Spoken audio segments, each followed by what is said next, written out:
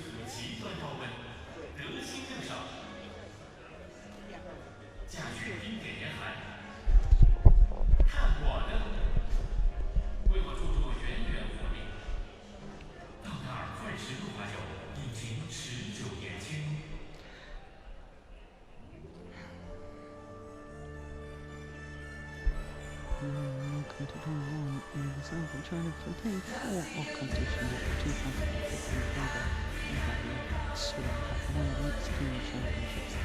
This is the 14th stage of the Sudirman Cup with 35 nations participating here in China. There's 35 teams in 4 different divisions. The top division has 12 teams divided into 4 subgroups. Every team has the other 2 teams within the group, with the top 2 nations then progressing through to the quarter-final knockout stage. We're now down to the business end, the group deciders in the top division. This afternoon we have Denmark, one of the 3 seeds, against Indonesia, one of only 3 nations who have actually won this coveted trophy. This afternoon's tie is a straight playoff to determine who tops the group and who will gain the all-important seeded position for the knockout stage.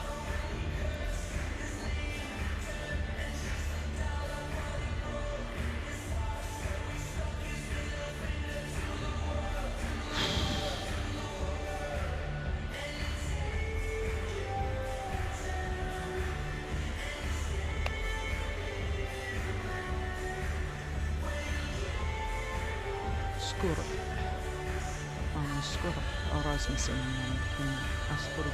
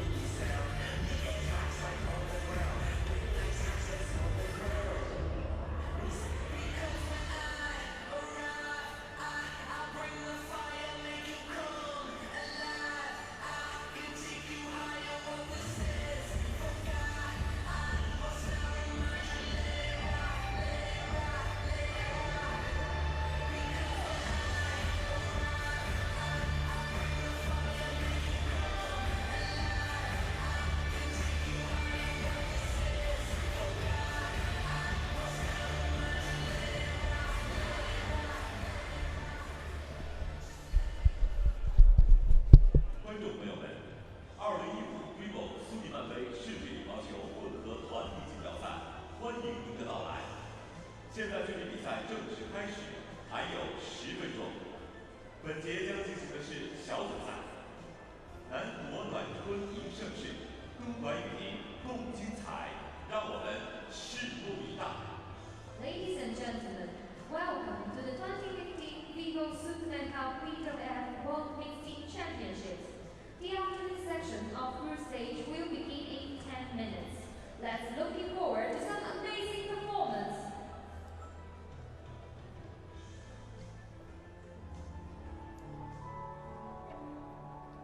观众朋友们，为了更好地欣赏比赛，我们提醒您注意以下观赛礼仪。请您持票入场，对号入座。在羽毛球比赛的过程中，由于双方运动员的精神高度集中，所以请您协助我们共同保持赛场的安静。运动员发球时，请不要呐喊加油，并且关闭您的手机，或者将手机调整到震动状态。另外，在比赛进行中，请不要使用闪光灯拍照，以免干扰双方运动员。在观赛过程中，请保管好您的私人物品，无人照看的物品将被视为安全隐患。2015年VIVO 苏迪曼杯世界羽毛球混合团体锦标赛组委会真诚感谢您对赛事的支持。A warm reminder: tickets must be presented at the entrance. Please be seated by ticket number. During the competition, please be courteous and practice good etiquette. Please keep silent when the player is about to serve. Shouting or speaking loudly is forbidden. Please switch off or mute your cell phone. Do not use flash when taking photos. And please take good care of your personal belongings. Thank you for your cooperation.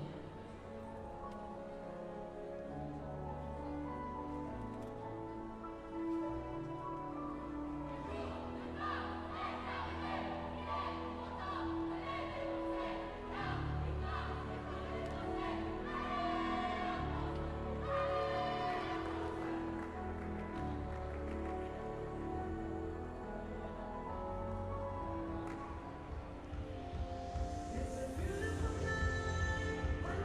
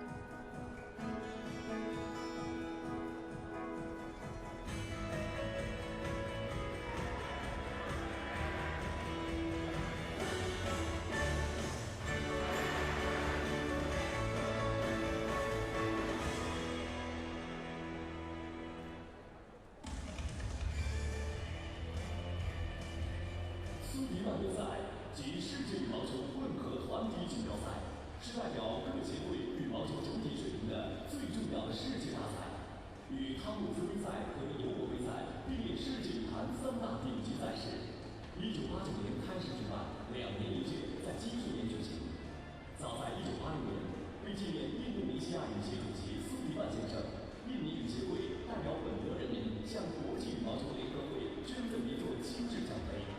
国际羽联将此奖杯作为世界羽毛球混合团体锦标赛的奖杯。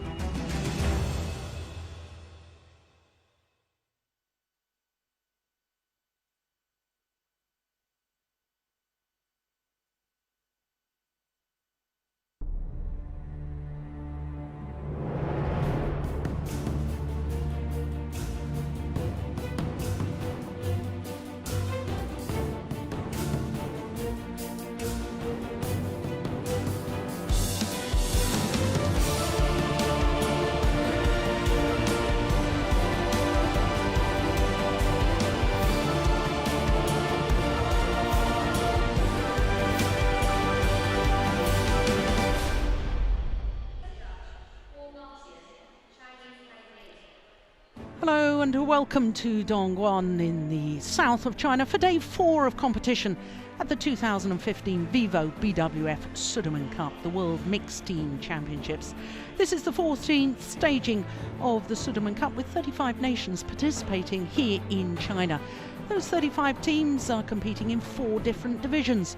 The top division has 12 teams divided into 4 subgroups. Every team plays the other 2 teams within the group, with the top 2 nations then progressing through to the quarter-final knockout stage. We're now down to the business end, the group deciders in the top division. This afternoon we have Denmark, the number 3 seeds, against Indonesia, one of only 3 nations who have actually won this coveted trophy. This afternoon's tie is a straight playoff to determine who tops the group and therefore who will gain the all-important seeded position for the knockout stage. Well, as you can see, both these teams beat England. Denmark only dropped 1 match, recording a 4-1 win, while Indonesia scraped through against the English team, winning 3-2. So this is the standard lineup, the first choice lineup for the Sudirman Cup. We start with men's doubles, then women's singles, and the former world number 2, the current European champion, Jan Jorgensen, and then women's doubles and mixed doubles to finish off. And of course you will be looking at that, and from both these nations there are missing some of the big star names. We'll come to that in a moment, but of course it is desperately important to get that seeded position, and it's only the winner of the 4 groups who will be seeded at the quarter-final stage. I'm Jill Clark, sitting alongside Steen Peterson as usual, and Steen, I know that you've been finding out as much as you can from your former colleagues, the Denmark team, about the line-up here. Of course, they've got a different men's singles player. Victor Axelsen played men's singles against England. He won that match, but Jan Jorgensen is seeded higher. That's not a surprise at all. They've stuck with their same women's singles player, Lena Kiersfeldt, but surprise in the women's doubles. Yeah, another debutant, Maiken Furgaard, is playing, and I guess the Danish team is going for sort of the future, trying to develop their younger players whom they've had to bring here to Dongguan due to this sponsor controversy in the Danish team. Yes, in case you aren't aware of it, it was very well publicised, but 5 of Denmark's leading players had a clash with their personal sponsors and the team sponsors, and therefore sadly things couldn't be resolved before the Sudirman Cup, and therefore they weren't available. As far as Indonesia are concerned, well, there's a very famous pair indeed, former world champions, 2013 world champions Muhammad Hassan and Hendra Setiawan. There they are. Of course, Hendra Setiawan, 2-time world champion and former Olympic champion, as well with Marcus Kido. Well, for the Danes, the third-ranked pair, Anders Skorup and Kim Astrup.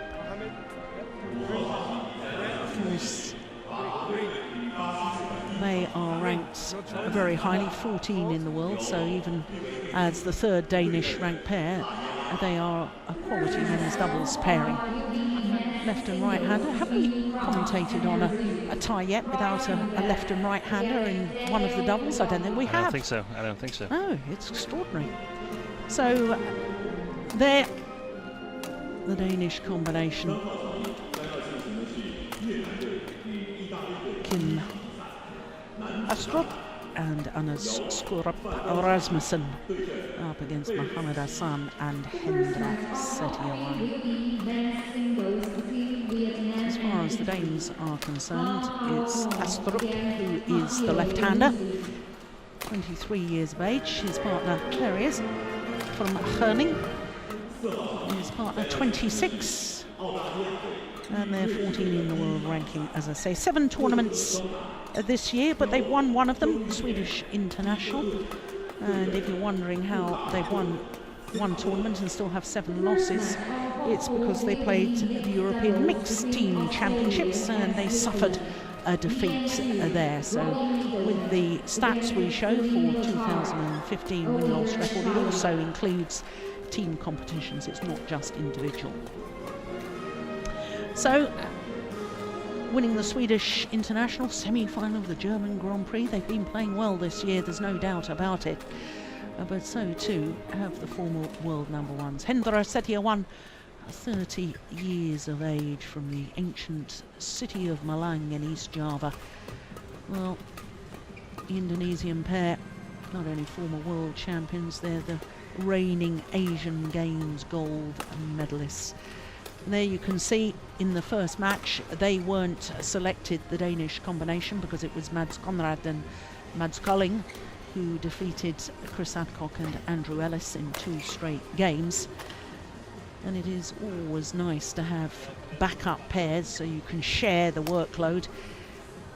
And of course for the Indonesians, now number 3 in the world ranking, but they did spend 38 consecutive weeks between November 2013 and August 2014 as world number ones.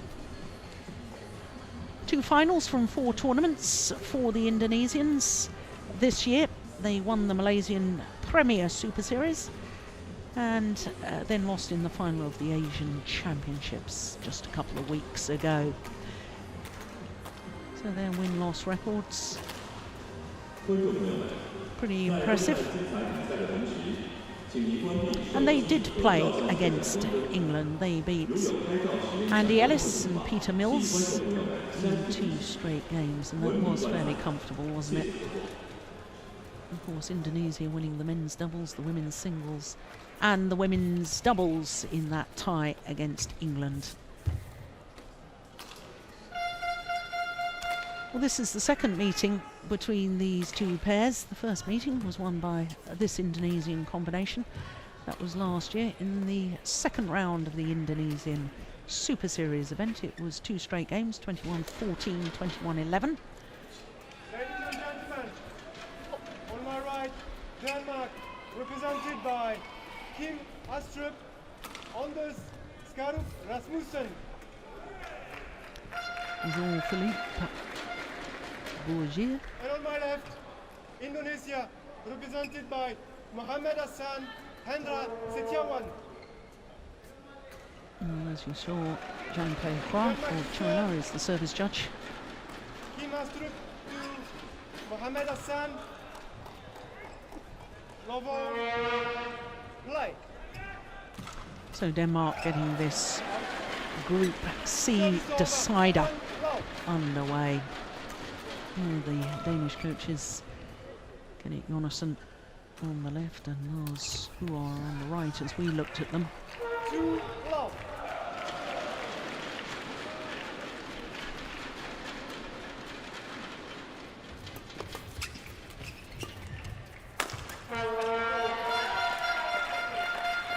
Service over. 1, And knowing this Danish combination as we look at the Indonesian coaches and the characters, I should think these two Danish men are absolutely relishing the opportunity to play on the big stage and play against the former world champions but reigning Asian Games gold medalists. Yeah, they were fired up and really looking forward to play this match. Always very nice to represent your country at the biggest stage.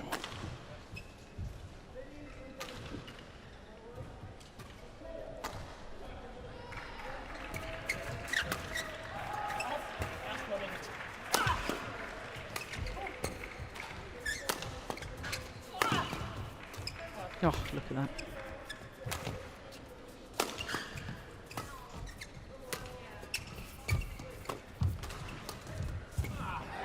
Yeah, delightful change in pace from Mohamed Hassan, 27-year-old from Palembang in South Sumatra.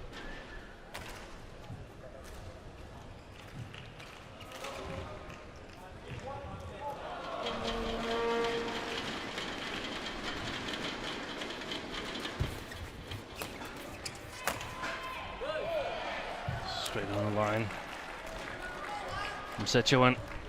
4-2.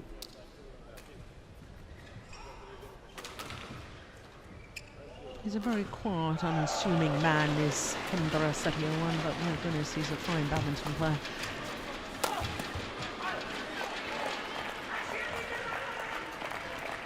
And certainly when he gets forward to the net, Steen, he's just has this uncanny ability to read what's happening, be in the right place at the right time.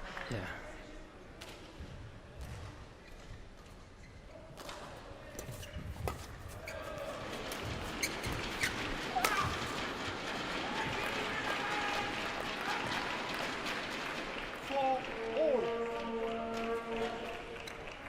And in between rallies, it often seems like, well, is he at all coming out to play another rally, or because he really looks calm and collected? Yes.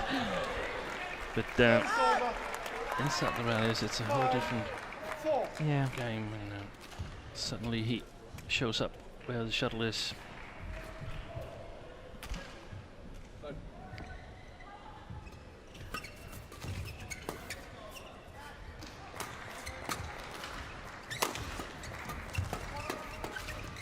Oh, look at that. And it's so difficult when he gets in on the net, when he intercepts. You might be able to return it, but it's almost impossible to get it past him. So Yeah. he's there again and again.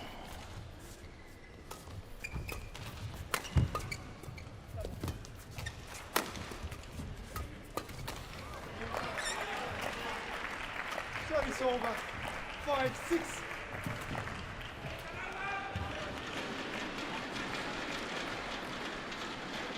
So presumably what the Danes have got to do is is not allow him to get forward, or try and keep him to the back. Is that what you think? Or yeah, he's also quite good at the back, and they have some very good variations to get him forward to the net.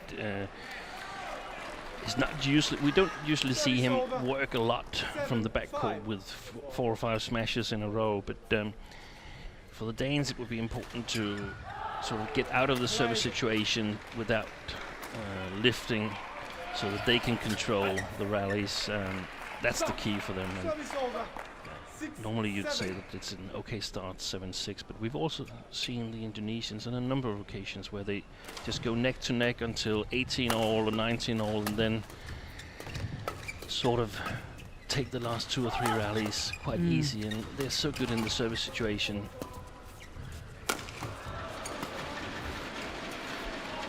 Yeah, and that's what the Danes have got to be careful about, because they're playing with the drift, which means that it's awfully easy just to hit long, as he did in that last rally.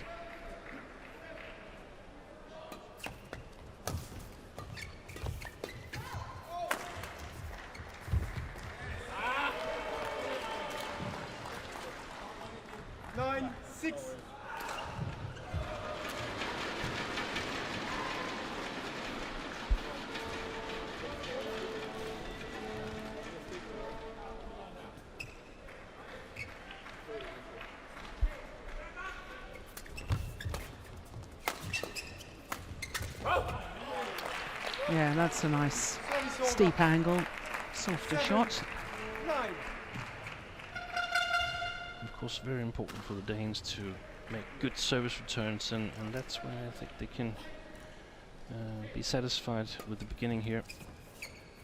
Oh, slight hesitation by the line judge. Initially, looks as if he was going to indicate it was in, and then changed his mind. Of course, we do have the challenge system in operation here, so 2 challenges allowed, and Hawkeye, when called upon, makes the decision for us. A sudden little spurt. 7-6 to 11-7. Vi skal bare gøre det endnu mere. Vi skal stole på, at de der 3. og 4. bolde, de kommer lige ind bagved andre aktive. Og så skal vi enten det er fint langt bagved.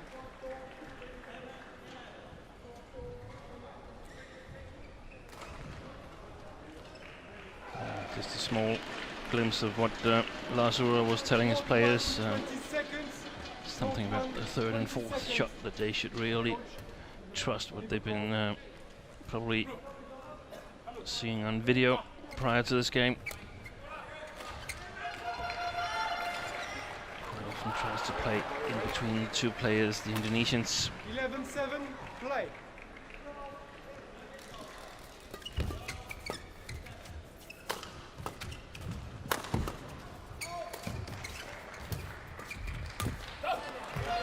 Yeah, I like the way the left-hander took the chance of going forward there. Yeah, Kim is normally the better net player of the 2. Prefer position with him at the net and the score. 9-11. Sort of trying to set him up from the backcourt. 10-11.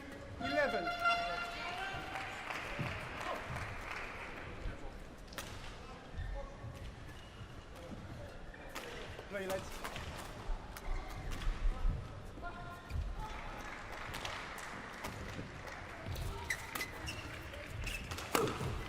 Excellent return from Sechuan. I think we just touched the net court. Yeah, we ought to keep a note on how many net cords on the return of serve are played, because it's far too many for it just to be luck. Yeah, good call. From Astrup, his partner, to leave it. This is a sideways drift as well. Sideways drift from left to right as we look down on the court. Oh, service fault called. Struck above the waist. Rasmussen, player. Rasmussen. Rasmussen, please come to me. No. I said come to Now me. the umpire probably tells the players that they need to ask permission of him, from him, to 11. talk to the service judge.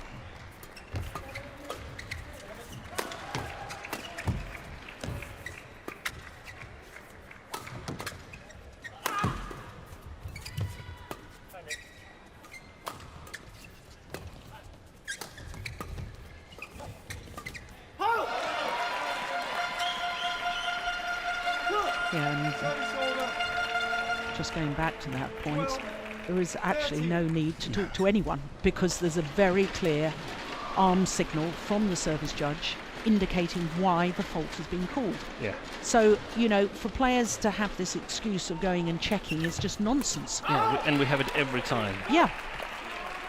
13 all.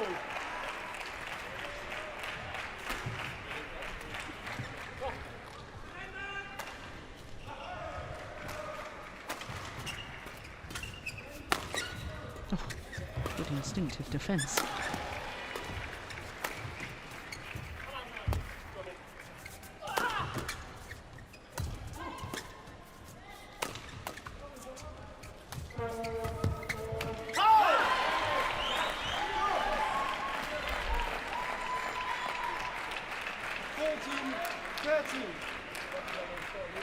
I feel somehow the Indonesians are not exactly in top gear yet. I would expect them to be able to play at a bit faster pace.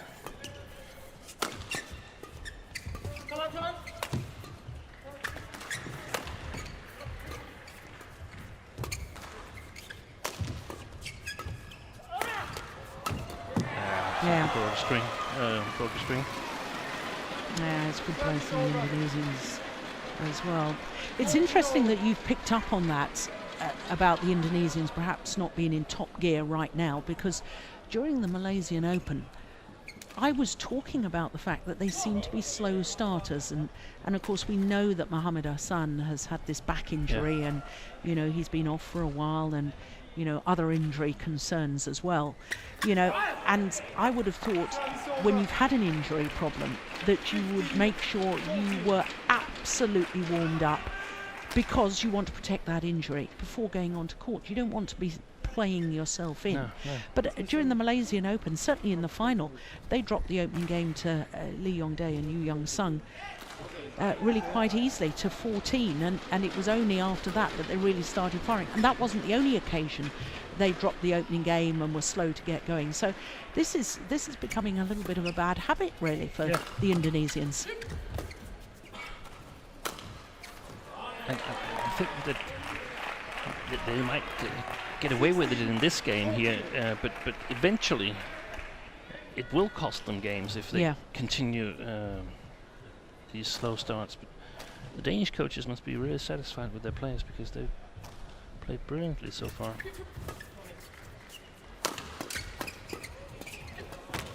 Oh, goodness me, he doesn't miss many of those, does he? That was great defence from the Danes.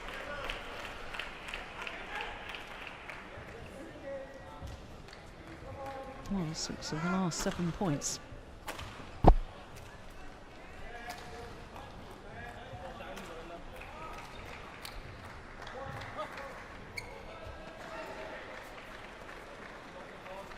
It's like the Indonesians have seemed content to sort of give away the initiative in the service situation, and that's normally not their style. Oh, that's well taken, isn't it? And that might be the changing point. 15-17. Yeah, seemed to be more urgency about that take at the net.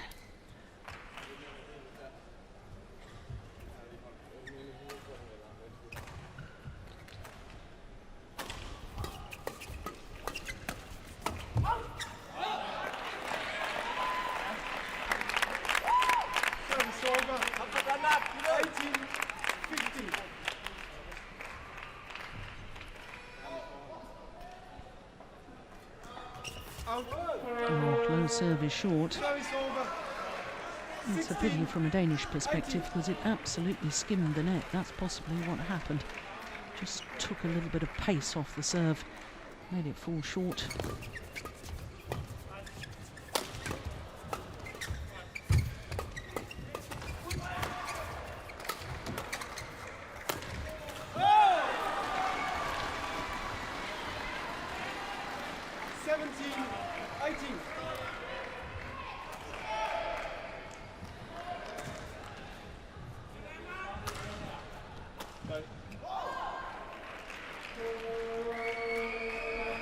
I don't think we've seen Hassan really use his power smash and his jump shots and so on. He seems like he's a little off his game today.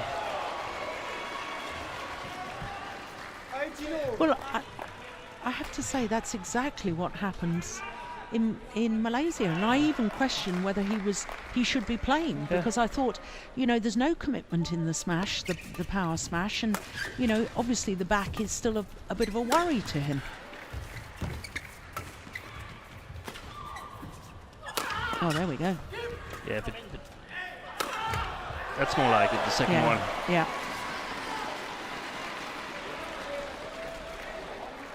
Well, Indonesians just ease back into the lead. Now costly, all that serve short, that service error from Kim Astrup. How costly might that be?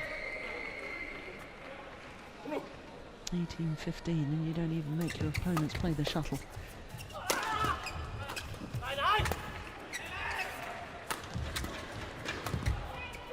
Clever. Very, very clever. 5 straight points, and now 2 game point opportunities for Indonesia.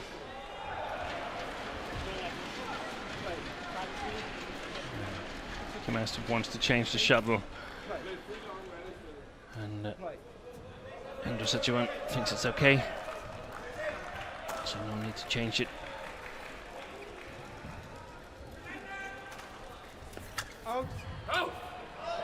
It's a bit slow apparently because that service was short. Oh, that's a game point squandered, isn't it, by Indonesia?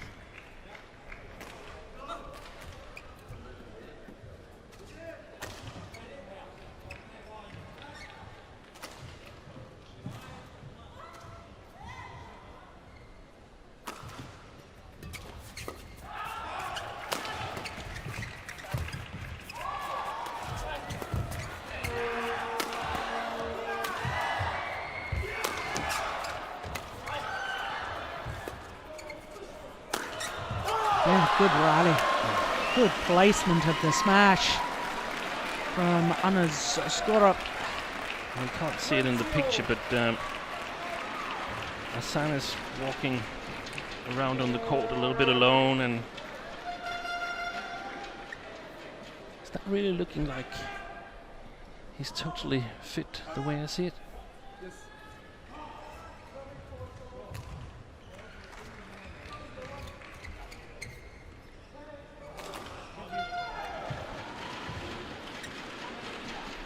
We know the Indonesians, they're so good in these tight situations. They play all out, don't hold anything back, and that means that they win most of them.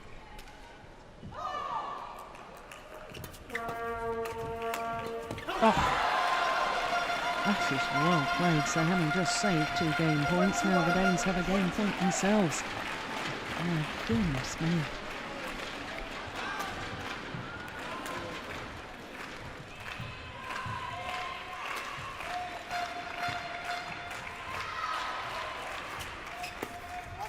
Go wide.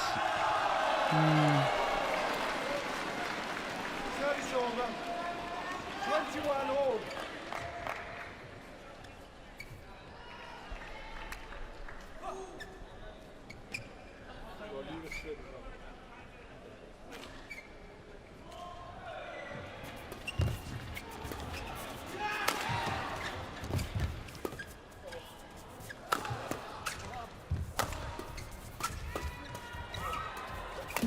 Oh.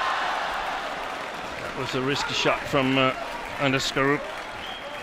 Service over. 22-21. Big mistake from Hassan.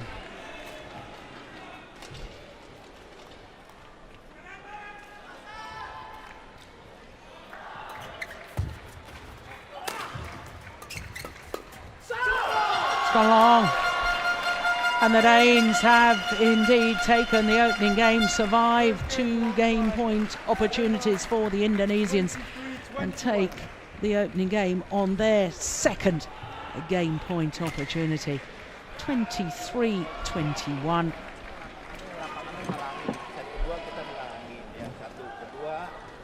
Kalau diangkat kan di awal-awal dia nggak mau ajakin main nolok kan, dia buka kan sana. Nah di belakang itu belakangnya harus ngatur dulu, jangan ngatur dulu. Dia bukanya ngangkatnya dalam banget, ya. Satu kedua ngatur tembaknya ngatur dulu, jangan enak kayak lagi. Two Indonesian coaches, Harry Iman and Richard Manaki.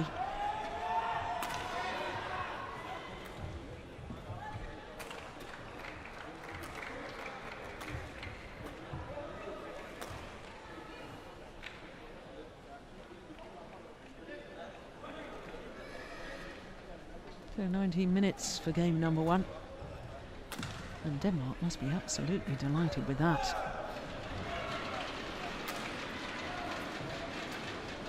Now, if you were courtside, Steen, would you be warning your players that perhaps the Indonesians will come out a bit faster at the start of the second, or do you just focus on what they're to do? Yeah, I think I would reinforce them because they've done so many good things in the first game here. They've met the Indonesians in the service situation. They played clever defense, worked really hard. Kim Astrup, the left-hander here, has been making some really creative defensive shots, and he's a very promising player. They both are, but for different reasons. Kim has got a really natural touch, a little bit like the former top player Lars Paske. Yeah. And they've improved a lot during the last 1.5 years or so. Second game. Had a surprise win last year at All England in the first round. I can't remember which pair it was, but it was a top pair that they beat there, and it sort of gave them confidence. Yes, I can tell you it was the defending champions, Liu Xiao Long and Chu Si Han. That's right. I think what we'll see here is that the Indonesians will try to up the pace, and if they succeed in that, the Danes are in trouble. But, yeah. If they are unable to up the pace, then it might create a little opening for the Danes.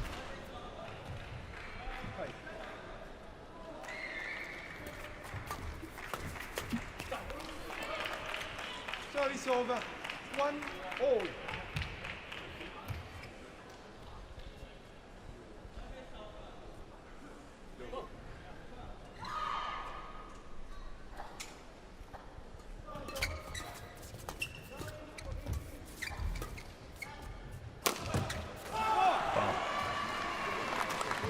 Service over.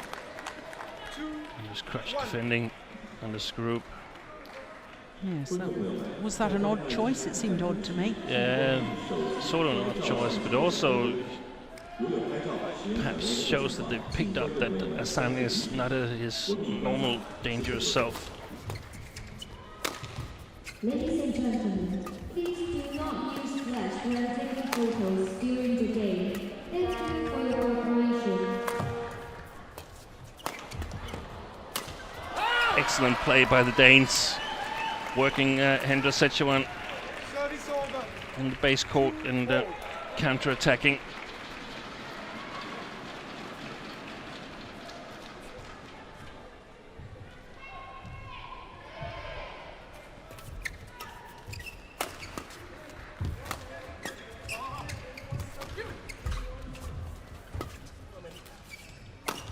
No, there's no power in the smashes. No. And this time it was Sechuan. I don't understand it. Oh goodness, he almost stumbled as he was playing that final winning shot.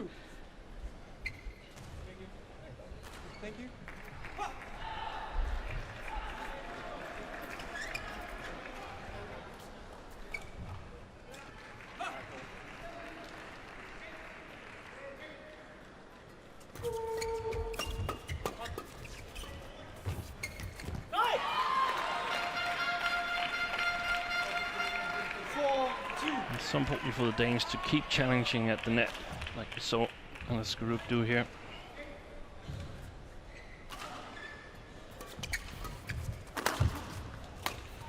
Well, that's well taken, well finished off. Service over. 3-4. 4号场地将要进行的是澳大利亚队与瑞士队的第2场比赛，男子单场，由卢卡对阵科尔克比，扮演陈继生、中华台北。 Yeah, the whole body language of the Indonesians is concerning. Yeah. And I mean, if they're not ready, why not play the second men's doubles? Yeah. Which are perfectly capable. Oh, he's tripped.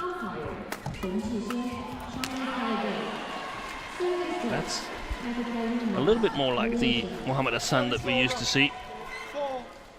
Extremely quick in his follow-ups.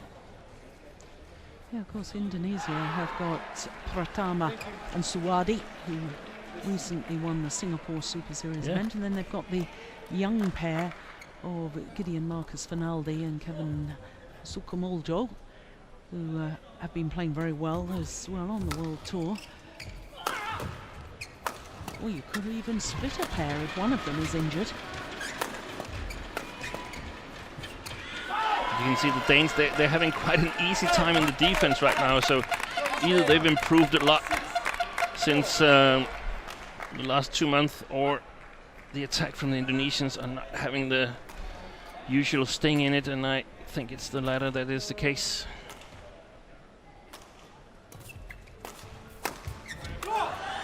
No, it's good placement. Service over. They're making a couple of these mid-court lifts that are too high on this group.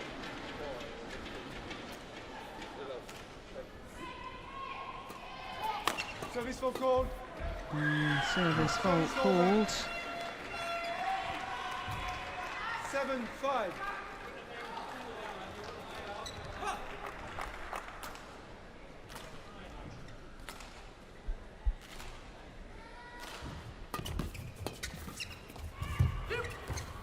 Look at that touch. Yeah. Excellent play. 8-5.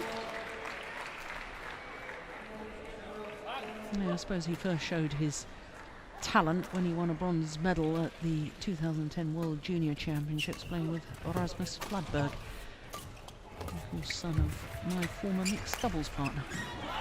Gosh, that makes me feel old. 9-5.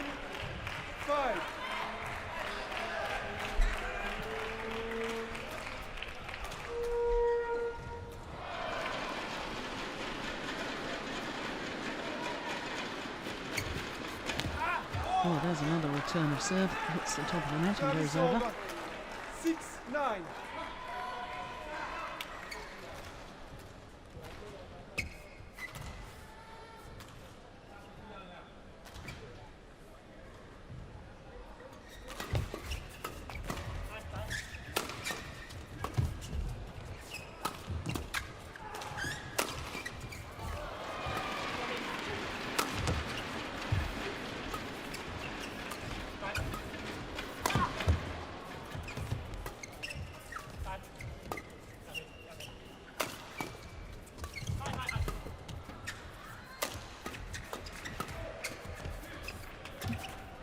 Oh, just lucky at the net cord again, Mohamed Hassan. 7-9.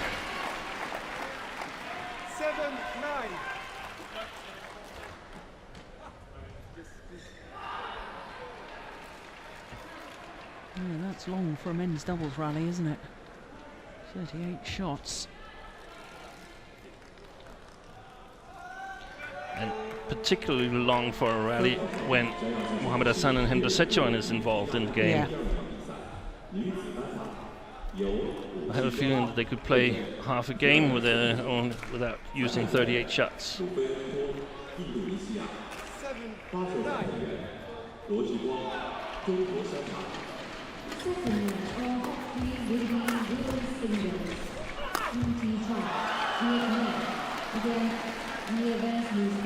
Italy. 8-9.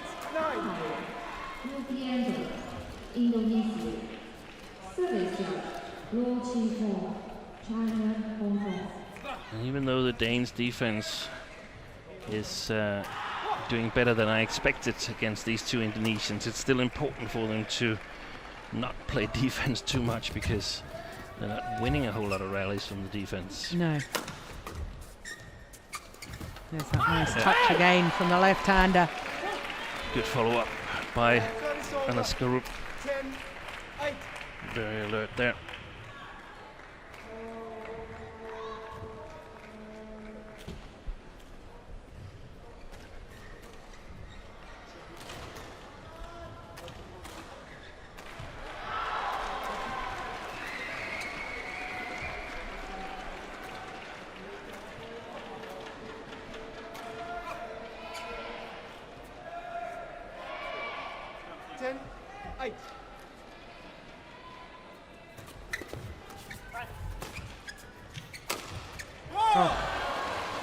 That is just lovely placement of the smash. 9-10.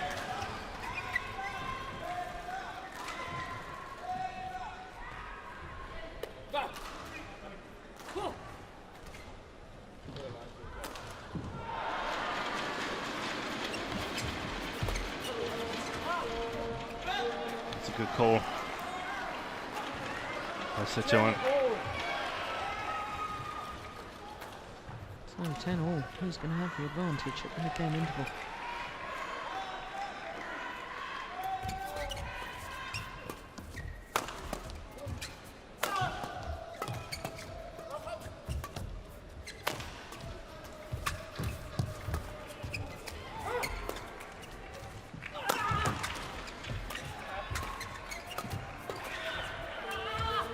Oh, that's lovely.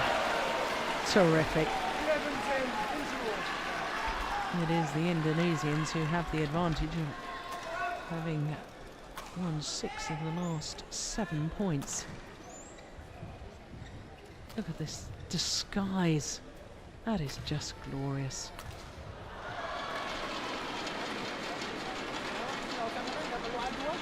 Setengah-setengah kayak lagi mainan adu terus sendiri. Dia juga nggak enak. Ya, aku kedua rolling back yang ketiga. Kalau semua ngatur-ngatur pisang, tembak ke tengah atau ke back. Court 1, 20 seconds. Court 1, 20 seconds. Coach, leave the court. Coach, leave the court.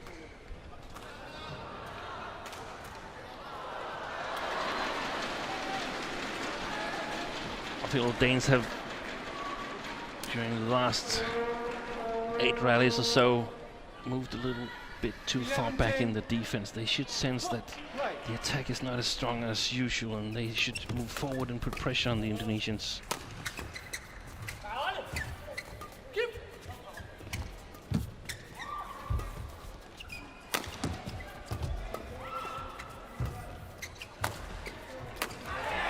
Well played. 12-10.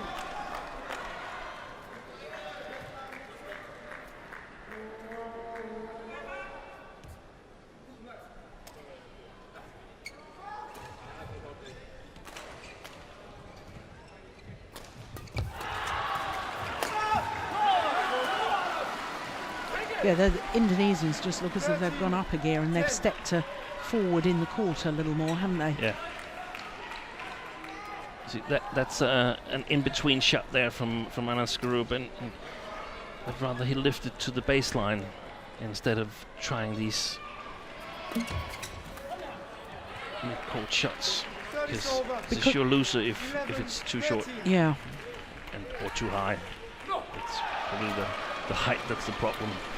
And from that far side, he could afford to give it quite Yes. because it's difficult for the shuttle to come out this near end. And we saw this long rally, we had like 38 shots or so, Yeah. where they pushed the defense and sort of chased the background player. Good coverage.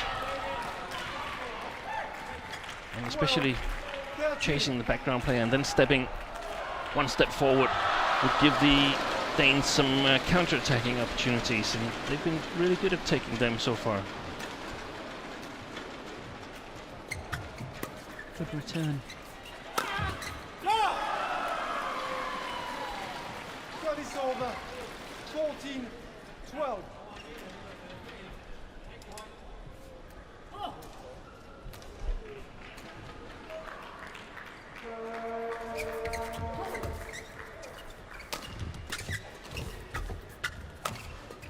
Much better.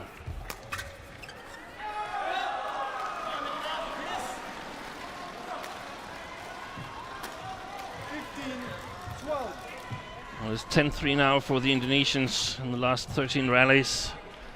So Yeah, that's maybe significant. order is about to be restored. Yeah.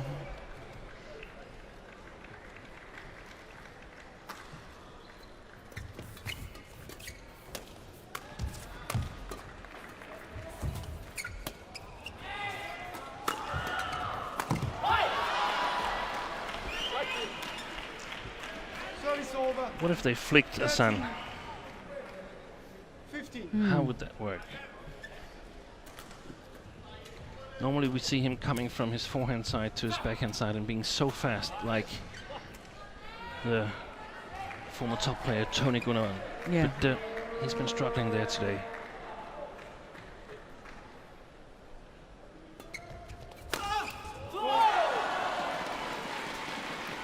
Service over.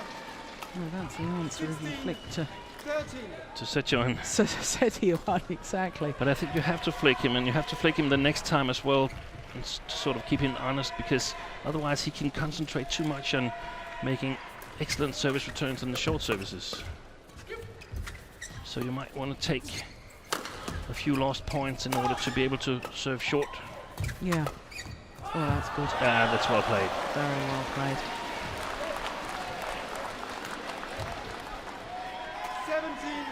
17-13.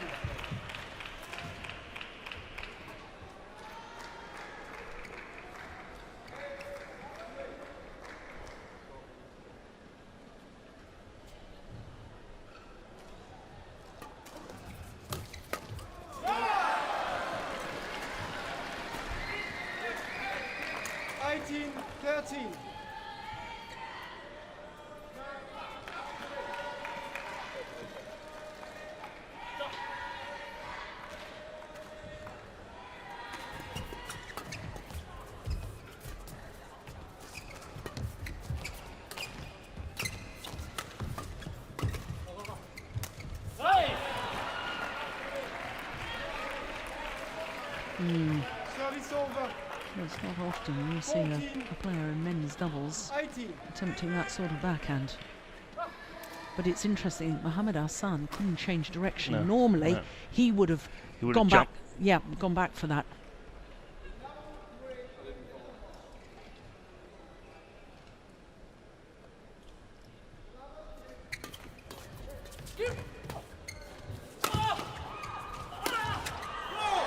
That's a magnificent smash.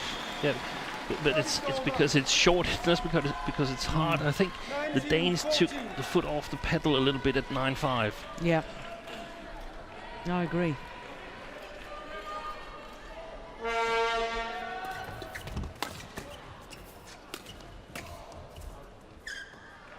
And we've often discussed this about playing the reputation instead of Yes, playing yeah. the actual opponent.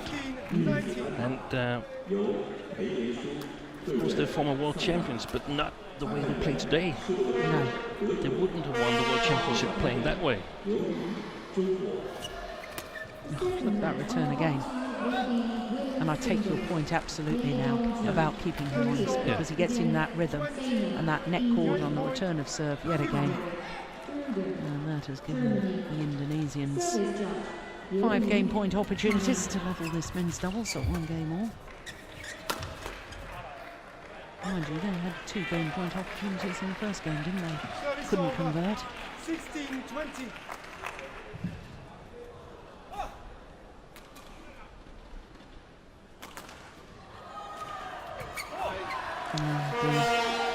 It's a pity the game has to end with Second game. a service won error. by Indonesia, 21-16. 21-16. 1 game all.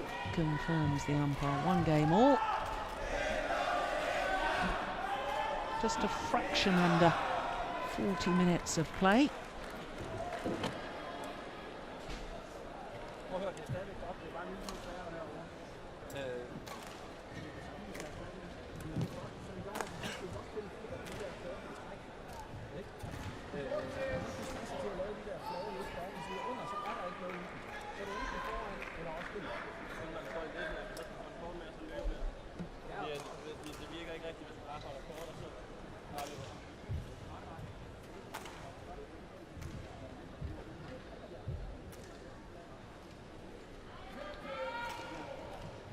Managed to catch any of that? Yeah, Lars, we're trying to encourage them, so we're still there, and wants them to sort of use more drop shots in a row. One drop shot is not enough. Sometimes 2 drop shots, and then of course this with the sort of indecision in the mid court, either at the front court or all the way to the back court. And Kim Astrup also said that maybe they should in the defense block a little bit more and then run, because just blocking and lifting again wouldn't get it done for them, and I agree. The thing is, I'd still like to see them come forward in the defense and put pressure on the Indonesians, because that's possible today. Simply be aggressive in the defense, so to speak.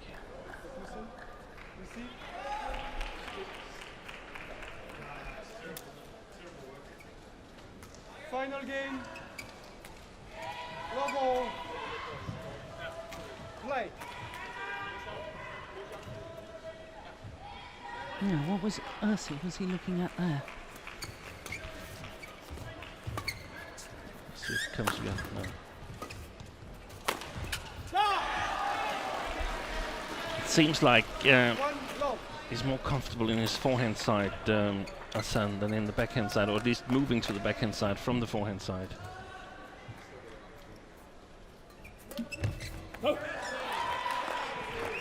Service over.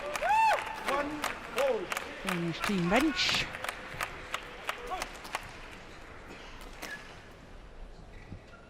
Yeah, well, the Indonesians aren't the only one that And he just hit the net cord. Service That's over. a wasted opportunity. 1.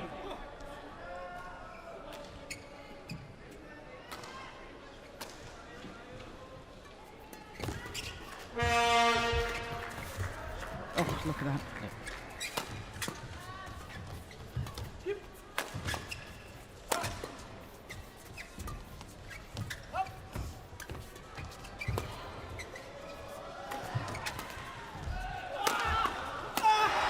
Yeah. 3-1. great play by the Indonesians.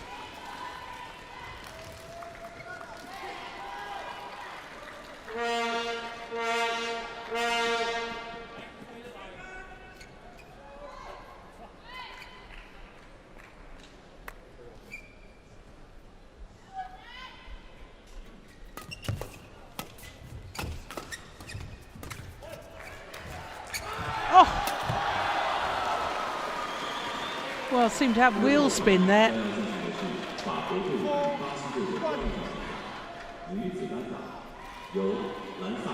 He did well to get it back, but it was the disguise in the first place that did the damage. Look, he's back on his heels. Yeah, his left foot slipped. And clever play from the Indonesians, Yeah. just using a drop shot before attacking. As we said, the Danes are standing quite far back. 4-1. But Australia. Service drive. Von Melbourne, South Africa. Well,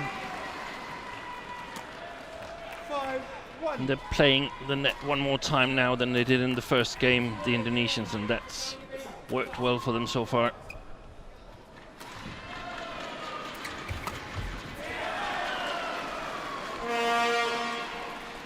there's just a different intent about them, isn't there, Yeah. the Indonesians now? they're hunting the shuttle. They're looking to take it earlier, whether it's at the net or whether it's in those mid-court areas.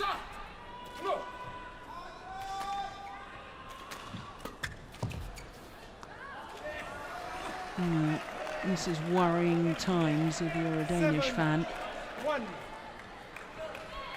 Yeah, and it's been since they were leading 9-5 in the second game.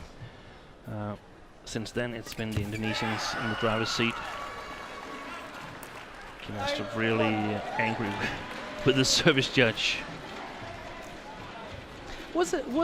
I don't remember a particular rally. No. Do you think it was just the realisation of, crikey, we could actually win this? Yes, I think it was that. Yeah. Play must be continuous. Okay. I think it was that we have the first game leading 9-5. Yeah. Oh, let's back off a little bit. Yeah. And they shouldn't have done that. Yeah. Front pull, double hit. All the Indonesians. Yeah.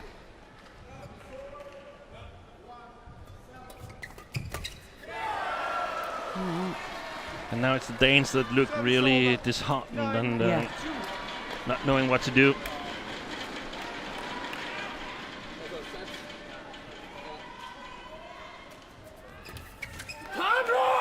Yeah, the frustration is just boiling over. Yeah, they simply have to regroup now and focus on playing one rally at a time, not the score. Forget about trying to win. Try to play good badminton. Yeah.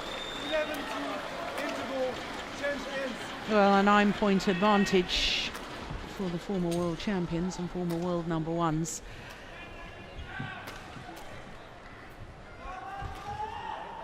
But it goes back to the point that we made earlier, Steen.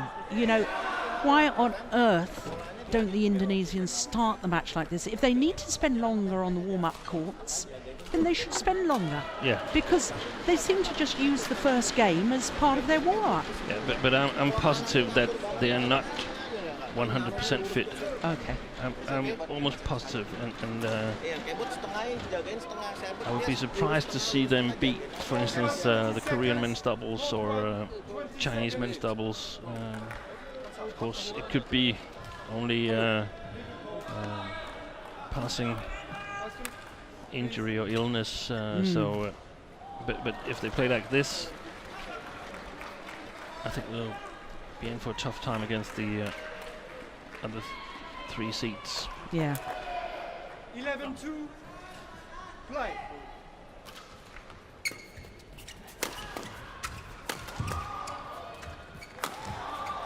Yeah.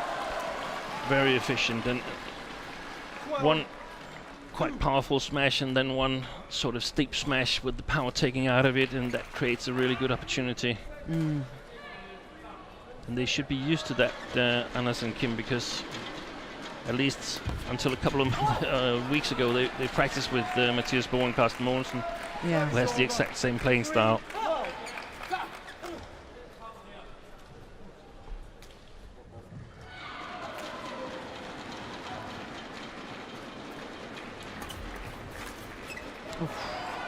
That was a lovely idea. Service over 13-3.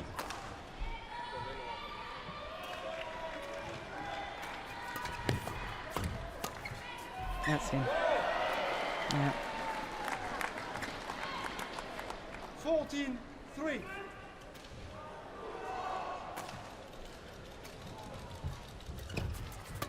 I think that's one of the points where the Danes still have quite a bit of way to go when their preferred playing style isn't working anymore. We've seen it also after the first round in this All England victory over the reigning champs. They lost easily to a Korean pair, and it's too big a difference from the first game. Yeah. It was the Korean pair that went on to win the world title later in the year, but to lose to them 8-8 is not good. 15-5.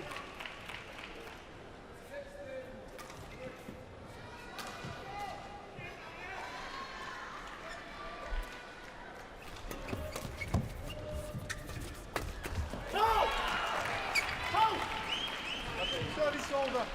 6-15. And now it's, I mean, as I said a couple of times earlier in this tournament, now it's garbage time.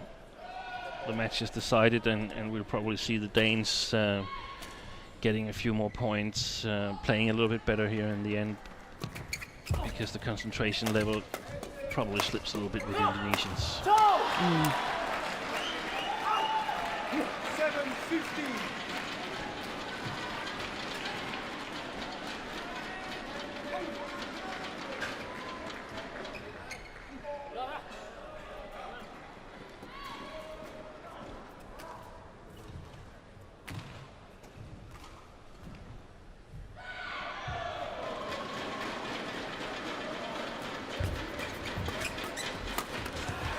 Well taken.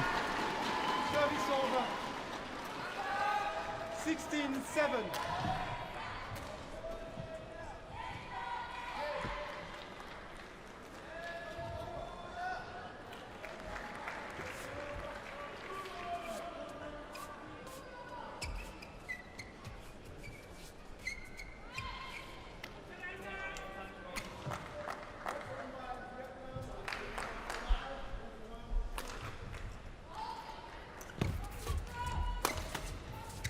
Oh, my goodness. I think it was a bit of a mishit. Service over. 8-16.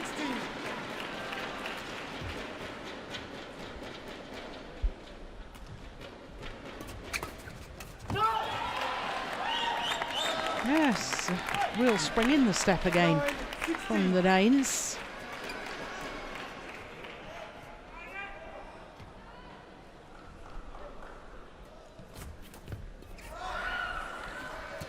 Service over. 17-9.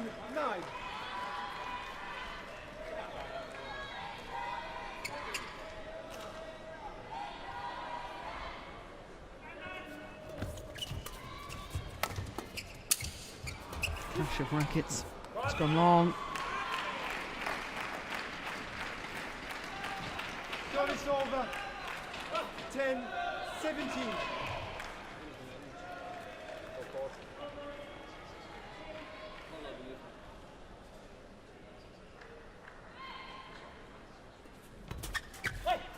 That's a nice serve. I like that. Just a little bit of a different angle. Yeah. He's improved his serve a lot over the last 1.5 years on the screw.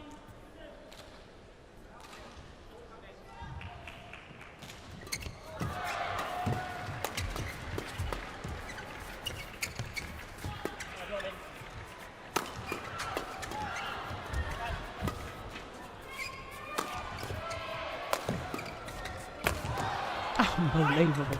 Good defence. Yeah. Well. All of a sudden it all seems possible again. 12-17. I would be very surprised. But good run of points for the Danes.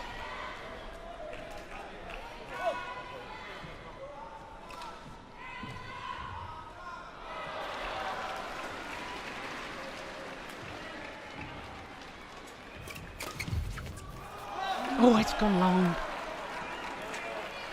Service over. Yeah, I think it was right to go for that interception, though. 男子双打由曹茂生、黎和一对阵贝尔斯奇、格雷库。裁判员3个德国、丹麦。发球裁判员苏菲欧、印度尼西亚。 That's why we have you here, Steen, because you're the expert and you know what's going to happen. Look, now, all of a sudden, when you think that perhaps they might start getting a little bit tense because the Danes are catching up, just ease themselves to match point opportunities. 20, match point 12.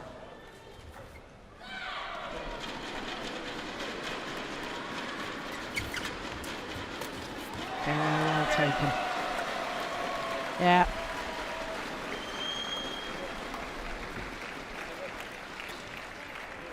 (21-12) deciding game. Well, I think we can agree, Steen, that if the Indonesians come up against Indonesia, 23-21, Koreans or maybe some of the 16-21, Chinese. Top 10 pairs. Yeah. If they start slowly like that, they may be found wanting. Yeah. They have to be more alert from the start. And that's to take nothing away from this Danish pair. They played well. They played well. And they certainly played their hearts out.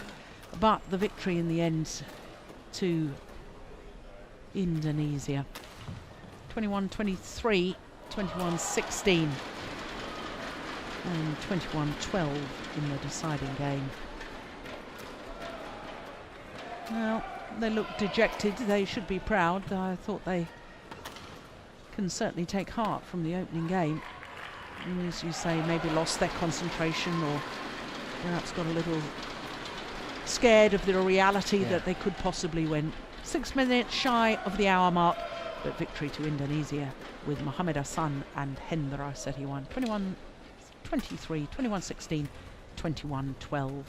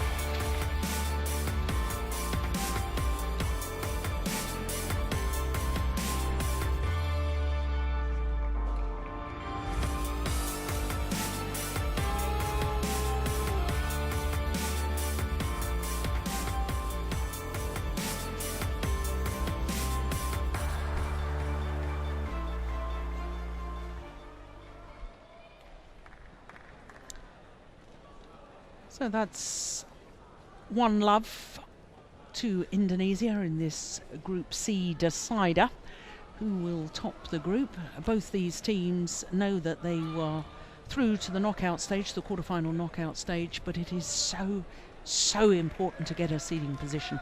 And it's only the team top of the group, the 4 groups in the Level 1, Division 1, that gets those seeding positions. So women's singles will be up next, Lina Kiersveld and Manu Putih, and then men's singles, women's doubles and mixed doubles will finish off. And just to remind you, of course, at the group stage all 5 matches within the tie are contested. It's only when we get down to the knockout stage that once the tie is decided, and of course with the best of 5 matches within the tie, when one team has won 3 of the matches, if there's any remaining matches, they're not contested. So we await the women's singles players, Bellatrix Manu Putih up against Lina Kiersveld. Second match of women's singles. Kiersveld, Denmark against Bellatrix, Indonesia. Umpire, Natu. So the young Dane, 21 years of age. New Caledonia. Her opponent, 26. Girish Natu, All India, is our umpire for this one.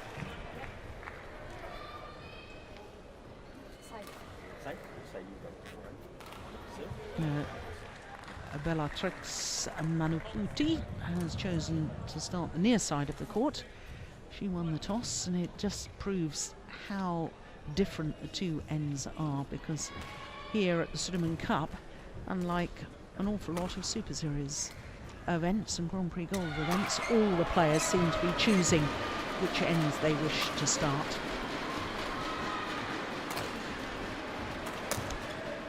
Kiersveld, as I say, 21 years of age and former European Junior Champion.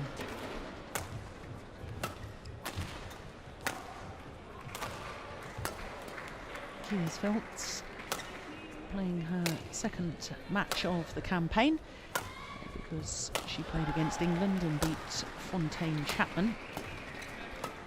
But Bellatrix Manuputi, 26, born in Jakarta. She's the 4th ranked Indonesian at the moment, down 1 place in the world ranking this week to 51. She has been as high as 22.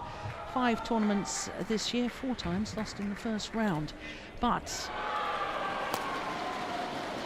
this her first match in the Sudirman Cup campaign. Linda Winnie Fanatri played against England.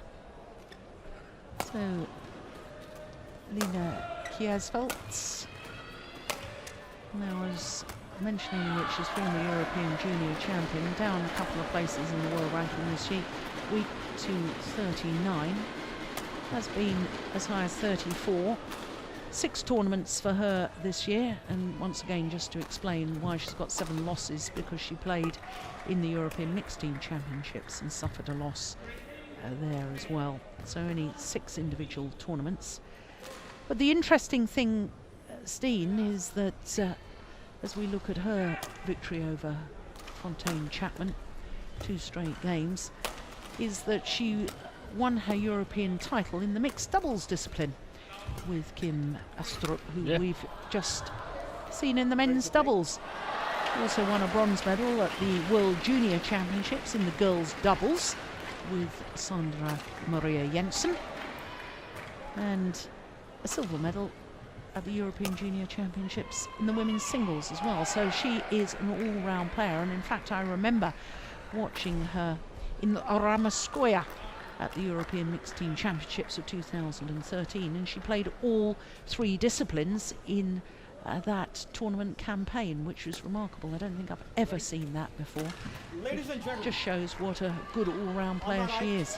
Yeah, great athlete and represented by really good eye for the game. And there's been some discussions in Denmark regarding whether she should sort of represented by switch to the doubles categories or give her full attention to the singles, and she's chosen the singles, and I think that's a very wise choice.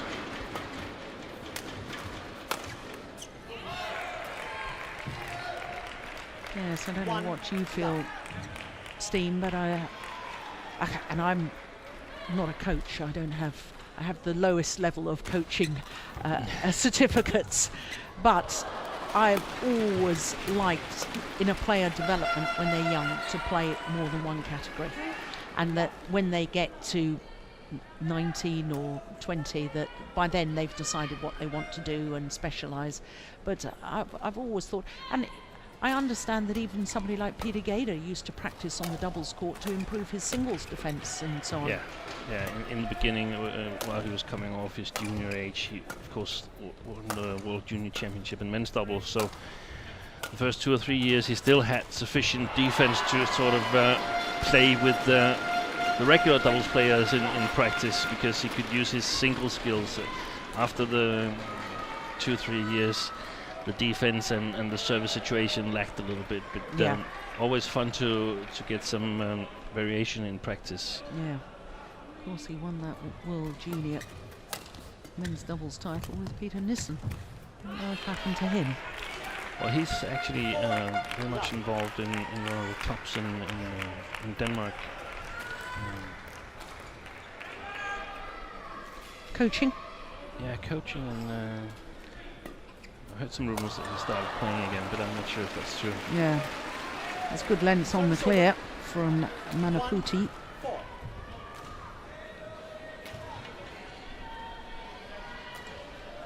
And she chose to start on the sort of tough side in order to finish an eventual 3rd game on the good side of the court.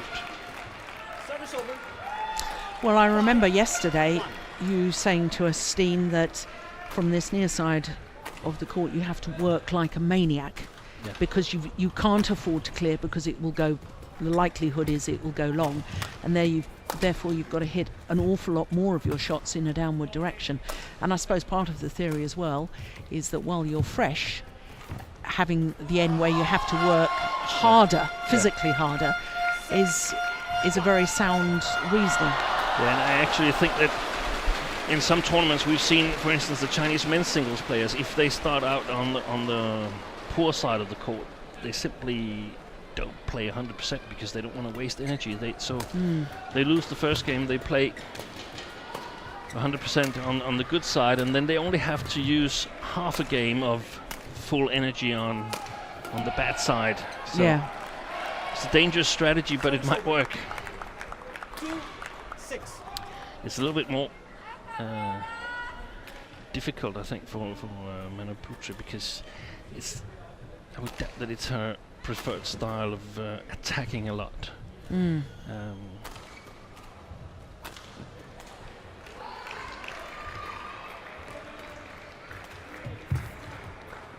going to go wide.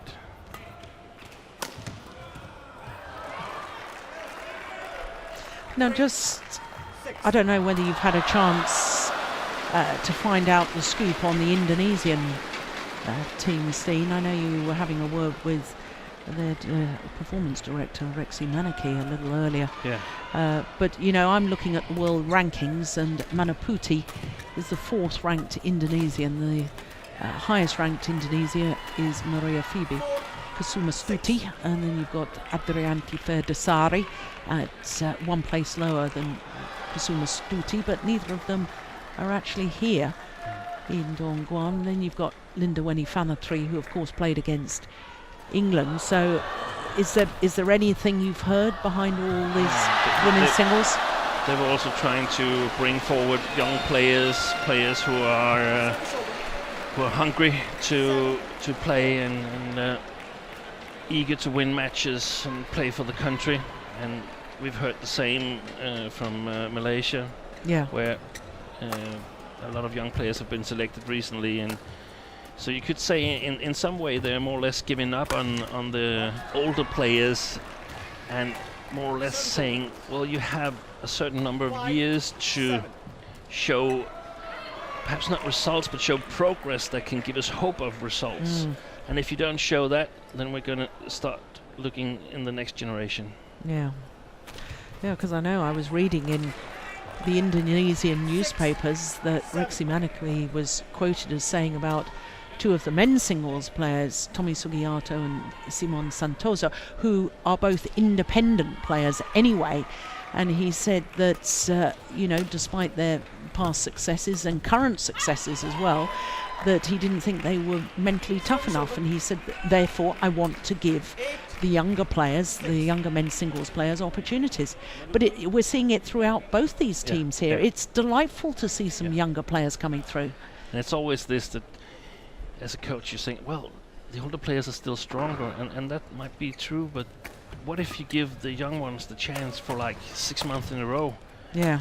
They could very well have reached the same level then and can still continue their development, whereas you don't seem to get a lot of development from some of the older players in the Indonesian team. They pop up once in a while when the weather is good and they're injury free and so on, but good rally. It's consistent results. Well played. It's consistent results you're after as a coach.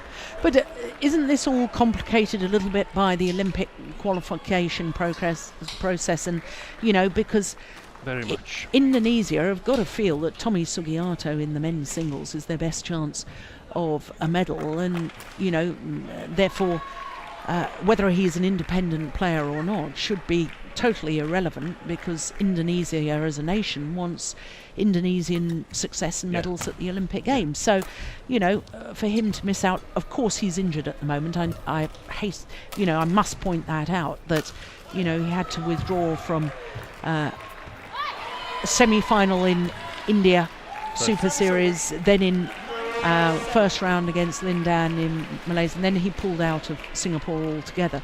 So he's got his injury troubles, so he wouldn't be here anyway because of his injuries. But, it is complicated for you coaches, isn't it, with the Olympic qualification process? Yes, it is, and he might, I don't know, he might be selected for Indonesia if they haven't got anyone else that can go on to win a medal. I think it's a judgment whether you believe he has a fair chance of winning a medal. Yeah, but you see with these 2 players on court, with all due respect, neither of them you would name as medal potentials at the moment for the Rio Olympics.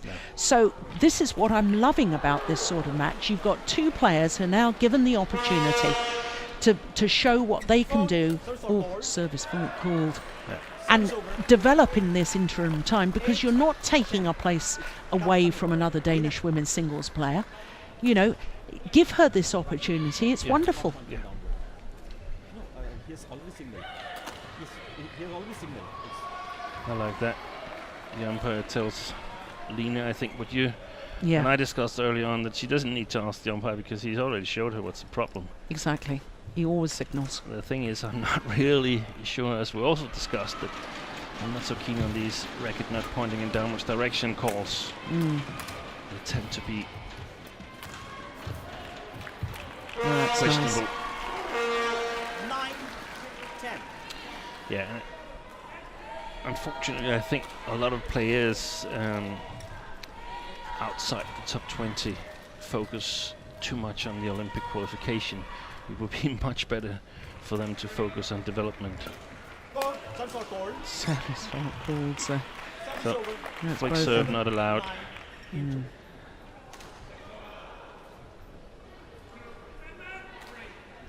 So 2-point advantage to. No, I couldn't hear that at all. I think the umpire switched off his microphone. Bambang Supriyanto. Now, there's some definite instruction there. Yeah.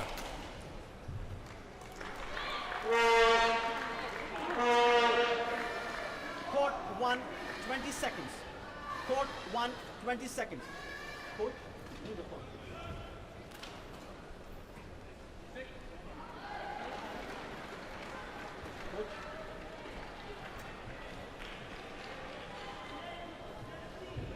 She's had some good results as Manaputi in recent times. A couple of victories over the now world number 4, Tai Su Ying. Beaten Sung Ji Hyung of Korea as well. PV Sindhu. Yeah, so she's got good capabilities. Of that I have no doubt whatsoever.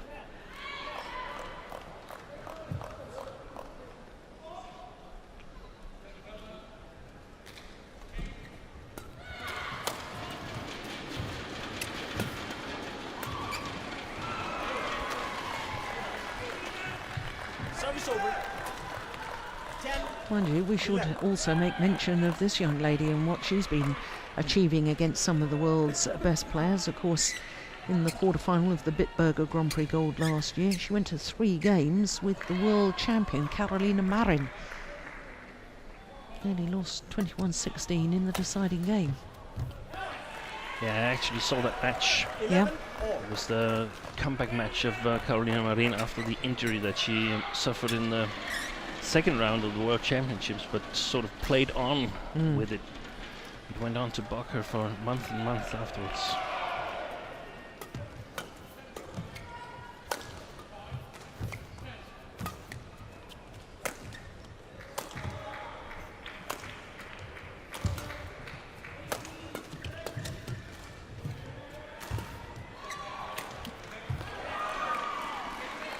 I think Manaputi is coping really well with the drift. Haven't seen her make hardly any mistakes on the baseline.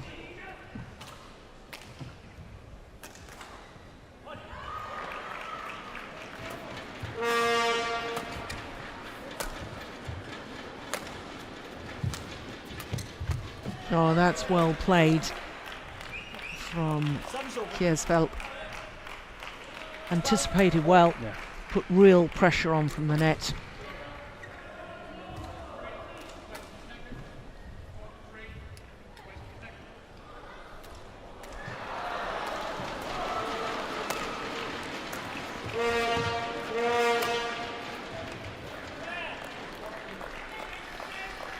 Service over.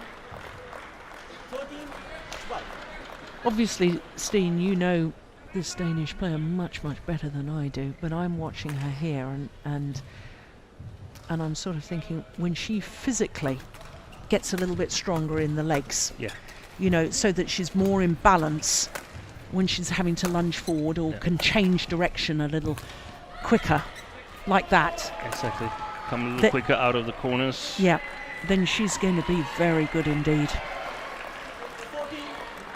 She's only 21. She wouldn't expect her to be that physically strong in the legs at the moment. Probably still been growing a little bit up until the last couple of years.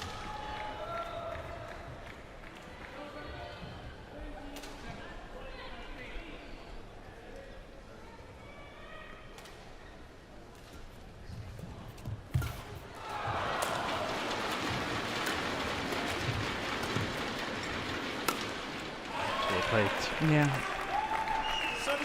She's got the attacking capability, and that's, in my opinion, very, very important, especially for European players, because most European players have a hard time matching the mobility of the Asian players. So we got to be able to create points. That's good. Service over. 15-13. Lina.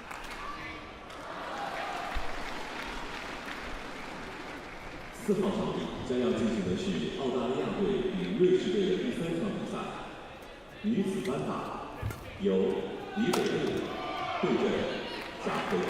Yeah. And I like the crispness of that attacking play as well. That has a nice sound to it as she played that smash. In case you're wondering why I mention that, it's because timing and technique must be good to be able to create that sort of sound. Excellent deception here from Manaputi. Yeah. And that's so important also when there's a drift in the hole to sort of get the opponent out of balance. So it's hard to control the shots. Yeah, well read. 17-14.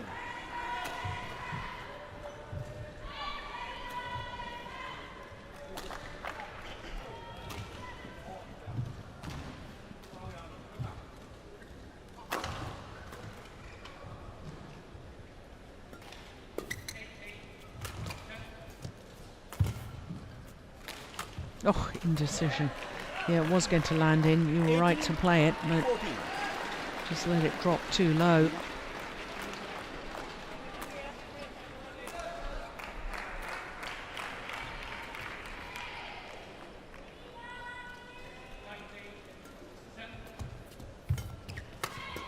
号场地将要进行的是法国队与巴西队的第3场比赛，男子双打，由塔内拉帕对阵德奥维拉亚历克斯，裁判员施里克。 Umpire Gurishnata signaling to Lina Kjærsfeld that she's taking too long time in between rallies.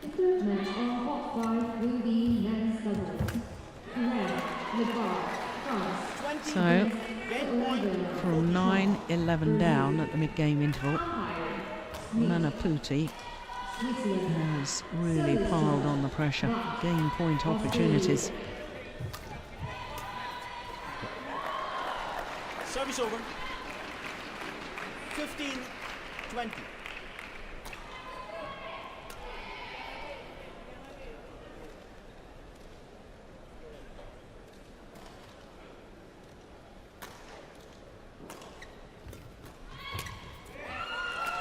Second opportunity is converted. Won by Indonesia. 21-15. 21-15, says our umpire.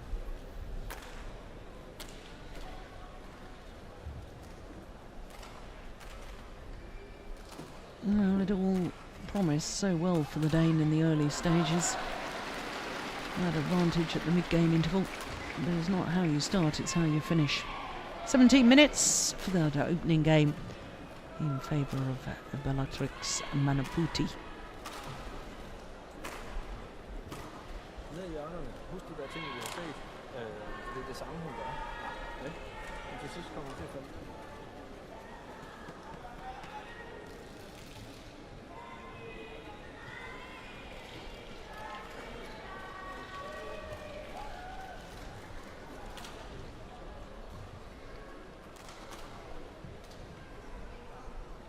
Picked up one short sentence down in the corners, and could mean at least two different things. That Lina should cover the corners herself, but I think it's more likely that they want to try to use the corners on the Indonesian side of the court here with Manaputi. The risky thing about that is that it opens up the possibility of pushing him too long on this side of the court. 20 seconds. Court 1. Whereas 20 an seconds. attacking style here would put the Indonesian player under a lot of pressure. I'm a little bit surprised by that instruction then, in all honesty. But then we didn't get to hear all of it. We didn't get all of it. No. Second Could game. also be the service returns. Love all. That Yeah. was to go down the corners where you actually can Yeah. control it quite well. Service over. Quite 1. distinct that she's love. serving towards the forehand side of Lina Kersfeld in the right court. Service over. 1 all. I'm not sure if she's aware of the side drift. She played the first match, but it was on another court, one of the outer courts, and the drift is a little bit different there from what I was told. We have the advantage of being sitting here every day. Yeah. Oh, that's a lovely backhander. The problem for Manaputi now is that she needs to play with the correct length, otherwise she gets herself in trouble. Yeah. And that's why I emphasize that the idea to get the opponent out of balance, that makes it hard for her to sort of get the right length on it.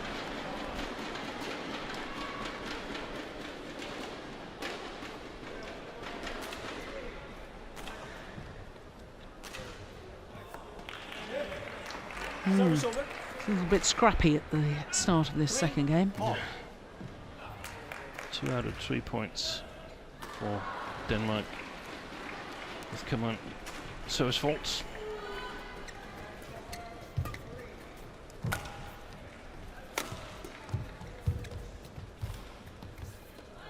That was lucky. The follow-up there was 3. not with the best of quality.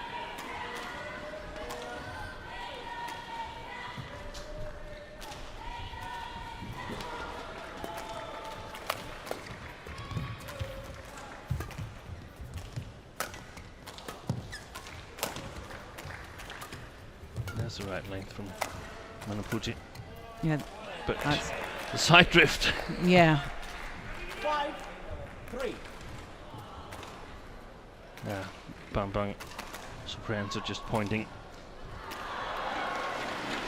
know that this is drift from left to right. It's interesting, both of these women's singles players using the backhand serve the whole time. 5.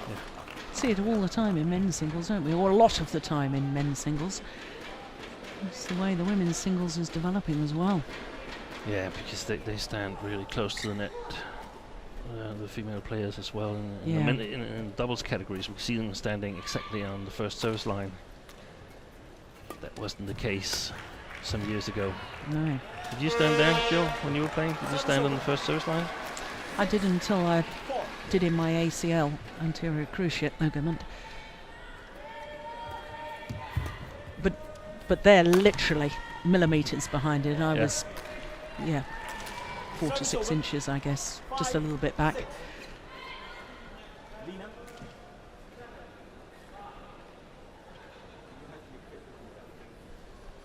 Well, I think what the umpire isn't liking is the fact that in taking her time, she's walking back towards the corner where her coaches are. Yeah. Now, the coaches are allowed to give instruction in between rallies. Well, there's nothing wrong in that, but it obviously takes a longer time, especially if you're about to receive in the left-hand court. Yeah, and the coaches are sitting in a very poor position in order to see what's going on the court, and especially to shout directions to the players, because there's quite a bit of way into the middle of the court. Service over. 7-6.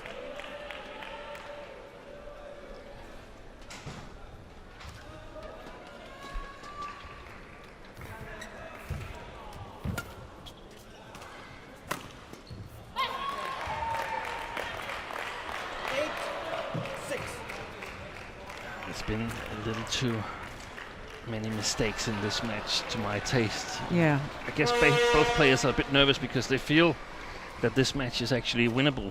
Mm.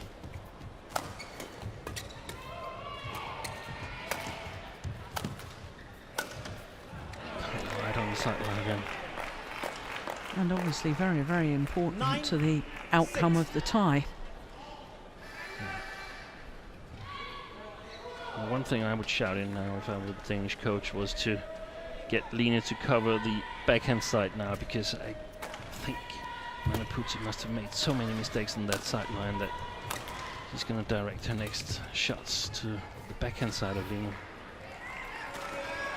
Service over. 7-9. Yeah.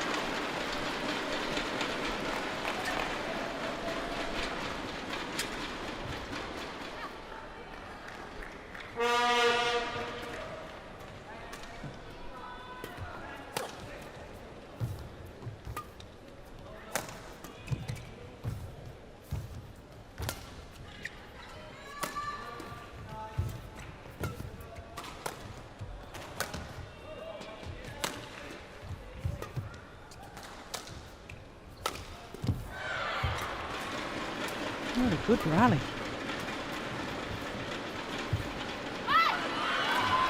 And I like the way that Kiersfeldt was really dictating the pace in that.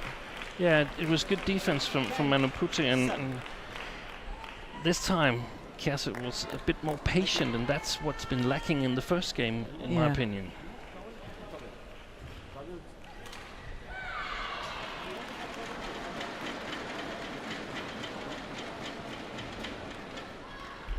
No, I think the Dane didn't want to towel down. No. And it does seem strange at 10-7, we're potentially only 1 point away from the mid-game interval. I guess Manaputi would disagree with that and say we're 4 points away. And she might well be right.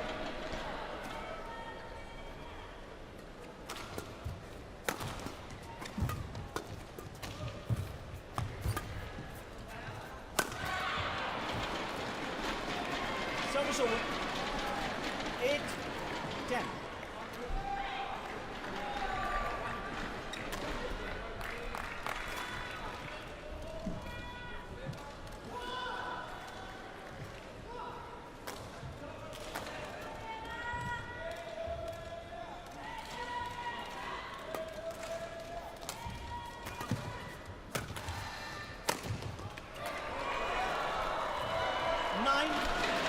I'm particularly watching or trying to understand the grip of the Dane.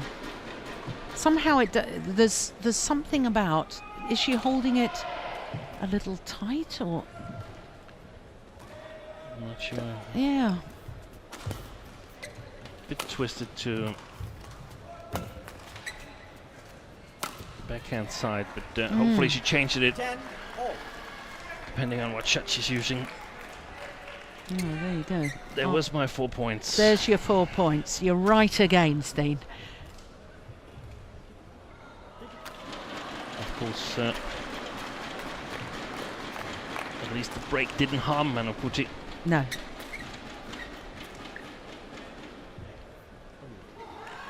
What the court?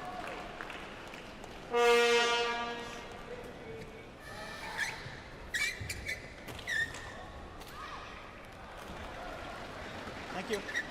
Thank you.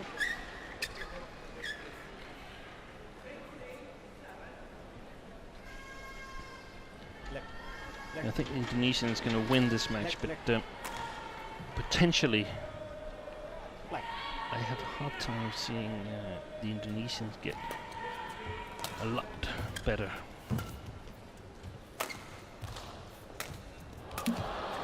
Well, she goes to the mid-game interval with the advantage on a run of 4 straight points, as you rightly pointed out that could be the scenario. But I do want to pick up on that. We'll try and listen in to the Danes first.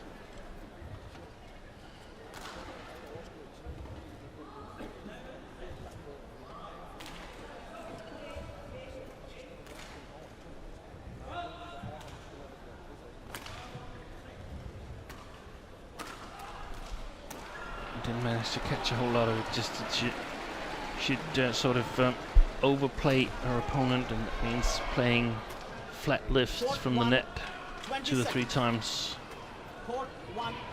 instead of blocking it at the net. You know, something about the forehand corner. From Indonesian? Yeah. Playing the forehand corner of the forehand side of Manaputi? Yeah, well, just Bambam Supriyanto, from his gestures, was talking about a cross court from the forehand corner deep, or, you know.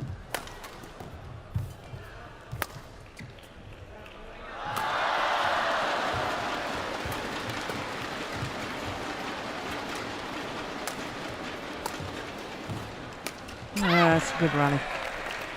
Now, the reason why I'm a little bit suspicious about the potential of Manaputi is that given her style of play right now, she's not a really dangerous player in my opinion. I mean, if you can cover the court well, if you compare it to, for instance, the Japanese players who, of course, covers the court excellently, I don't see her having the same kind of... No, there's an overrule from Indonesia challenges. Overrule from the umpire.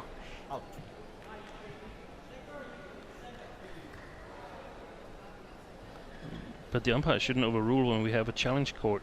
Oh, I think he should. I think that he thought it was called out. He said no, it's in. So Manaputi has said, I want the challenge, because Manaputi obviously agrees with the line judge. But both the umpire was correct.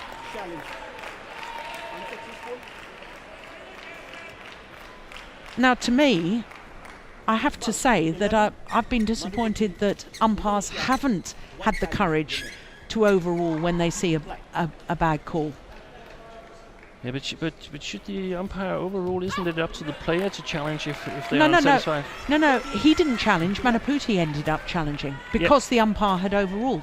Yeah, but if he didn't overrule, then Line could have challenged. Yes, she could have done.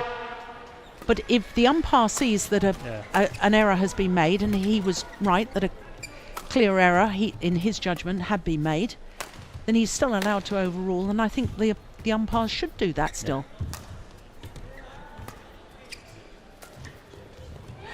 Oh, that's nice. Excellent, deceptive drop shot. 12-13.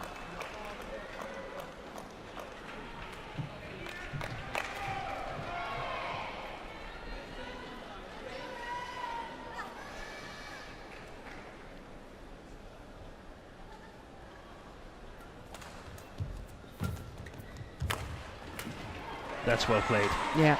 I love that push to the back court 13 off. from Manaputi. Yeah, forcing Felt to take it late in that forehand corner. Ooh, now that's good. Yeah. Service over. 14-13.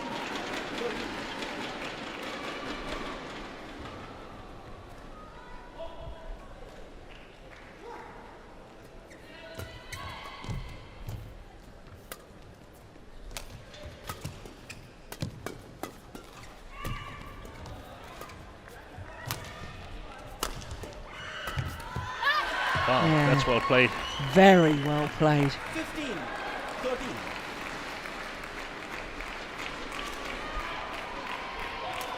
Exactly like Lars Ure said. Overplay your opponent a couple of times first, and then chances will occur. Like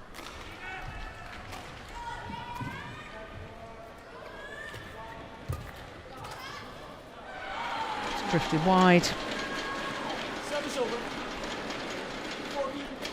14-15.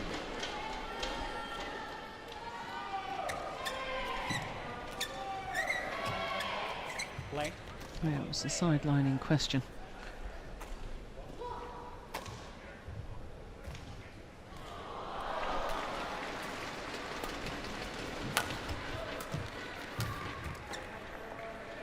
Yeah, he's done it again.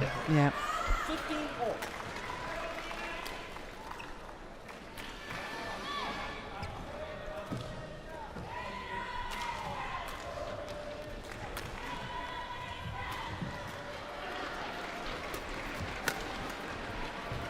That's good placement of the smash too, isn't it? Aiming towards that right hip. 16. I don't like the service returns from Line Kjærsfeldt. I think they're way too predictable. I would like to see her use a lot. Yeah, thank you very much. Yeah. Little That was blocks. not predictable, but I still would like to see her use a lot more backhand service returns. Much easier to disguise. A little deception on the service return, and preferably to the front court. With some variations to the back, that should be the formula. And short service returning. Service over. 17-16.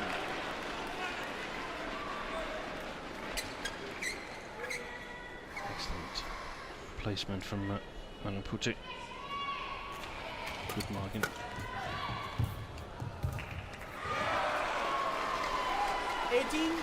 Yeah, that was the same service return again, Yeah. pushing down the forehand of Manaputi, and Yeah. once again she read it and pounced on it and aimed towards that right hip again. Yeah, and of course, Manaputi knows that if Line plays towards her backhand side, she's in danger of putting it out due to the side drift, so she's playing that forehand corner all the time. Yeah. So simply you can't rule out corners, you will be too predictable.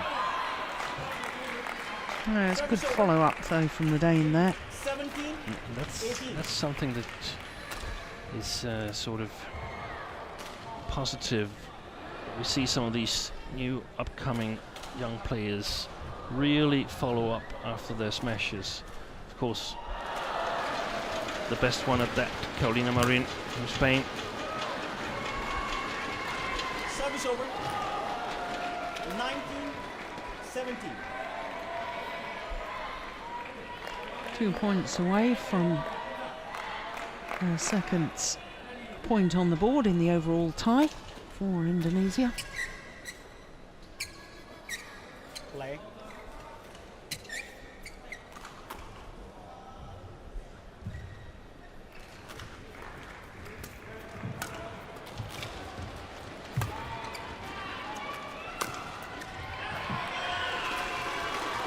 And match points have arrived. Match point, 17.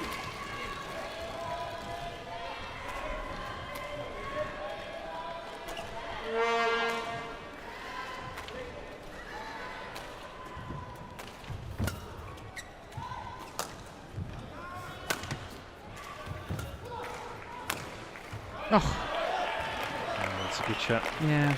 Service over. And that shot is possible because there's not the same amount of pressure on as we've seen the two previous times that she's been played in that corner. So suddenly a counter-attack possible.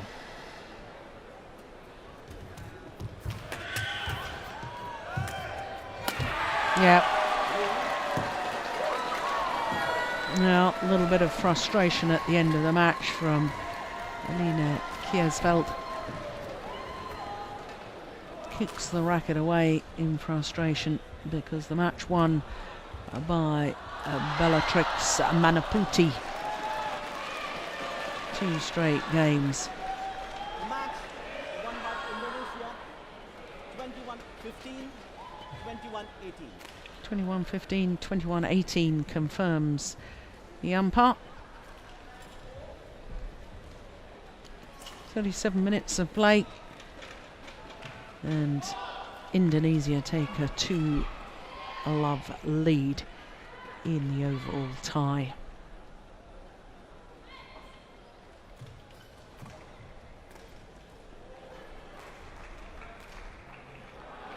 Yeah, disappointment from the Dane.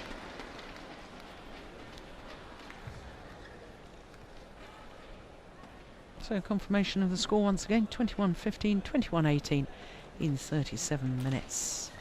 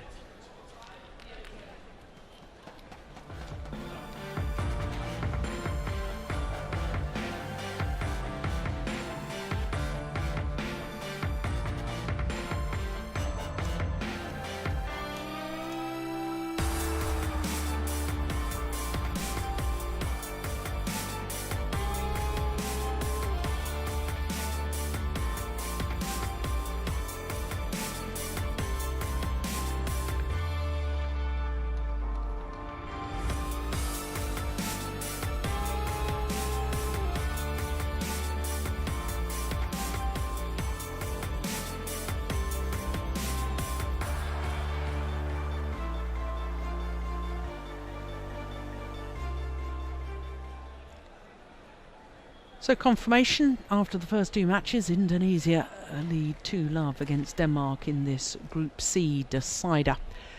Who will top the group? Of course, both teams go through to the quarter-final knockout stage, but it is desperately important to get one of the 4 seeding positions. You have to win your group to achieve that. Men's singles up next, and then women's doubles and mixed doubles will finish off this afternoon's play.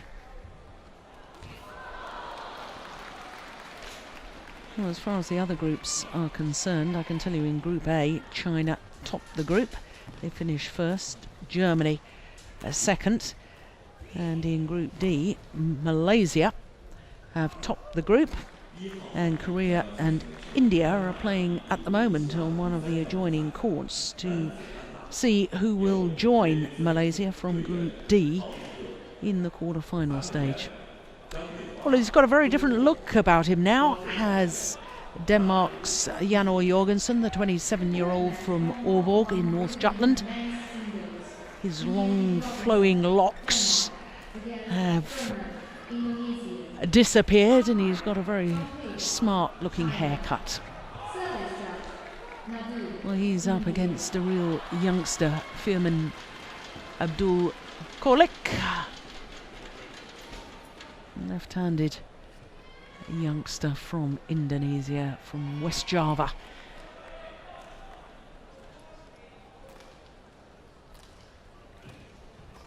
Jorgensen, the reigning European champion.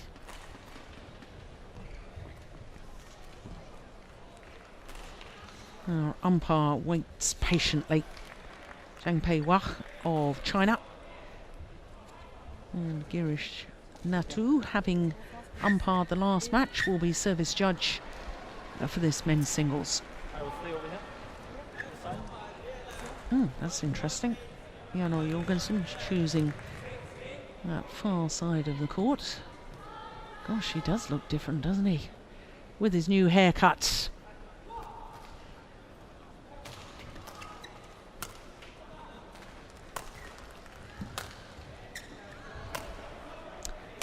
So the men's singles, and as far as Denmark are concerned, this is a must-win situation because Denmark 2-love down in the overall tie, and if Janor Jorgensen doesn't win this men's singles encounter against Firman Abdul Kolik, then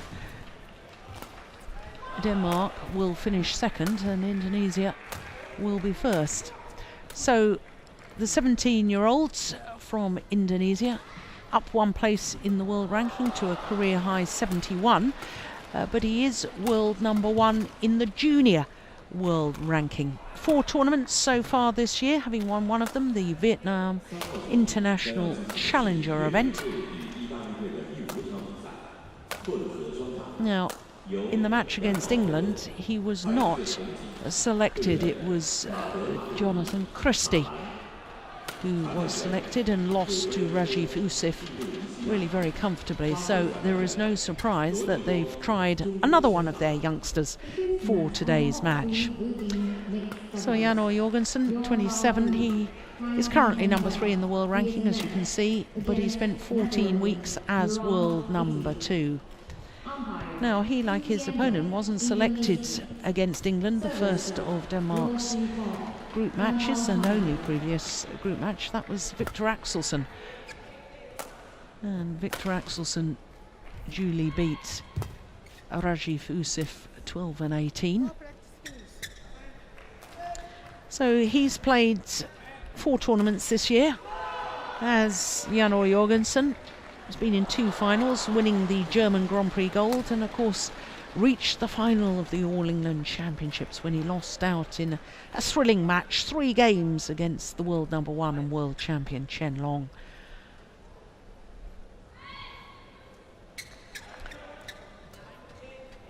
This will be the first meeting between the 2 players. Not surprising, considering Kolik is playing his first real season in senior badminton. Represented by Firma Abdul Alika. And on my left, Denmark, represented by Bianchen. Indonesia to serve. Lafong. Play. So what a responsibility for the 17-year-old from Indonesia. Responsibility? I think that's probably the wrong word. What an opportunity for the youngster. This is at least a match where they cannot be named favourites, Indonesia, I think. Yeah. They're the favourites in all the 4 other matches, but in this match I think it's Janor Jorgensen.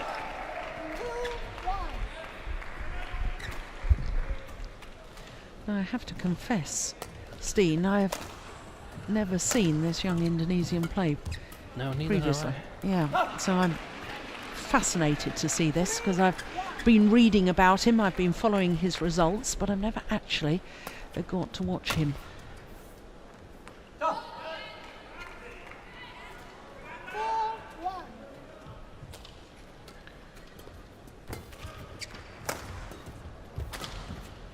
Must be, of course, excited, but also a bit nervous and shaky.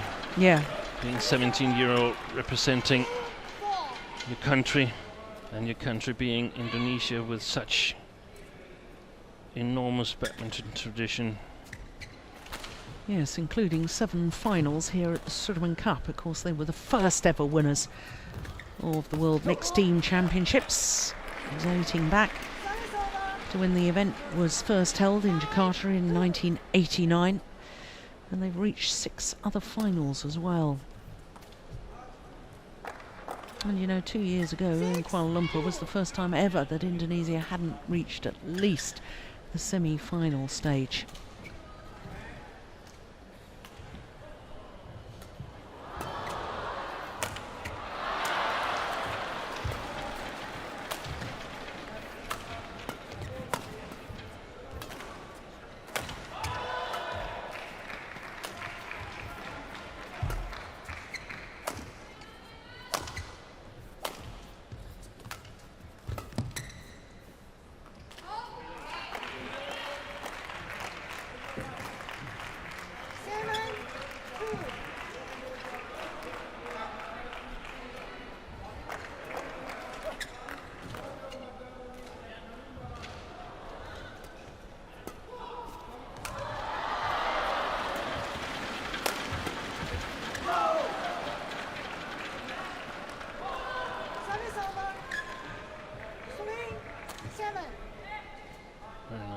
Smash there from his forehand side. We've seen it a couple of times from Kolik.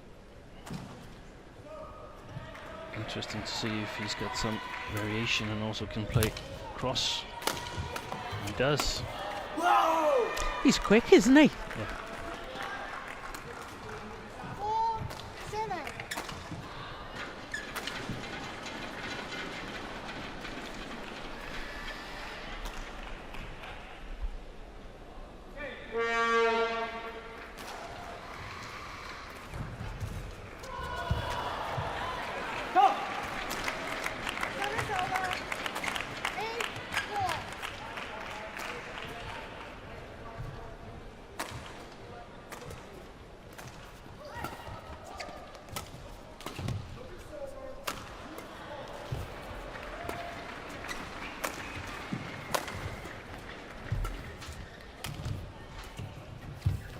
He's come back in.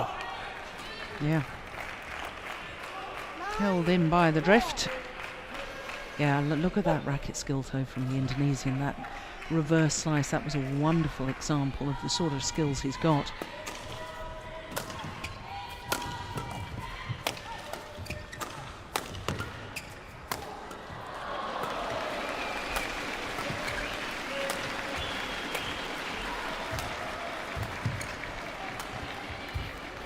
Yeah, an awful lot played down the Danes' forehand side in that rally.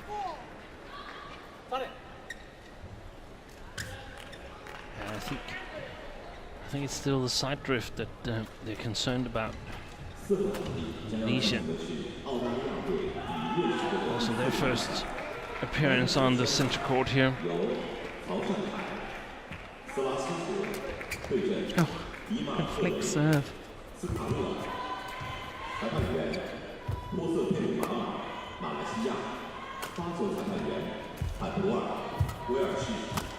fourth match on court four will be men's doubles.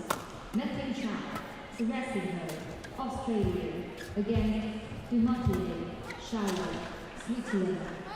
Umpire. Yep, so to the mid-game interval with a 7-point advantage. Janne Jorgensen.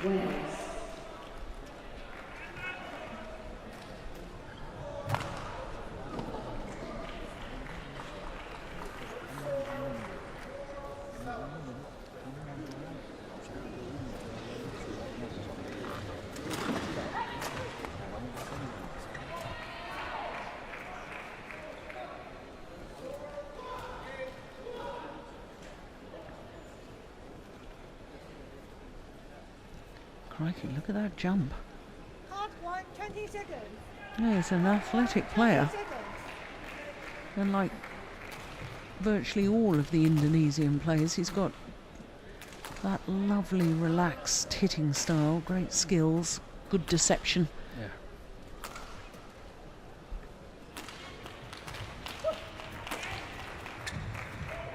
Excellent technical skills. Yeah.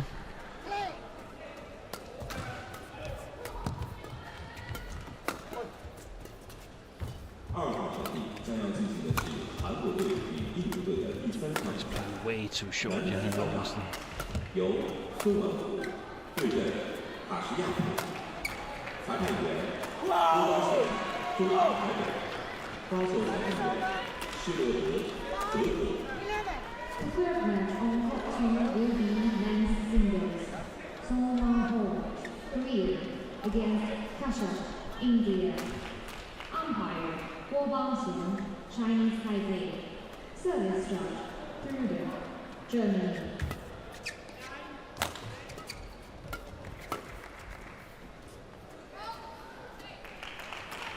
Service over. Drill 5. Were you surprised, Steen, that Jorgensen chose to start that far end of the court? Not really. I think it's important for him to get off to a good start. Okay. And sort of, especially when you're playing a debutant, so you don't really want to give them an advantage in the beginning. You just want to sort of force your way on him. Okay. And is that sort of Janne Jorgensen's mentality anyway?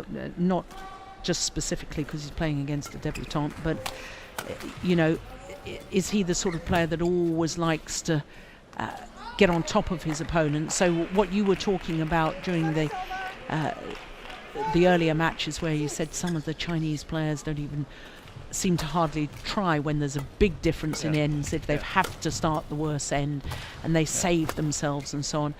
Yeah, when he's in the right mode, then Jan is really good at that. But, there's such a big difference sometimes.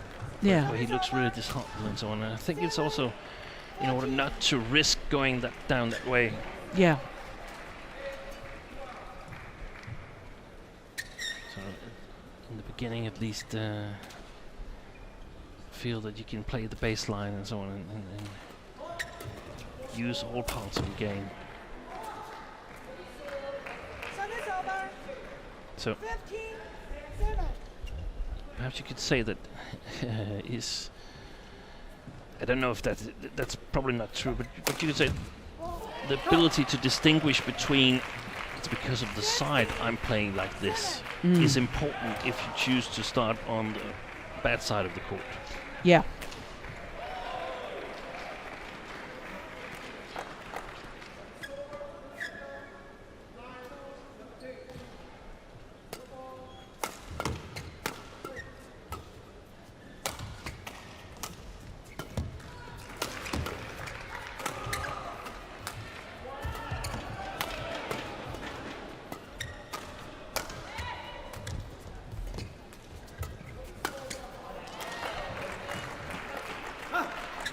I think he's doing well, Kolik, but he's just up against a player who's physically much stronger than him, Yeah.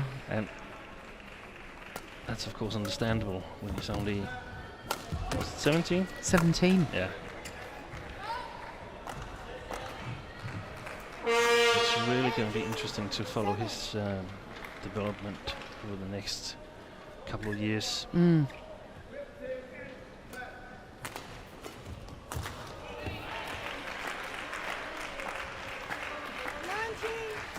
No, is Jorgensen all right there? Was there a bit of a stumble, or he sort of twiddled his ankle after the rally as if just loosening up? Service over. 8-19. He's had some small injuries here in the spring, but none serious, fortunately enough. Yes, because of course bitter disappointment for him last year at his home World Championships when he had to retire injured. But he's got game point opportunities aplenty here in game number 1.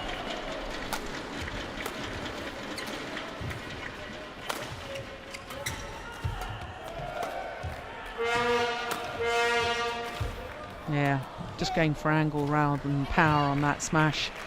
Clinical. 21-8. And I'll make that just a little over 11 minutes.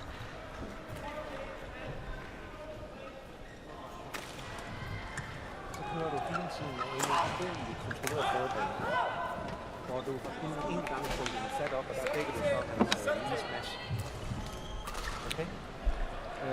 Respekt for, at det er en ny side, så du skal op og arbejde igen og være på hele tiden. Og at han helt sikkert vil prøve at lægge lidt mere pres på. Han har lidt smule med øvrigt med, så han kan lægge lidt mere pres.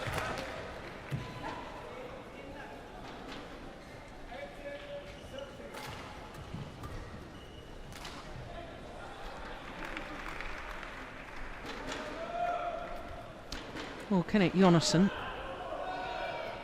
Yeah. on duty as coach, and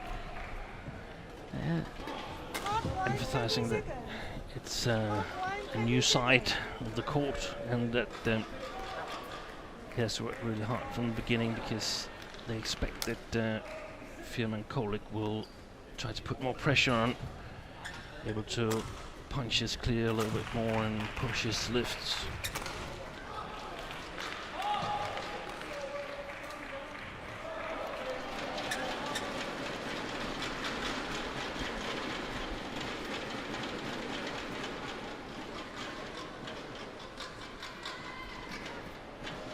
Should be in trouble again here in the second game against Janu Jorgensen. Quite fast. yeah. Jan Jorgensen. There's that one. Service over. 1 love.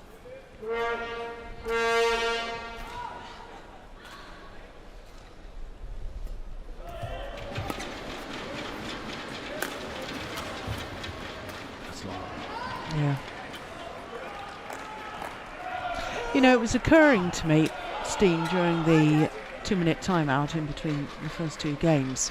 You know, I'm sitting here thinking, crikey, isn't this incredible? A 17-year-old playing for his country. And then I started to think about his fellow countrymen Taufik Hidayat was in the All England final at 17. World number 1 when he was still a teenager. Lin Dan, world number 1 when he was a teenager. Was Peter Gader world number 1 at 19, or had he just turned 20 when he first became world number 1? Let's see, he's from 76. He didn't become. He only became number 1 in, I guess, 98. I think it was 97. 97? Yeah. And it was 21. Yeah, okay. But, you know, it's strange because, you know, I had the pleasure at the All England Championships of talking to Peter Gader and Taufik Hidayat and Lin Dan, you know, and I was saying, you know, you three burst onto the world stage and were doing so well when so young, and we don't tend to see that anymore, because here we are, I'm feeling astonished that we've got a 17-year-old playing men's singles, but, you know, in just one generation, you know, times have changed. Yeah. And is there a reason behind that? It's hard to say. Change of scoring? Because of course when those 3 players passed champions that I've mentioned, they all came through when it was the old sort of scoring. You could only score when you served. I think players tend to play on longer. Yeah. So it's there's a lot of experience you've got to get past. And I guess all 3 of these, Peter, Taufik and Lin Dan, they had really tough competition in daily practice. Yeah.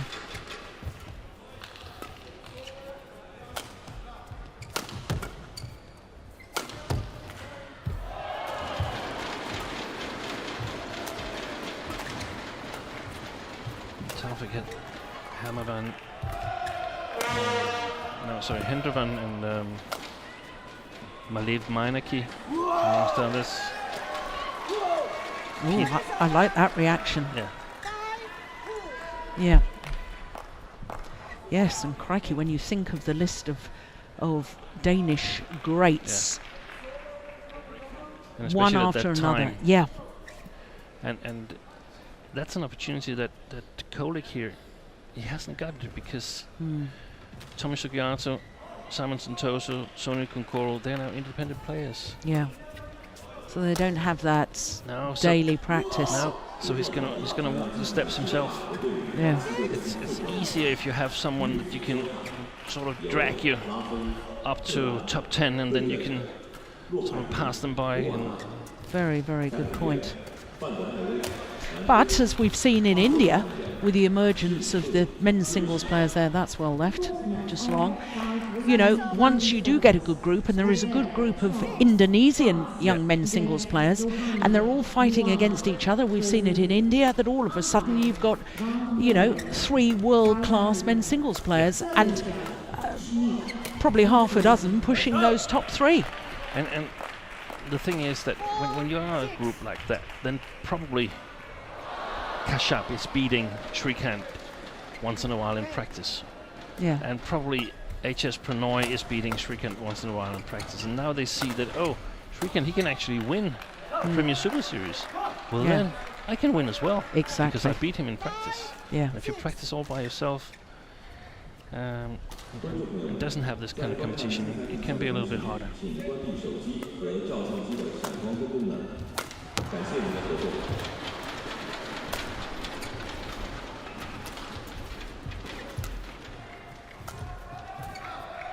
can also be hard to have too much competition, because, for instance, Peter Gade, he was at one point quite impossible to take even a game off in practice. And that sort of disheartened the other players a little bit, because they saw, okay, Peter won tournaments, but we're nowhere near him, so there's no one saying that we can win tournaments.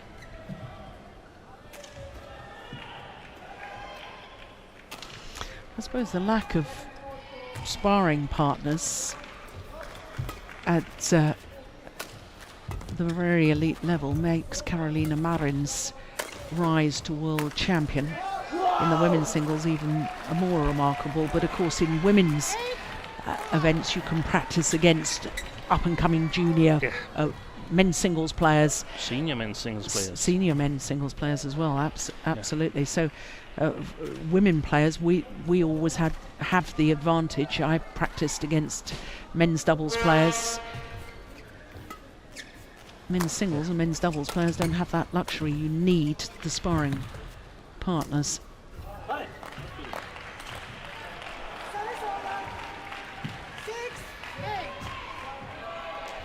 Coach's attention, and in some ways India and the emergence of Saina Nehwal is quite similar to Spain. One female player making it to the top, and interesting to see if Spain can follow the example of India and produce a number of good badminton players. Well, didn't I read that Spain won the European Junior Team Championship? They did. They did. Well, that probably answers your question, that there's a whole host of them now interested in doing well and believing that they can achieve.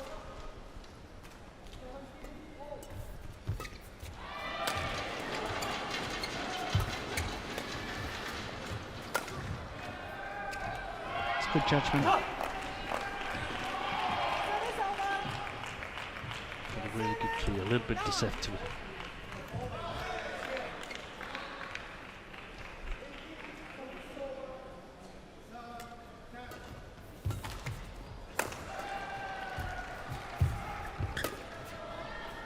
It's a good net shot, forced the error. So tight to the net. 8, 9.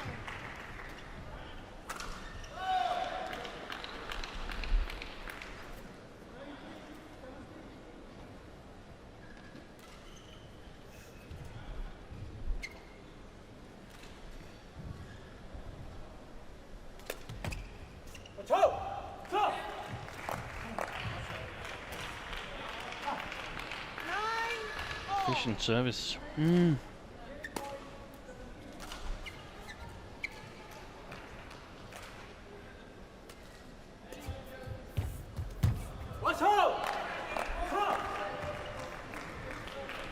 Well, 4 straight points to go into the lead. Jorgensen.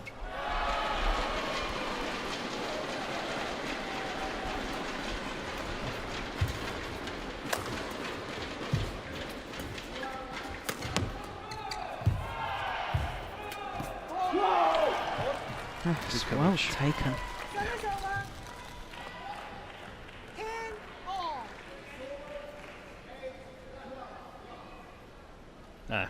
From that angle, got a little high. The net shot from Jan Jorgensen.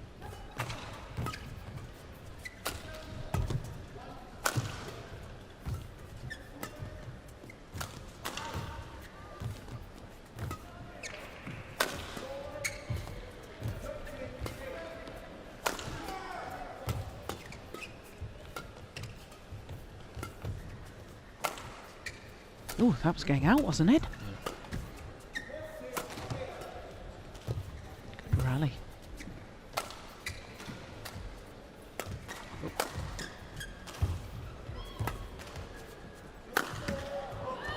Yeah.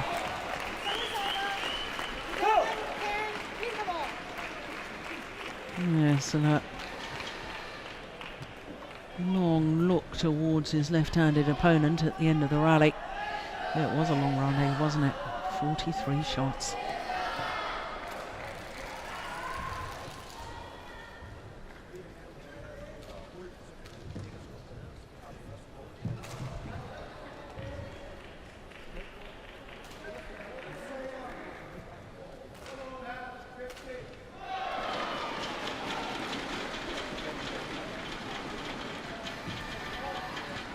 Hot 1, 20 seconds. Hot 1, 20 seconds.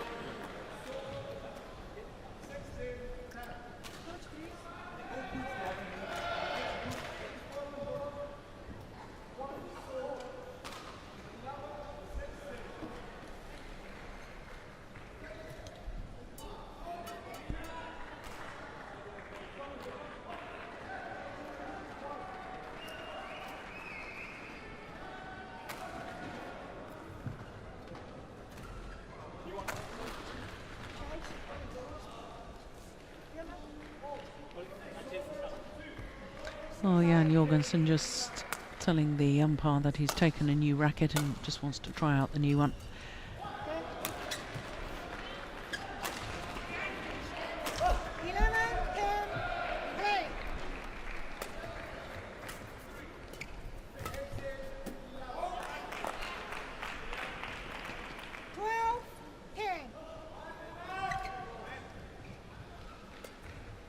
Six of the last 7 points to the Dane.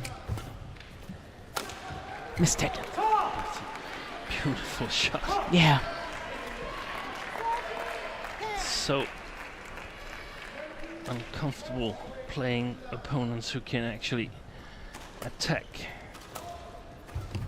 both straight and cross from the forehand side with quality. Yeah, apologises for the good fortune.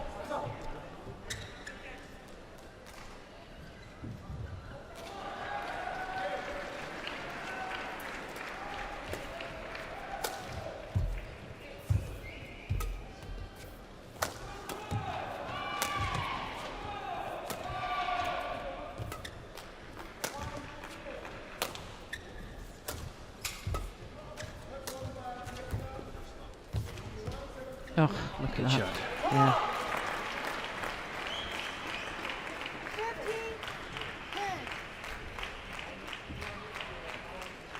Yep, he was protecting the back of the court. He was on his way back.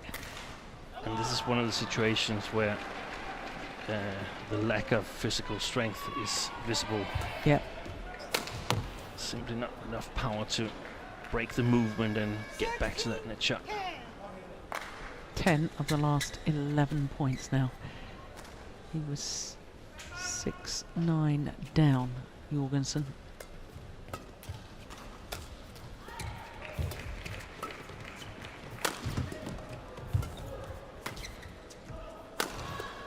Okay. It's interesting to let the mind wander 3 years ahead when Firman is 20 and Jan Jorgensen is 30. Then the physical advantage is perhaps changed. Yeah. So you'd rather have the younger legs. Mm.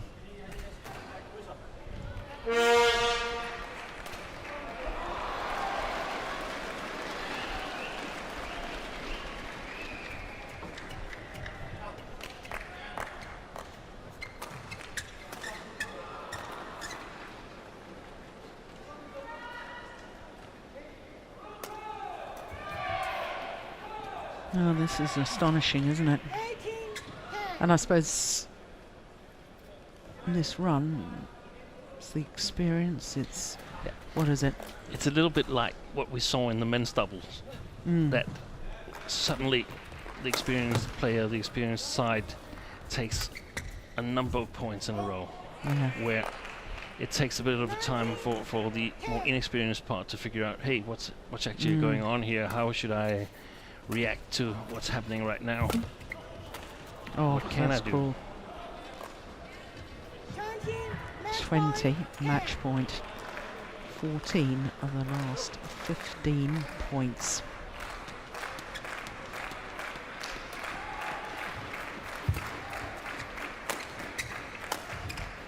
Oh, that's brilliant. What a lovely punch clear from Jan Jorgensen to close out the match. 15 of the last 16 points. He just upped a gear and ran away with it.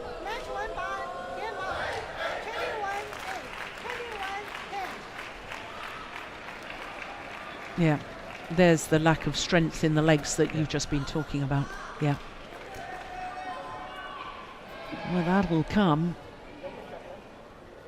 And when he gets more experience at this sort of level, I think the Indonesian, what I've seen today, is going to be a very, very exciting player for the future.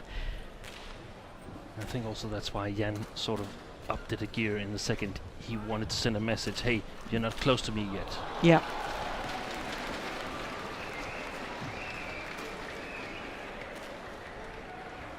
So victory for Denmark with Jan Jorgensen. 21-8, 21-10 in 27 minutes.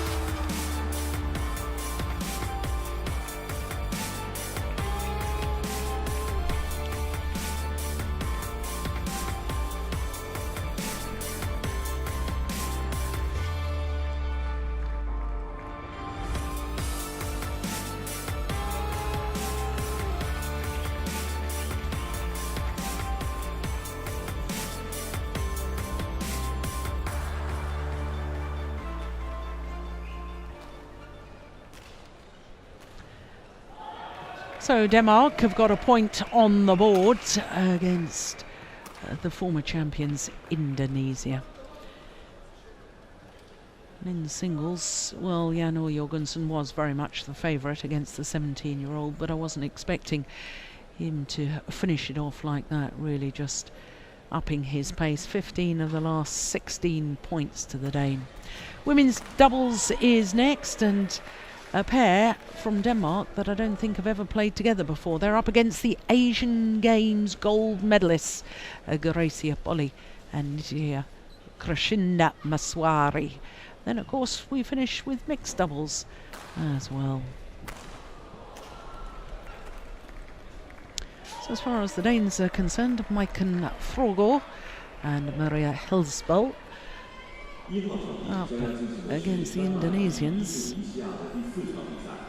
And as we wait for them to come onto court, Steen, I know that you've got a bit of background here because Helsbøl usually plays with Greyback, and something's happened to Greyback. Yeah, Greyback, she hit her knee during the first match against England, and the Danish team management just didn't want to take any chances making it worse by playing her in this match, and that's of course understandable.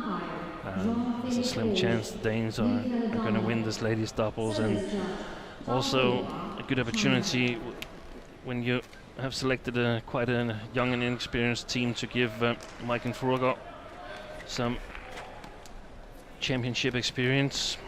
Yeah.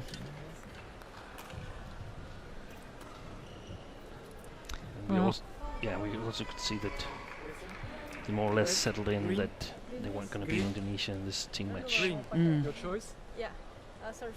You serve? Oh, choosing serve, so the choice of ends goes to the Danes. This side?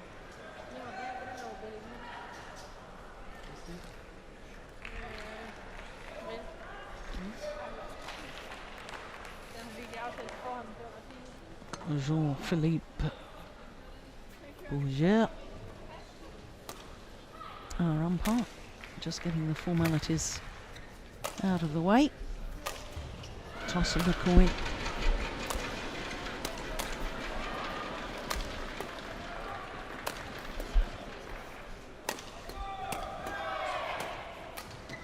Well, what an occasion for the young Danes. Maiken Frogor turned 20 2 days ago, on Monday. That just confirming what we've already told you, that it's the first time they've ever played together. Maria Helsbøl, 25 years of age. Nice to see her back on court though, because she had a horrendous injury in February last year, ruptured an anterior cruciate ligament. In fact, her first tournament back after all those injury worries, the Icelandic International in January this year, actually won the tournament with her regular partner Greyback. So what a wonderful way to come back. But of course it says not selected. They weren't selected as a pair. And Maria Helsbøl was indeed playing, as we've already mentioned. So Gracia Poli, 27 years of age, born in Jakarta but brought up in Manado in the north of North Sulawesi. Haven't, by their own very high standards, had the best of starts to the year. Poli and Nitya Krashinda Maswari, a 26-year-old from Blitar in East Java, because they've played 5 tournaments, 3 quarterfinals, 2 second-round losses.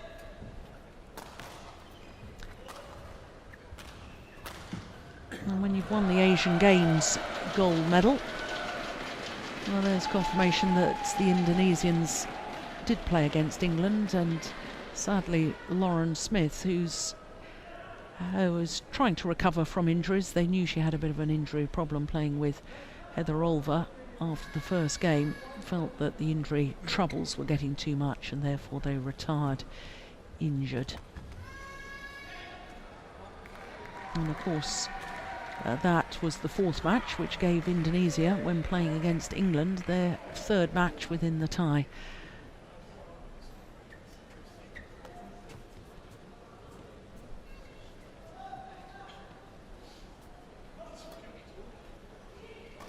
Ladies and gentlemen, on my right, Indonesia, represented by Nitya Krashinda Maswari and Gracia Poli. And on my left, Denmark, represented by Maiken Fugel and Maria Hesbo. Indonesia to serve, Gracia Poli to Maria Hesbo. Level play.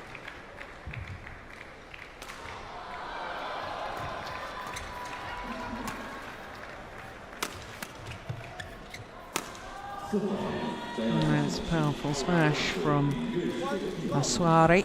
女子双打由周玉妍、萨默维尔对阵汉特斯·贾克特，裁判员陈志生，中华台北，发射裁判员托瑟特马尔，马来西亚。 The 5th match on court 4 will be women's doubles.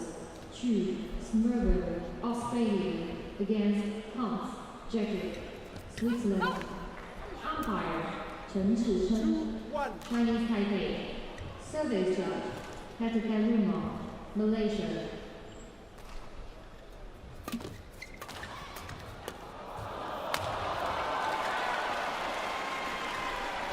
Service over, 2-all.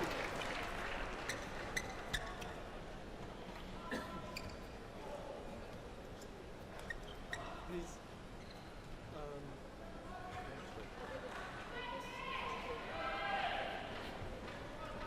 No.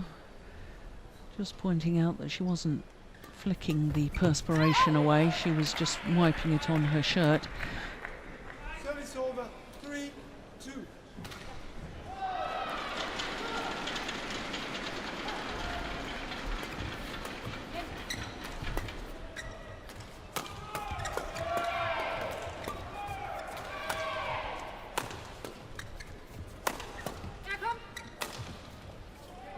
Missed it. Oh. Oh, was there's well a challenge here. There's a challenge early on. Challenge, Denmark. Well, it was called out, and oof, looking at that, we don't have the perfect angle, but that looked as if it was on the line. But Hawkeye confirms that it was indeed on the line. So what a great challenge by the Danes. Correction in. 3. No, it's 4-2, isn't it? 4-2. Yeah, there we go.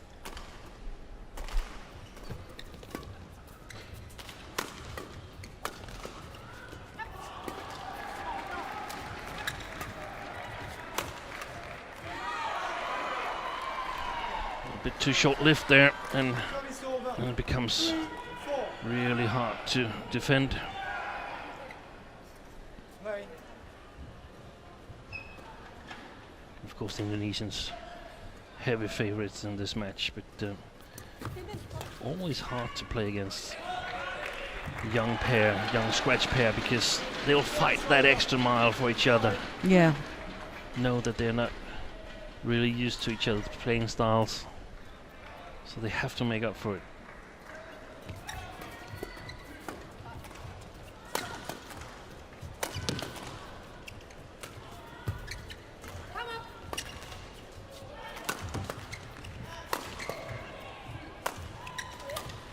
Oh, good smash. Yeah.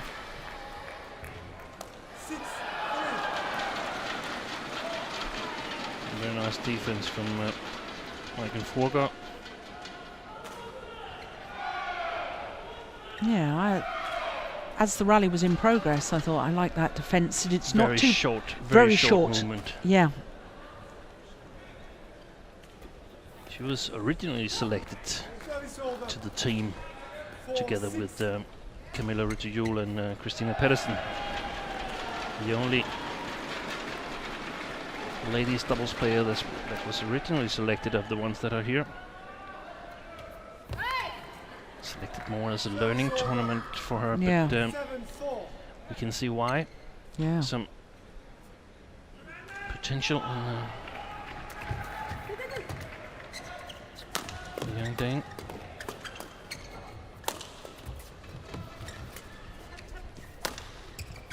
Oh, just missed it. Yeah, there's a certain crispness of shot with Frogor, isn't there? Yeah. We have to remember that this Indonesian pair has never lost to the best Danish women's doubles combination, Camilla Rytter-Juhl and Christina Pedersen. Always beaten the Danes. So we have to keep that in mind when we evaluate their younger teammates' effort here today.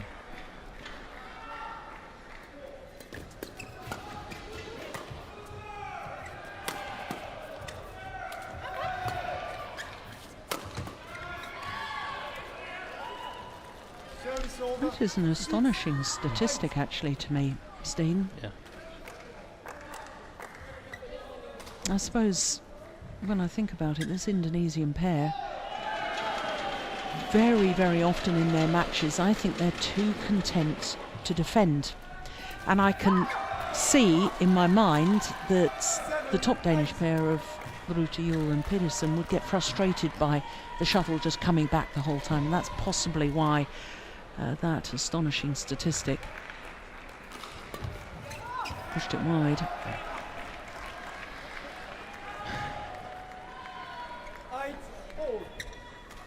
At 8-5, I thought they were moving a little bit too far back in the defense, the Danes, and I think in some way the same thing happened as with the men's doubles. Oh, we have a good start here. Do we actually have a chance? Let's play a little bit safe. No. You have to play 100%. Yeah. Good smash placement. Yeah, excellent. Aiming towards the right shoulder. Yeah, getting in a tangle.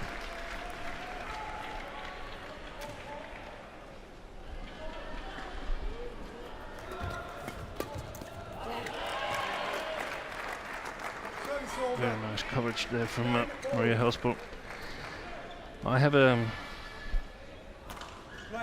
theory about the Indonesians that it's mainly Poli who sort of creates the dangerous stuff, except for the smashes from Maheswari.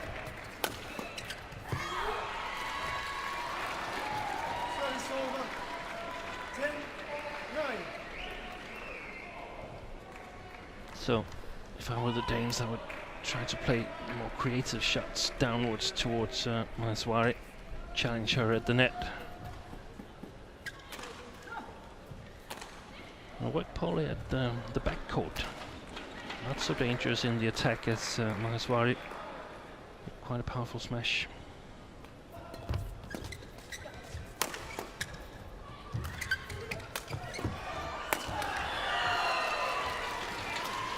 No, the Indonesians have the advantage of the mid-game interval, but it is only 2-point advantage.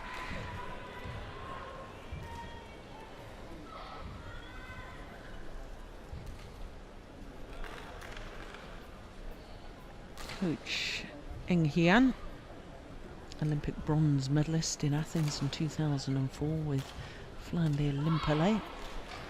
Thanks for mentioning it. Beat Jens Eriksen, Martin Lundgaard in the bronze match.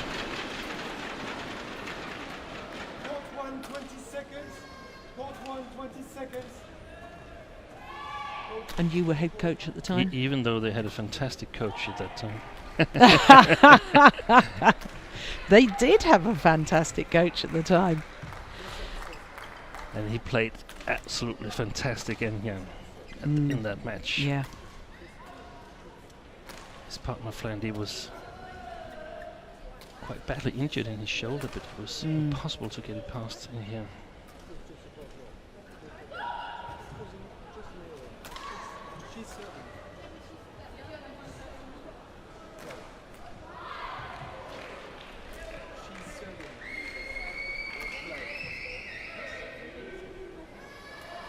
No, what on earth was all that about? I think it was the Danes advocated that it was actually Maswari who was serving. I'm not totally sure, but if I should try to think back, I think they're right. Service over. 10, 11.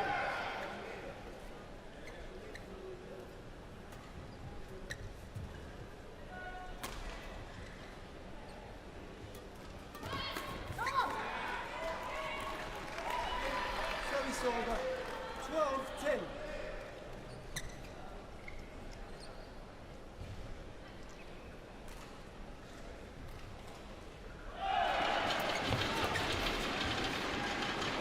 Good call.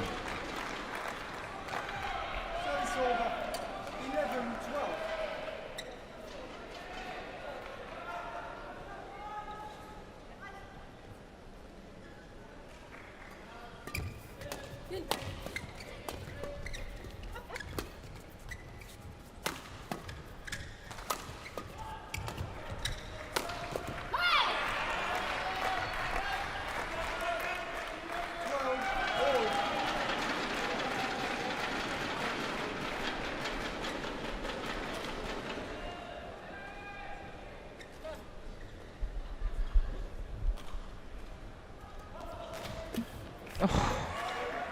Well, Service over. 13, 12. the fact that she was ready and waiting for that third Yeah. shot will make her opponents think in future. Exactly. I love that move. Even though it doesn't pay off in the beginning, it might scare them away. 14, 12.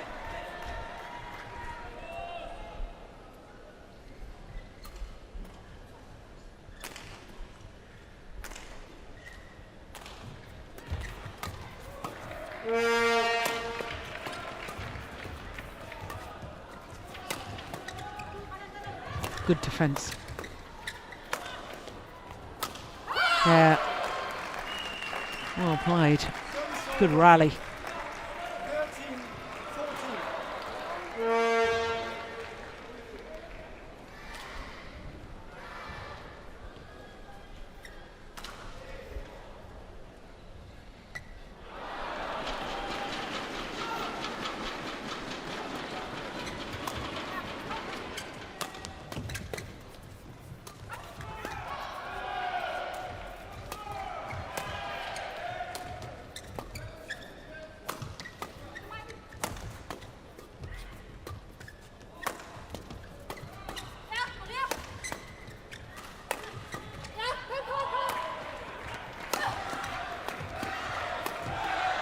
Good rally.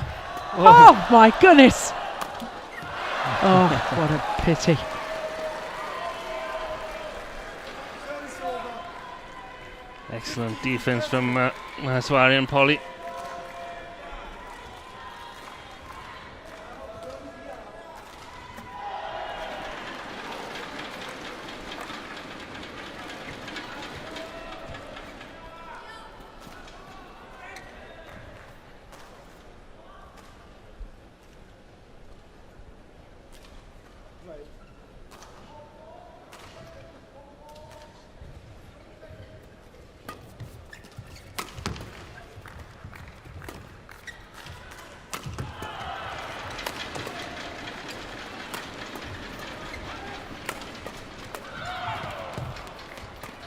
Good rally again.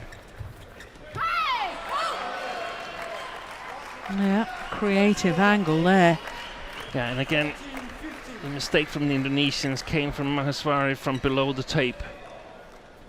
And I think that's the spot that is exploitable for the Danes.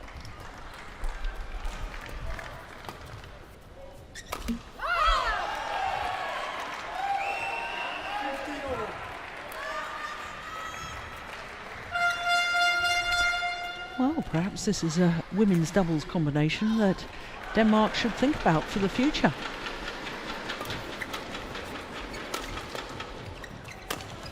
It's a possibility. Nice. However, one thing is playing one of these scratch matches in team championships, and another thing is playing on a daily basis and Sure. and getting the playing style to match. But it's also in situations like these that you actually discover these new possibilities.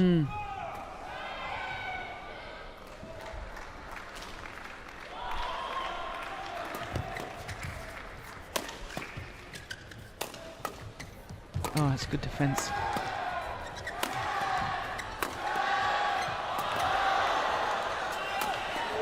Oh, how did she get that back? Yeah. Frogor annoyed at herself. There was a real opportunity, hadn't there been? Desperately short-lived. She couldn't put it away.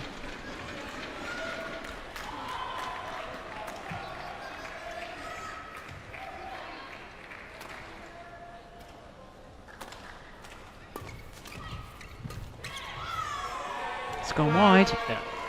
And she took a small step backwards, Frogor, and would have been good for the Danes if she'd stayed and covered the other side of the court. It's hard for the Indonesians to lift on the side they're on right now due to the drift.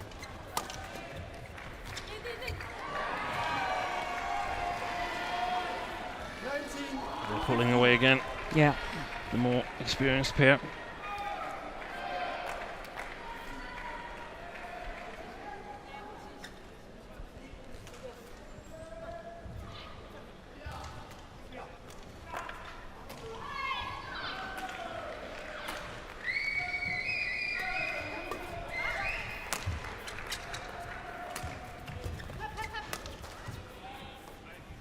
It's gone long. Game points have arrived for Indonesia. 20, game point, 15.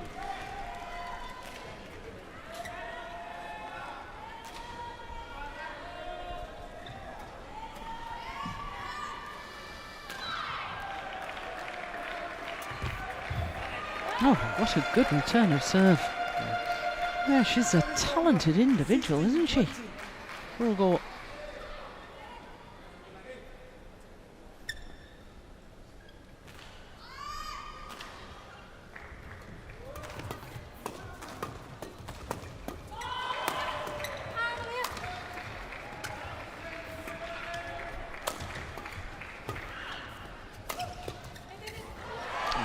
It's a nice idea to try and step in, take the defensive shot early. Wasn't able to control it with the drift. 21-16. Yeah, look at, she just took half a pace further forward to receive that cross-court smash, and I like that positioning at the opening game to Indonesia.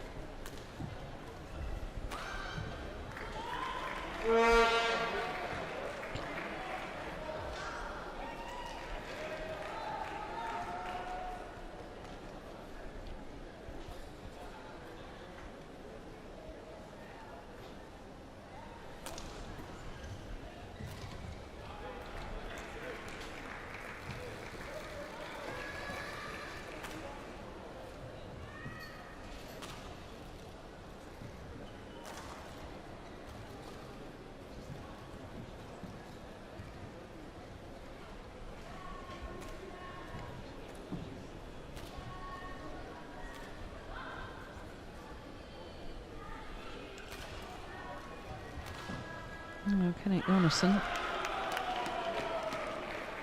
still talking to his players. You know, if it was you right now, Steen, what would you be saying? Yeah, I'd be saying that I think they've played a good game. Very, very good start. It's important that they don't go backwards in the defense. They have to go for the chances, but at the same time stay patient, and that's the hard part of it. They're not normally playing tournaments at the Super Series level, so they will probably do some misjudgments regarding whether the chance is big or not, and if they could get that straight here in the second game, they'd have some chances.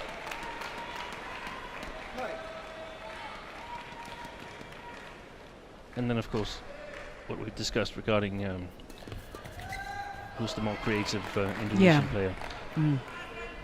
So I would flick Polly Gracia every time. Wouldn't want her at the net.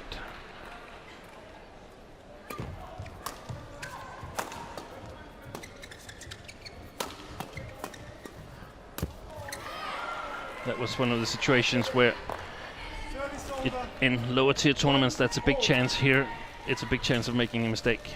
Yeah. And it's not a winner chance at all, because the Indonesians would easily have returned that shot unless it had touched the net cord and just rolled over.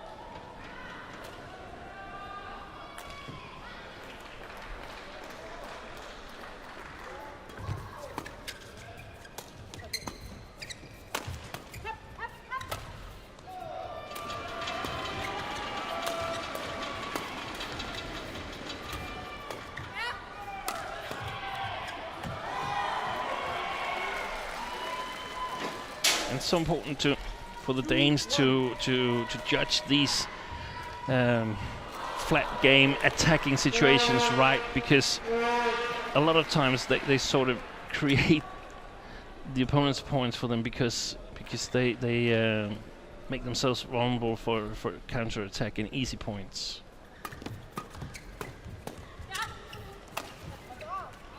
And we know that this Indonesian pair is a pair that's used to withstand the attacking game of all the best Chinese women's doubles, of Camilla Juhl, Christina Pedersen, of the best Japanese ladies doubles and so on. So they're not easy to score points on. No. It's gone long as well, and that I think was emphasised when this Indonesian pair did win the gold medal at the Asian Games, because in the semi-final they beat the reigning world and Olympic champions Tiang Qing and Zhao Yunlei. And we know Zhao Yunlei loves to attack. Yeah. Let's go wide.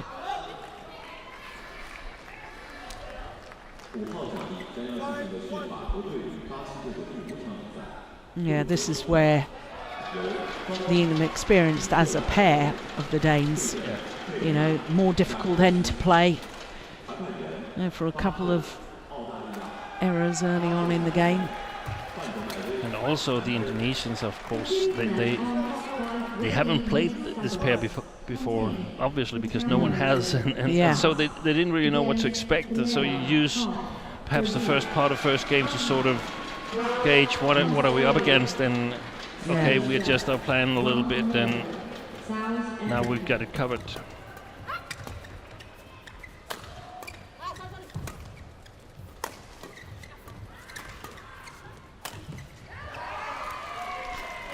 I can understand her movement to the round the head position there. Having had an ACL injury myself, that's the really worst movement on court. That's the one you really worry about.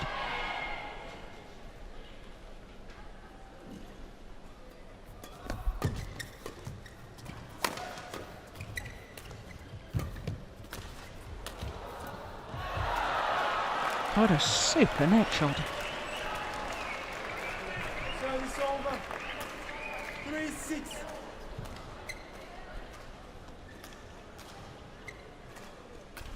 Of course, very important for Indonesia to get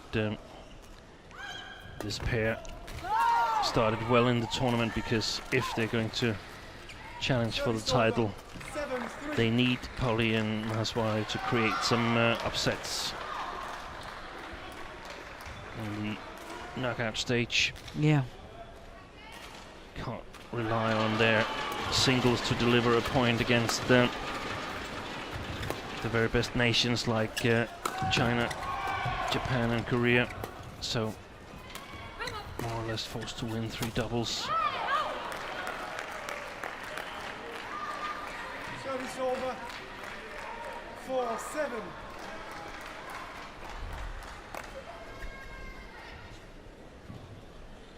Play.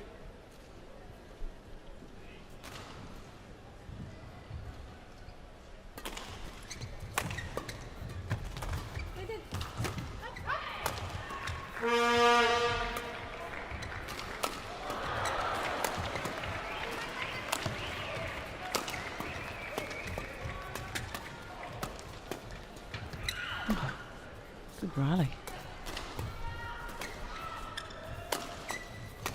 Oh my goodness.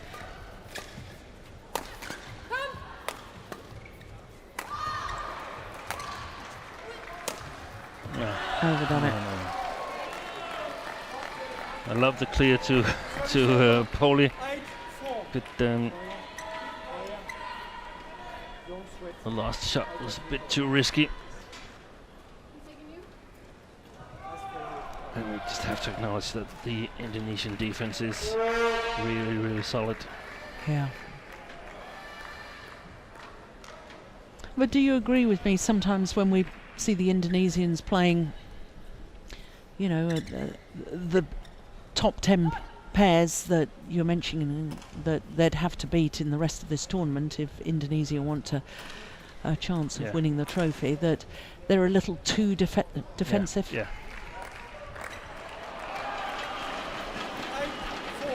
Actually, I think that some of the other Indonesian up-and-coming pairs in the women's doubles are also very, very interesting, because they're very mobile.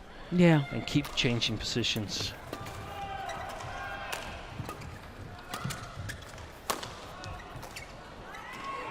Yeah, it's out. And that's it's a challenge here. Challenge from the Indonesians on the far back line to where they are, which means it's awfully difficult for them to judge.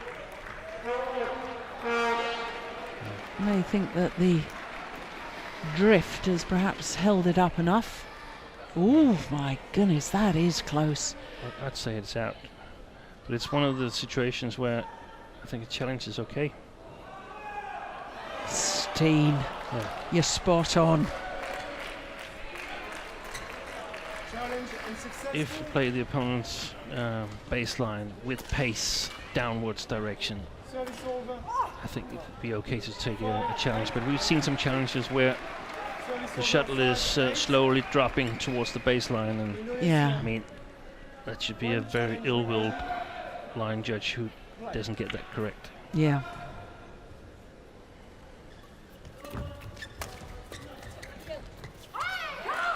Yes, lovely.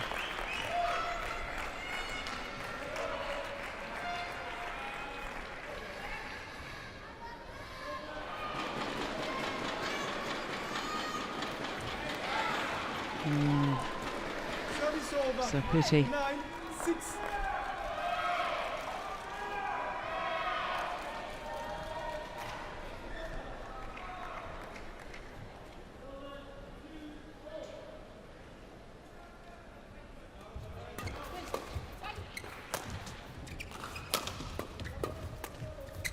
Well played. Yeah. And that's a good chance for the Danes to counter-attack when Polly is at the back court, and especially when she's attacking, because her attack is not really dangerous. So you have to go for the counter-attacking opportunity there, and that should be the general idea, to try to do that over and over again. Flick her now, go forward. Of course, she won't be smashing all the time. She'll be clearing and dropping after a few rallies. But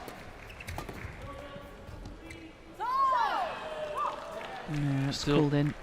Much better than having Maheswari firing smashes away and Polly covering the net. Yeah. with her quickness.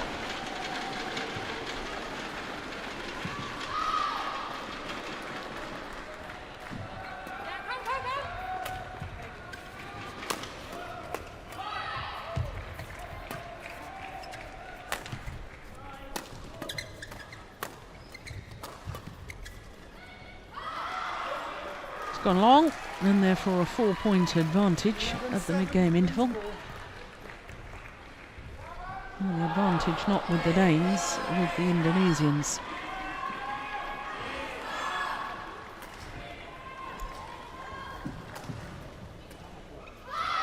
Når vi er nede, så gælder det om at komme lidt fremad, fordi vi stopper simpelthen så meget lige det næsten inden det, vi laver, så vi kan komme frem, så må vi gerne droppe på det. Vi står virkelig bare ved. Well, we only get to hear very little of what Kenneth Jonasson is saying. Court 1, 20 seconds. Court 1, 20 seconds. Wants them to, whenever they are attacking, he wants them to move a little bit forward because he feels that the Indonesians are often trying to block or play behind the front player. That was at least part of it. 11-7. Play.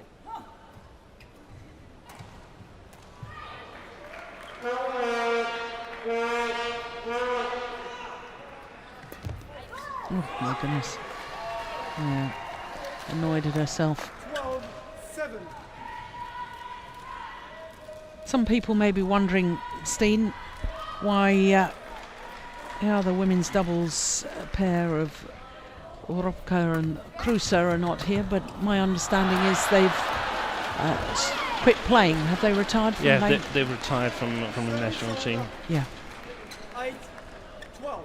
Yes, they sensationally reached the semi-final of the All England, didn't they?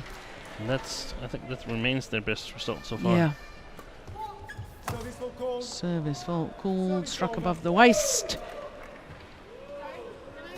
13. 8.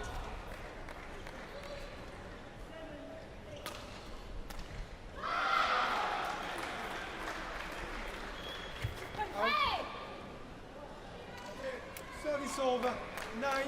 9-13.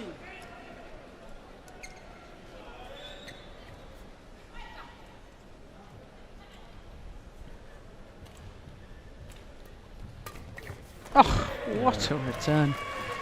Beautiful shot. Service over. 14-9.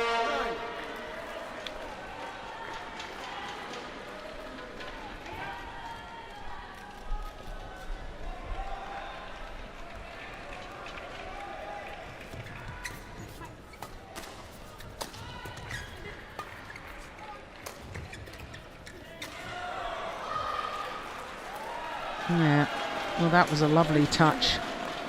But I suppose shot there on that occasion from Maheswari was not below tape height. And of course, we have to give her credit. Of course, Yeah. you can play Yeah. below the tape. Yeah. It's just when you're trying to coach against these world-class pairings, you have to find some spots where it's not so dangerous to play.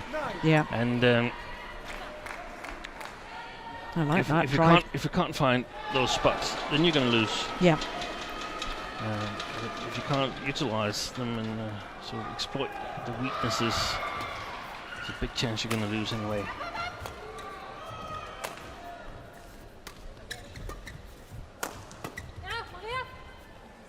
Always landed in.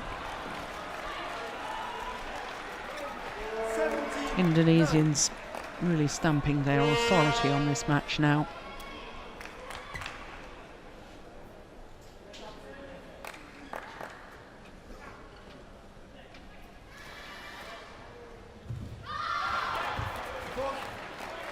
That's a nice return. Service over. Just enough pace on it to tempt the server into trying to intercept.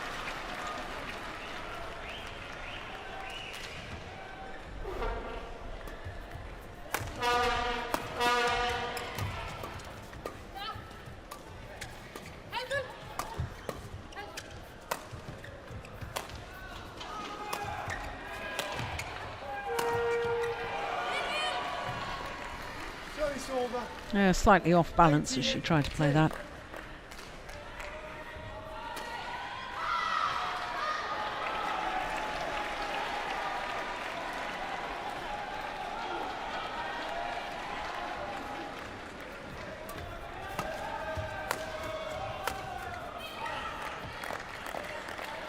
Service over. 11-18.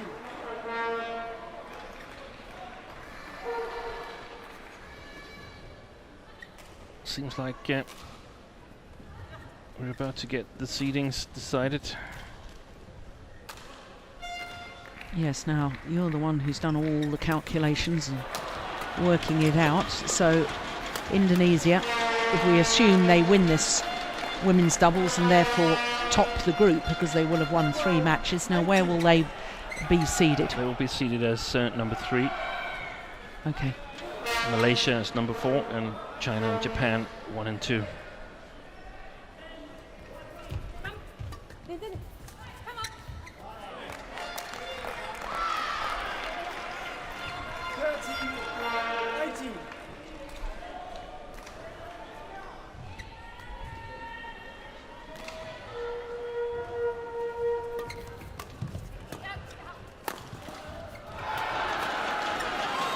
Yeah. She's definitely better when she steps into it, Swari.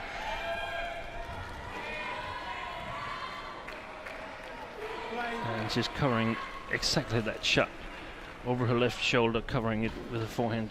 There, she's really, really good.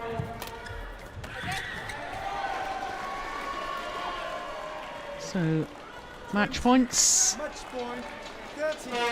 For Polly and Maheswari.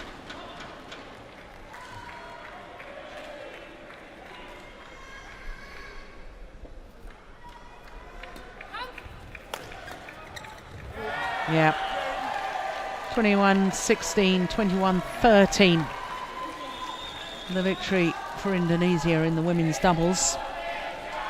And an unassailable lead in the overall tie, 3-1. So, as Steen Pedersen has just confirmed, 21-16, Indonesia will be the number 3 seeds for the knockout draw. But I thought the Danes did well, Steen. A difficult situation for them to be thrown in here as a scratch women's doubles partnership. Yeah, they can definitely be satisfied. They played a good match.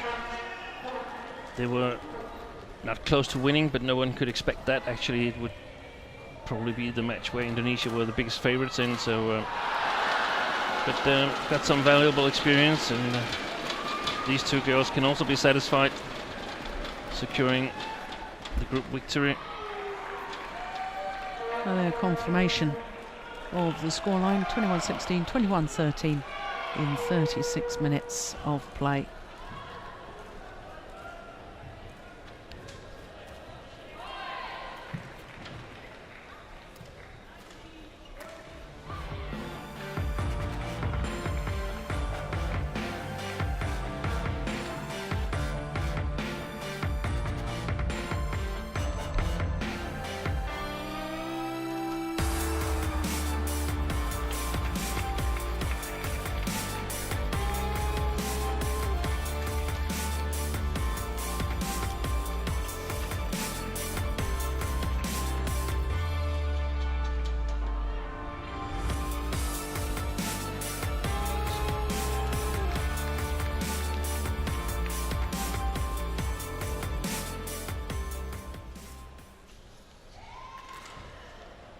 So just one more match to come in this Group C decider, and it has been decided, as you can see, because Indonesia have that 3-1 lead. So regardless of who wins this mixed doubles, Indonesia top the group.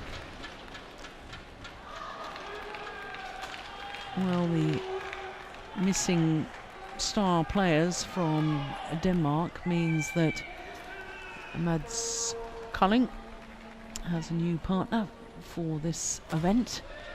Of course, he usually plays with the left-handed Camilla Urrutia, playing with Sarah Thorsen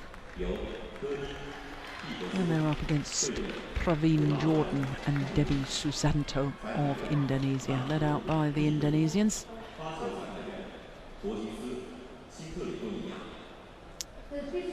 And if you're a follower of badminton, you'll know that Mads Colling is a giant of a man. Look at him!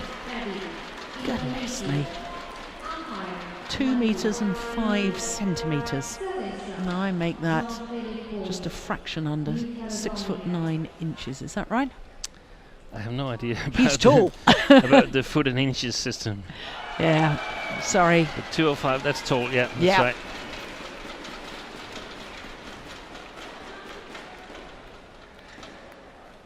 This is an arena for tall people. Yeah. Basketball arena here in Dongguan. Yep. So Girish Natu, our umpire for this.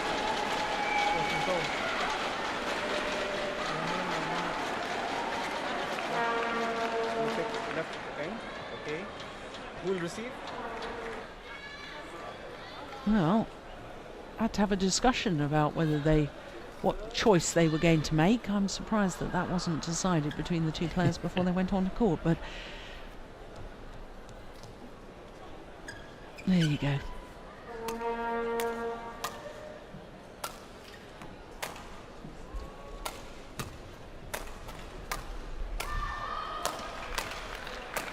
So in the mixed doubles, the last match of the tie. And the 27-year-old from Holbrook on the island of Zealand.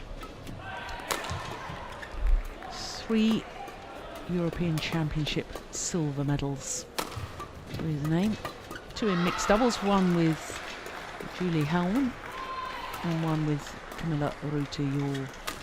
His partner, 24 years of age, was a bronze medalist at the European Junior Championships in the mixed doubles going back to 2009.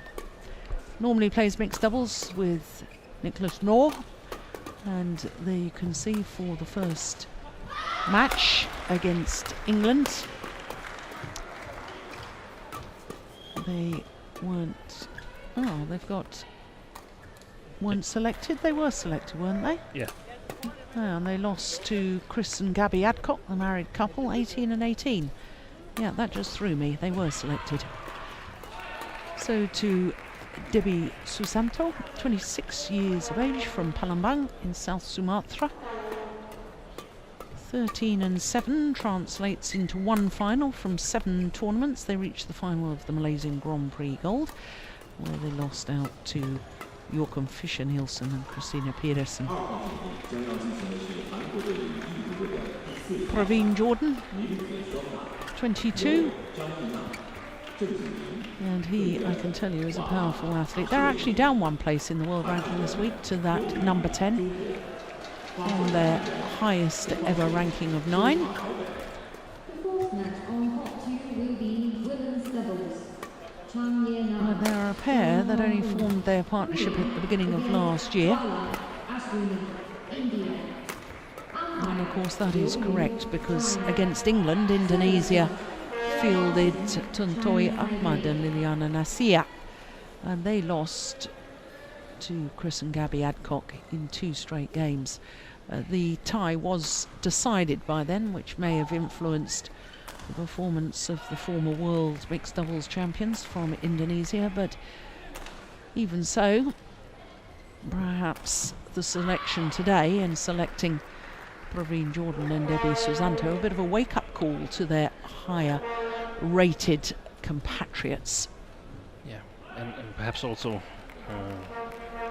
a little bit with thoughts on the Olympic qualification, trying to get 2 pairs qualified, and if so, they must both of them be in the top 8 on the world ranking. And of course, if you play here, you get world ranking points, but if you're not selected, you don't play any team matches at all, you won't get any ranking points. Yeah, good point. Yeah, so players all desperately want at least 1 match. On my right. Indonesia, represented by Pravin Jordan and Devi Susanto. And on my left, Denmark, represented by Max Piller Kodling and Sarah Chulsen. Indonesia to serve, Devi Susanto to Max Piller Kodling. Love all. Play.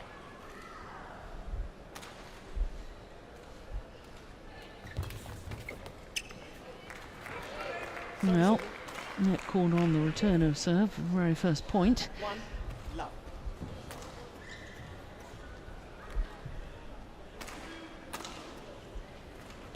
Oh, it's a good serve. Oh my goodness. Service over. And it's quite a height he falls from. Yeah. Yeah, but great deception from the Indonesians. And we know that. We know that all the Indonesian players, they have the racket skills needed. Yeah. 2 1.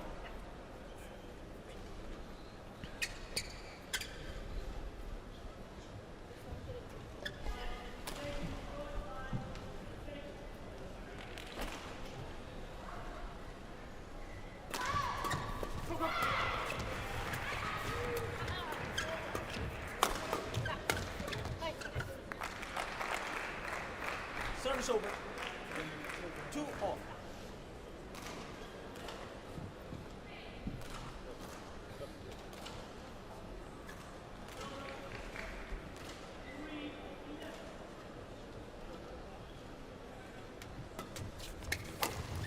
Oh my goodness me. Service over. What an incredible return of serve. 2. Think about that shot, Lars Uhr.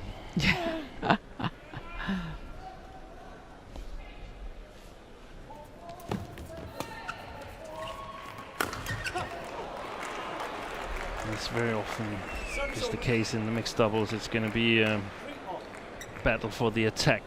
A lot is going to depend on the two female player who's going to be able to win the net.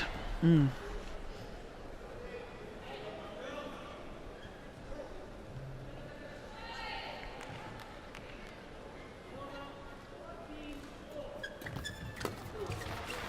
Great return from Debbie Susanto down the back of Sarah Thyssen. 4 3. Look at that. Excellent. Mm.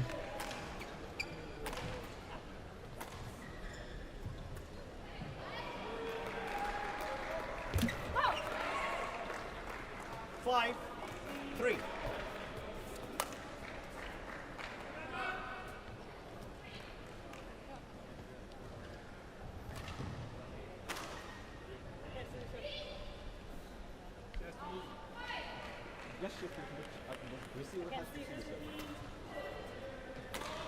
Yeah, just pointing out that she couldn't see the shuttle.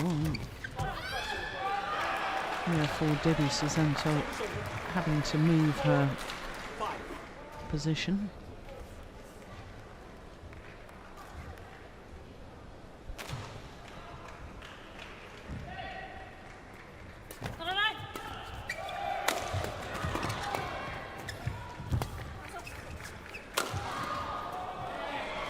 Has got a tremendous smash, Yeah, hasn't really it? powerful. 6 4. Really learned his trade as an international badminton player, playing mixed doubles with Vita Marissa. Do you remember that year he spent with her? And she's still playing. Yeah, but they reached number 7 in the world ranking, won Yeah. 3 titles.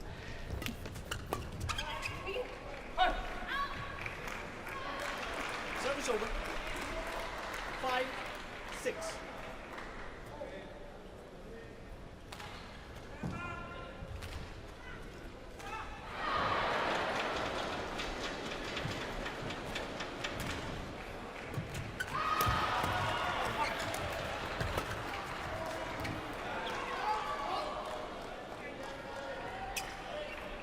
Service over.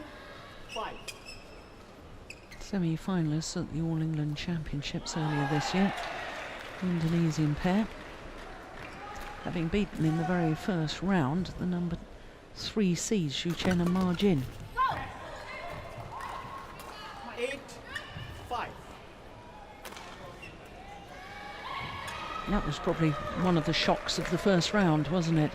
This year at Birmingham, the All England Championships.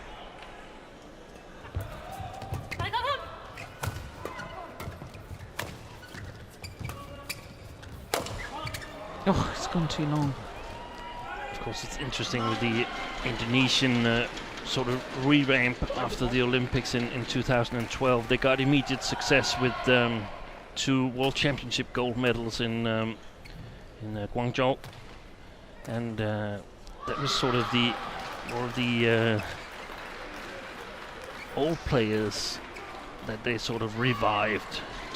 Mixed doubles with Natsia and Tontowi Ahmad. Ahmad, of course, a little bit younger, but he was established, and the same with the men's doubles. But they're still working and trying to get the younger generation forward. We see it also in the ladies doubles. They still rely on Polly and Masrari as the best, but there's a number of strong players in the squad, and I think we'll see more of them in the coming years here. So if you do a revamp, it's not just a 1-year project, it's a multi-year project, and it's going to be interesting to see if Malaysia can do the same.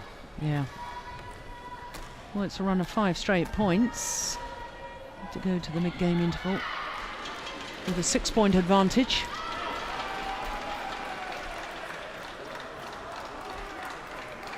Richard Manaki.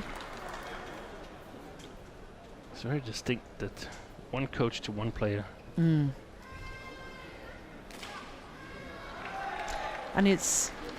that's very unusual to see that in European style, but very usual to see it in the Asian style of coaching. Yeah. Court 1, 20 seconds. Just need to make sure that both coaches have coordinated what they're telling the individual players there. I think often the Asian nations tend to bring more coaches to tournaments than Europe does. Yeah. 11-5.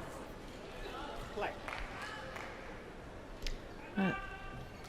Here's an interesting thing. Look at the positioning of the serve then from Praveen Jordan when he's serving from the left-hand court.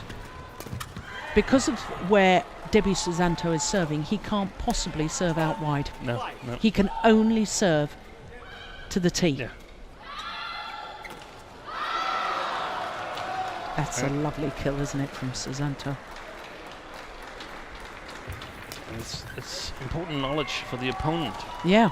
Because you only have to worry about one spot for the short services, and that makes it considerably easier to make a good service return.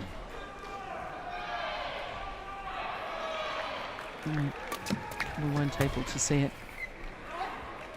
Well, this is an extraordinary run, isn't it? 8 straight points.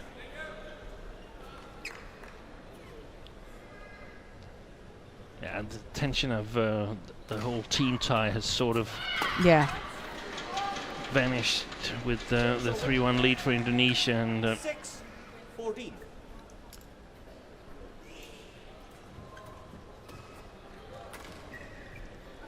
there is no higher purpose of this Danish scratch combination. They're not going to play on after this tournament.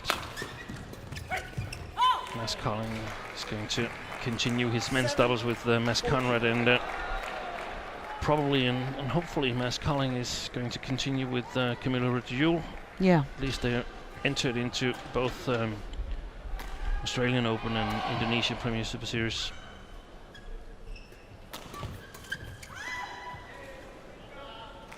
Service over.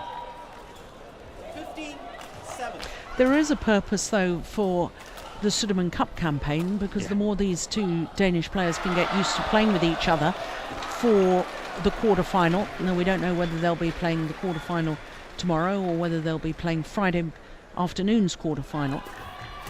And the quarter-final's played over 2 days at the Group 1 level. 16-7. Yeah, and especially important if, for instance, Denmark would be drawn against a country like Japan. Yeah. Because even though Japanese pair, whoever that might be, would be the favorites, I wouldn't totally rule out that Sartusen and Mads Kolding could spring a surprise there. Yeah, and that's where Denmark would be hoping that they could pick up one of the points. I know that Denmark have obviously got good opportunities in the other 4 disciplines as well, but you know, you'd look at the lineup and you'd say with Mads Kolding's experience, you know, he's got to have a chance against really and we've seen in the men's doubles that the Japanese have a tough time finding a good playing style against him because he's so tall. Yeah. He and Mads Kolding, Mads Conrad has a very good head-to-head against Endo and Hayakawa, even though they lost the last encounter. Yeah, I guess from Danish point of view, Japan would be the preferred opponent in the quarterfinals. Indonesia, a rematch of this match. Good defense. Probably very difficult. China, impossible. Yeah. And then Malaysia, and that also seems like a slim chance because one of the strong Danish categories, the men's singles, would probably be gone, as Lee Chung-wei would be on the other side. Yeah, good point. Game points opportunities for Indonesia.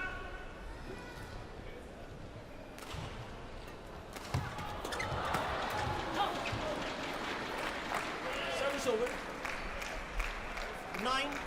9-20.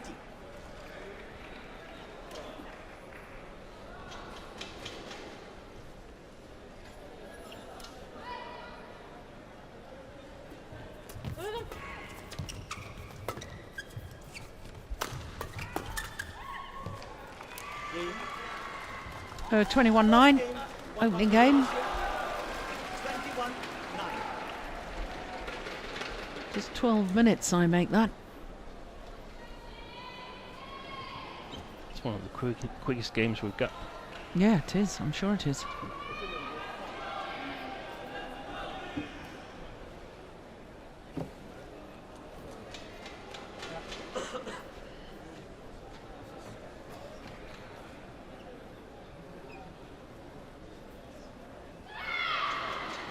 No, I couldn't hear that at all.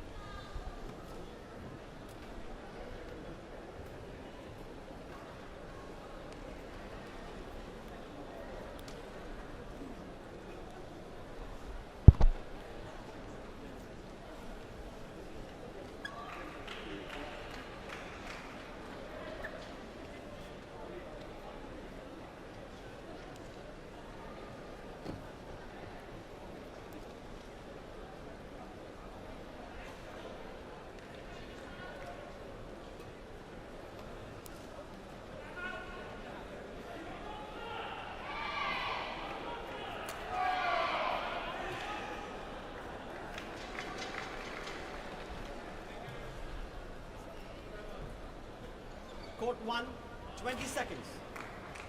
Court 1, 20 seconds.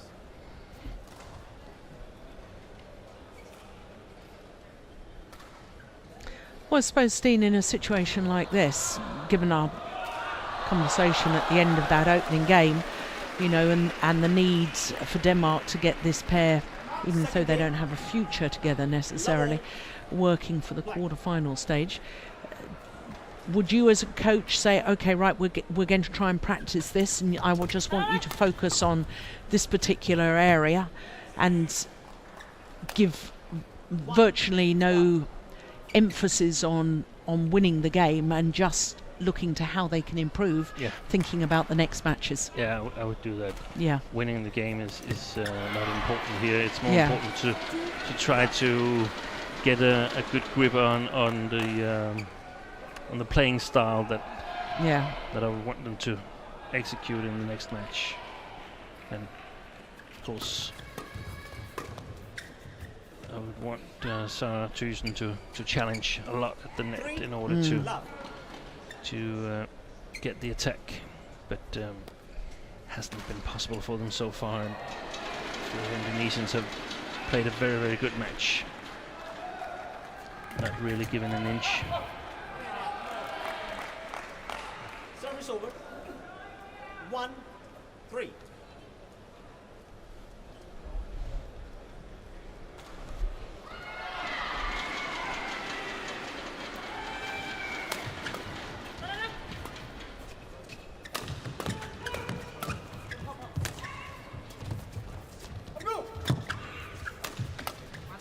Oh, he's overdone it. Service over. 4-1.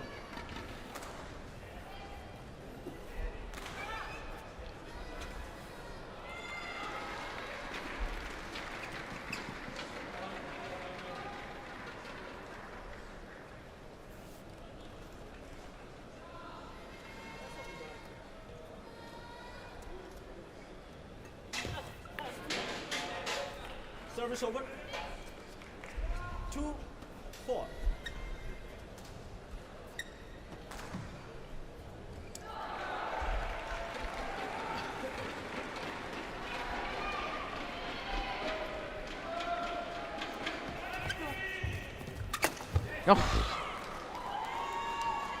Service over. And the problem is, of course, that these two Indonesians are also aware that the Danes will try to get the attack, and they desperately want to prevent it. So they've had much bigger success so far in maintaining the control of the rallies. That's good. 2. Yeah, very good serve.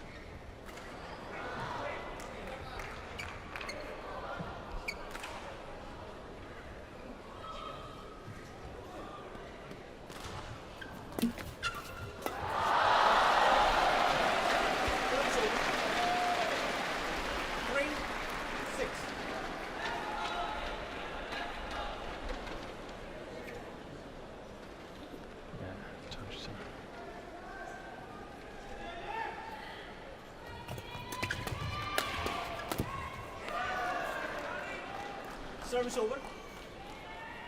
7-3.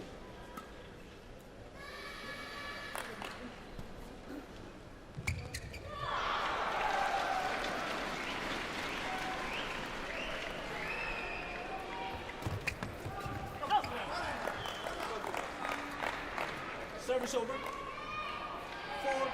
4-7.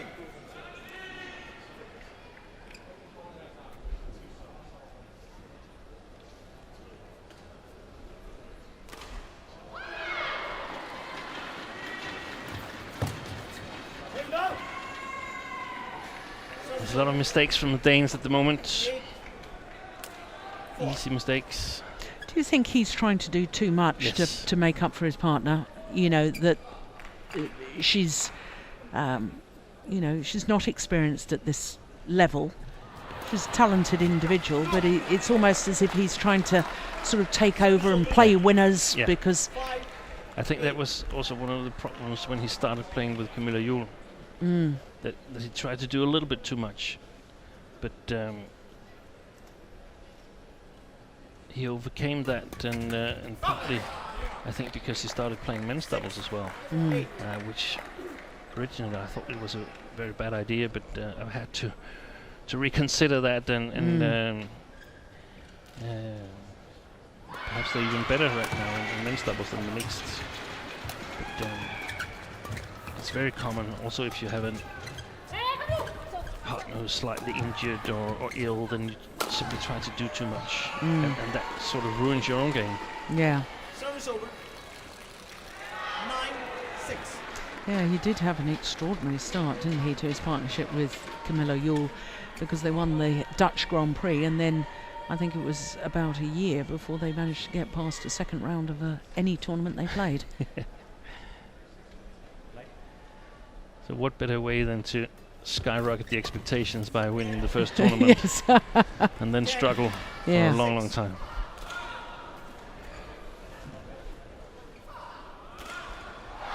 And then cruise control, Yeah. Jordan and Susanto.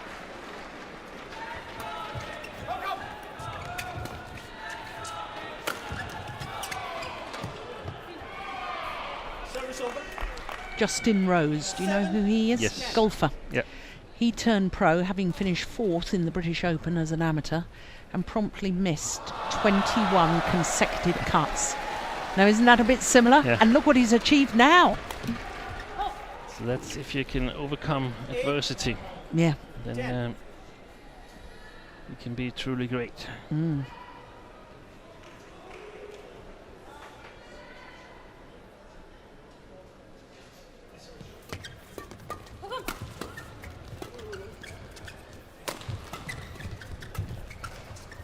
Overdone it. So 3-point advantage for the Indonesians here in the second game, having taken the first.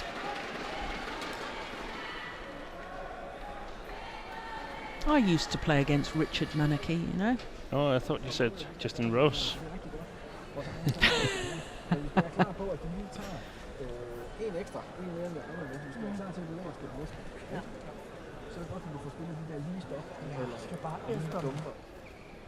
No, you were nodding. Yeah, I could hear what Lars was saying to them, and he said, we have to be aware that there's coming one more back than we're used to, and that's exactly the case. The Indonesians, they have a very, very good defense. Did you see the way he released Yeah. the grip of Yeah. on his racket handle before he hit that shot? Yeah. And that is part of why he generates so much power. And we often see Sina do the same. Yes. It's so important to be relaxed when you Yeah. want to hit the really, really hard shots.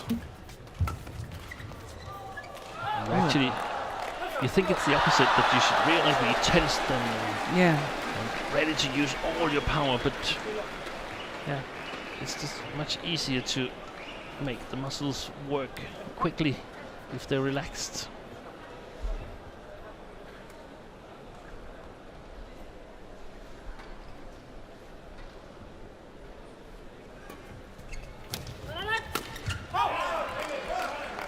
Yeah. Good serve. 11.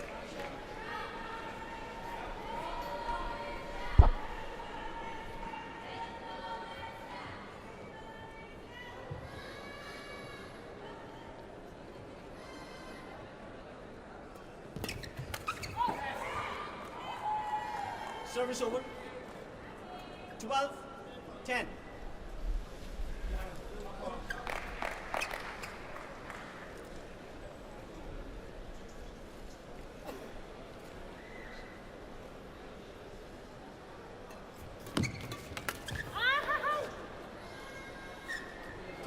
Lucky net court there from the Indonesians.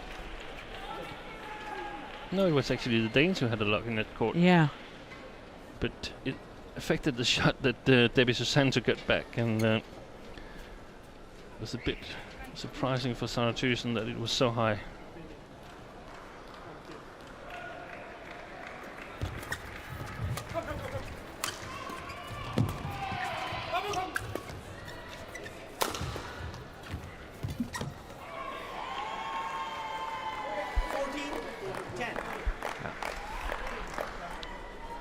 Both the Danes are trying to do a little bit too much to my taste. It's difficult not to, so. Yeah, it is. Because if they play too safe, the Indonesians, they make their own points. Mm. And that's what I like when the players are capable of scoring their own points. Puts a lot of pressure on the opponents.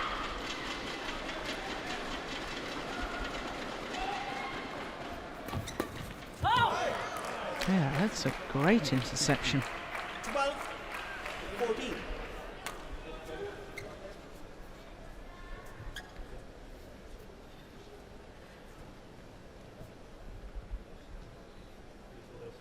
Play.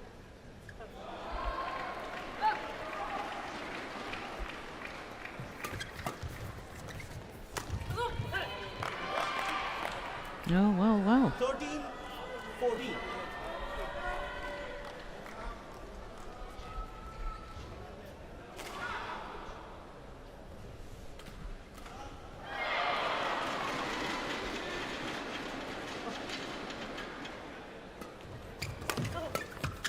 Brilliant. Yeah, My goodness me. very well placed flicker. Oh, back level.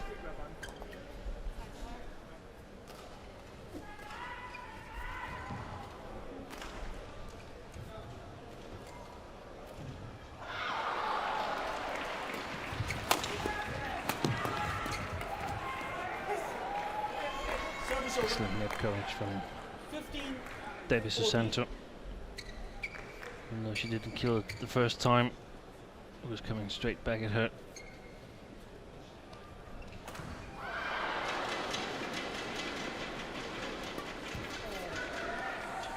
Oh, the flick serve is long. Yeah. Oh, there's a challenge. Oh, I don't think that's worth a challenge.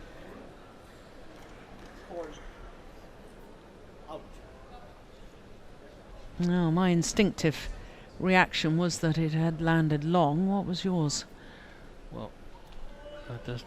I don't really have an opinion. Oh, yeah. Well, it's very difficult from that angle. We'll wait for Hawkeye.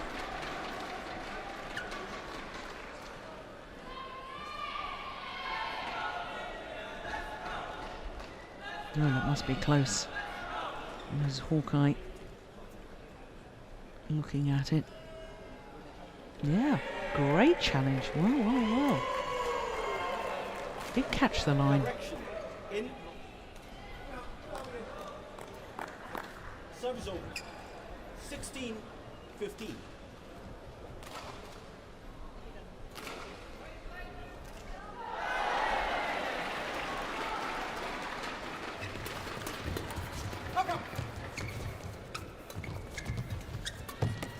Oh! Yeah, good rally.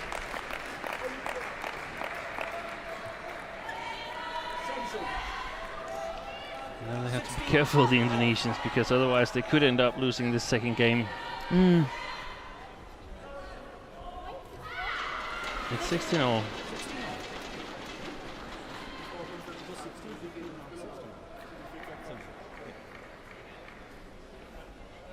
It was the Indonesian coaches pointing to the scoreboard.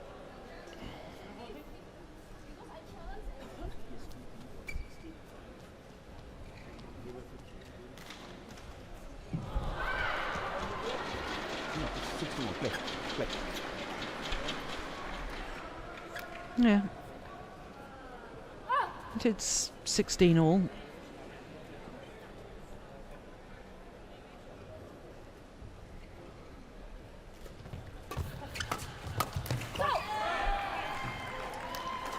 But not any longer.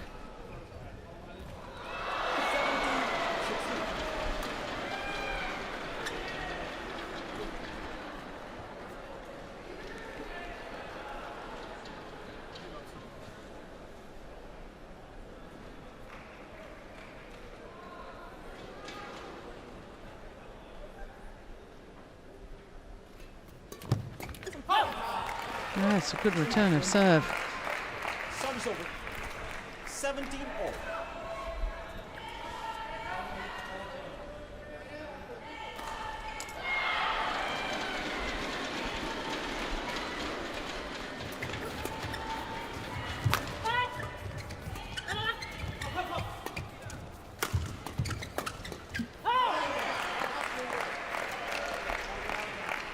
Danish coach is applauding. 17.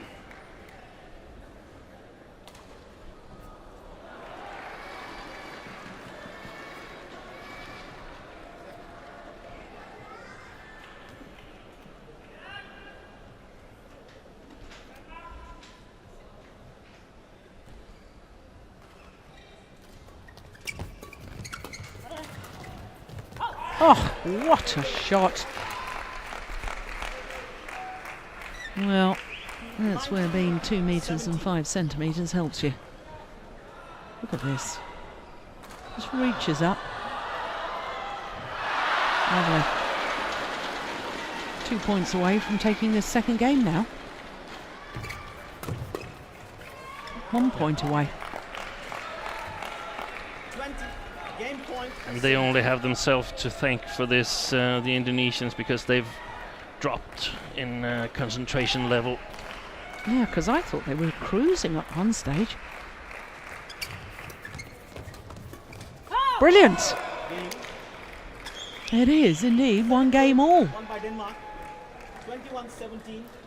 And now they got this positive break, the Danes, Yeah. for future matches in this tournament.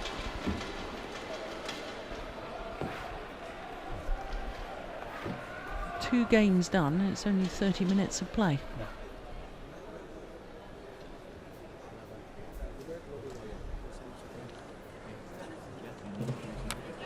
There was Rexy Meineke bringing water to the players. There's too many coaches on right now.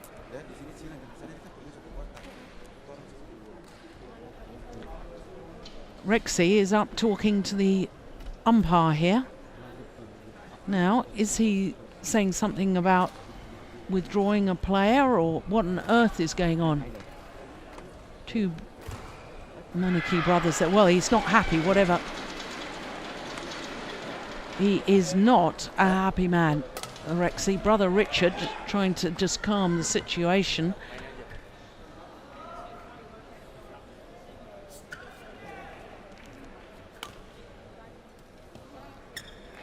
Well, they wanted to swap coaches, I think.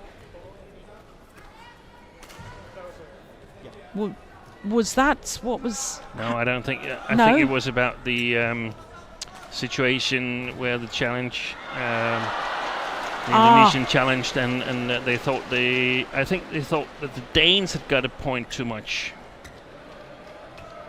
It wasn't that they didn't get the correct score, but I think they felt the Danes got a point too much. Yeah. Well, I certainly didn't notice that.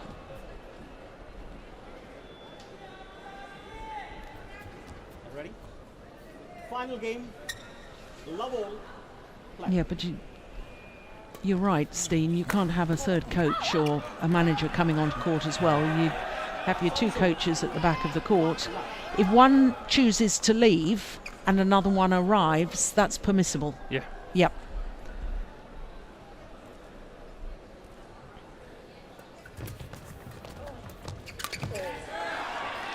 Yeah, that's well taken.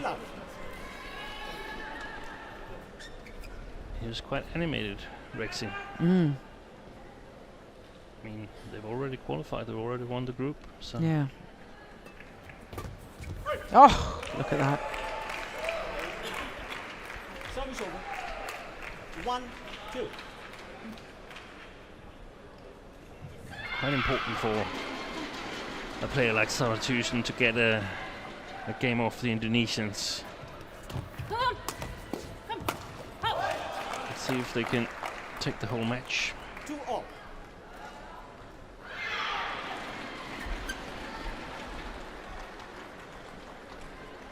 It's the Danes with the momentum, at least. Yeah.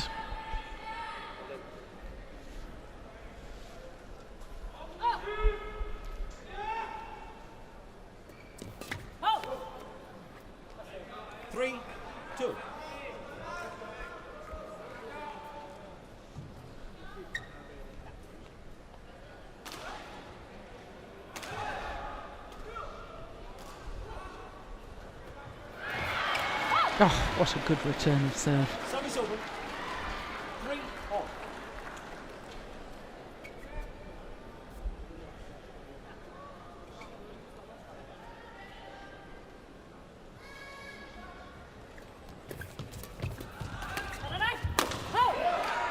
No. Smash like that's never going to come back. Service over. 4-3.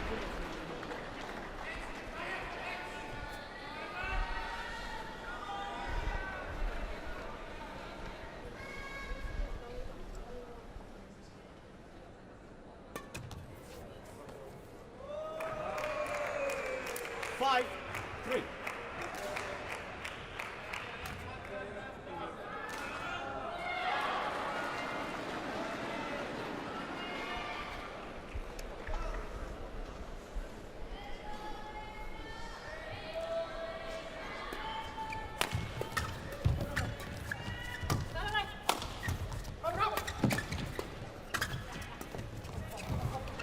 Good rally. Oh!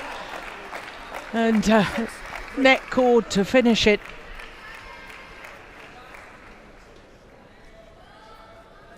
Been a very good idea to flick Devi Susanto. I would have the majority of the services as flick if it was me.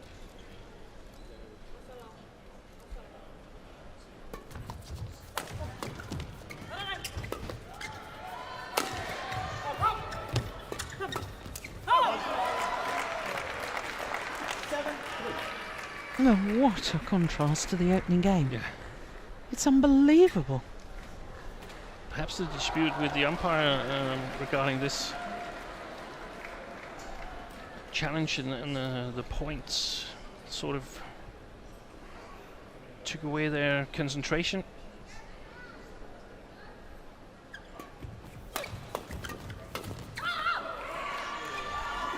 Service over. Lucky for the Indonesians. Play.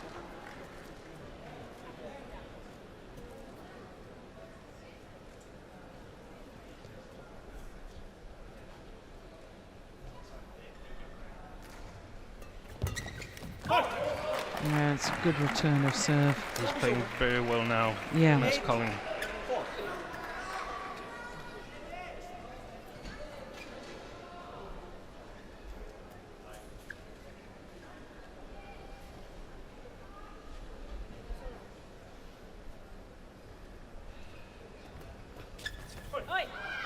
Oh, what a great serve too.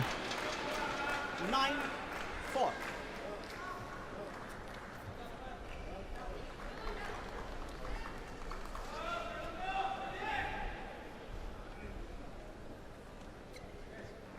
Yeah, look at the body language. The Indonesians, that's not good if you're an Indonesian fan.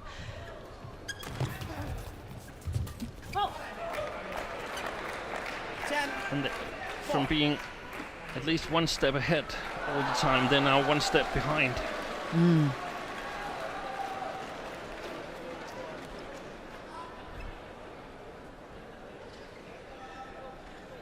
The game in 6-2, 8-4, 10-6, 14-10. In that second game, kept those 4 points ahead, and suddenly it all went horribly wrong. Yeah. Because now, with a 7-point advantage. I think they got a little bit too content, but I also think it was good advice from Lars Ure that the Danes should be aware that it was coming back one more time than they expected. Yeah. See if we can hear him again.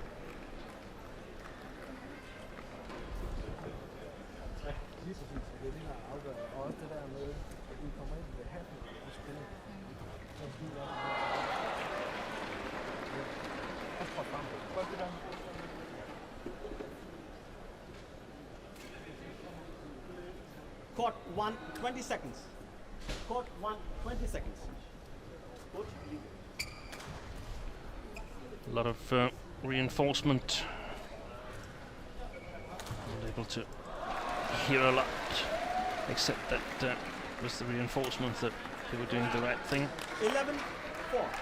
And that I also think they acknowledged that Sarah took a bit more responsibility at the net and sort of realized that she could easily play here. Yeah, look at that. Yeah. Look at that. And what the Indonesians have sort of accomplished now is that they have actually raised the level of confidence for Sartusen.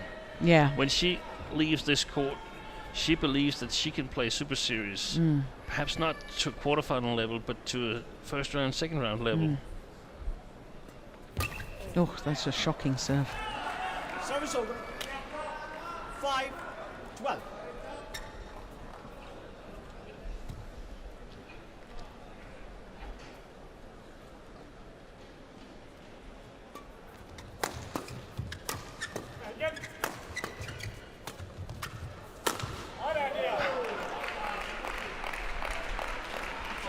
Bit of a wild hit from Praveen Jordan. And in all honesty, Steen, you know, the way that the Indonesians have allowed that challenge and in their minds a lost point or a point to their opponents or whatever their feeling was about it, they've let that affect them too much. And if they are real contenders, the number 10 in the world ranking right now, they've been as high as 9.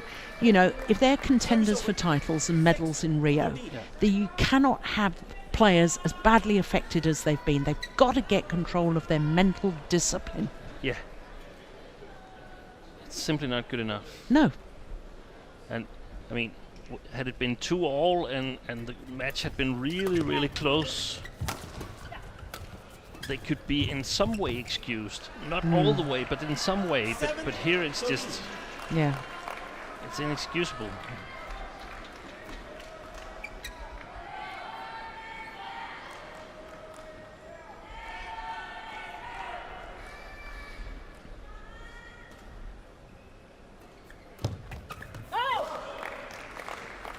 Service over. 14-7. There's a Danish handball coach who calls it emotional slavery. That you're simply a victim of your emotion, that you're not able to get past this sort of injustice you feel that has hit you. Yeah, you've got to learn to channel that anger and aggression in the right direction. And that point counts exactly as much as all the other points. Yeah. Well, of course, the real athlete that I think of that was able to use his anger and aggression in the right way was John McEnroe. Yeah. The more angry he got, the better he played. Yeah. And it's also about sort of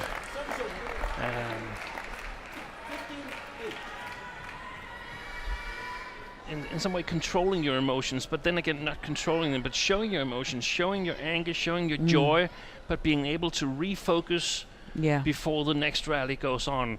And that's really, really a difficult task for some players. Well, 16-8. 8-point advantage. And certainly until just a little over halfway through the second game, I didn't think we'd ever be in this situation. And all credit to the Danes, because it's not just that the Indonesians have allowed that incident to affect them.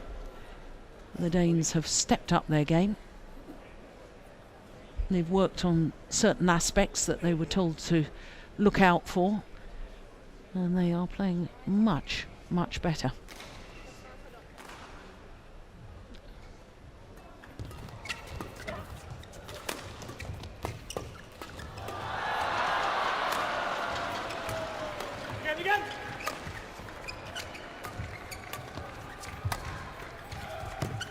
Rally. And I think now they try to change it back, the Indonesians, but they've sort of started the Danes, so it's not so easy as it was in the first 1.5 game. And it's a gift to the Danish team, should they be so lucky to draw Japan for the knockout stage, because otherwise it would have been a combination with little confidence going into that match. Yeah. Oh, my goodness. Service over.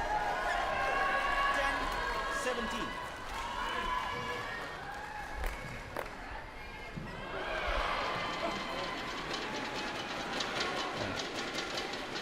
Shocked by the sudden blow of wind.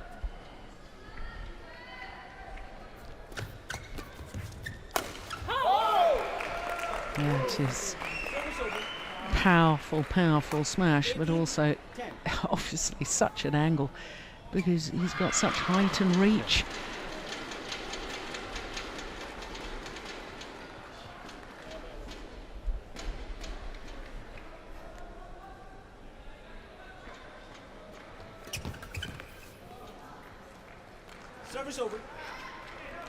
11-18.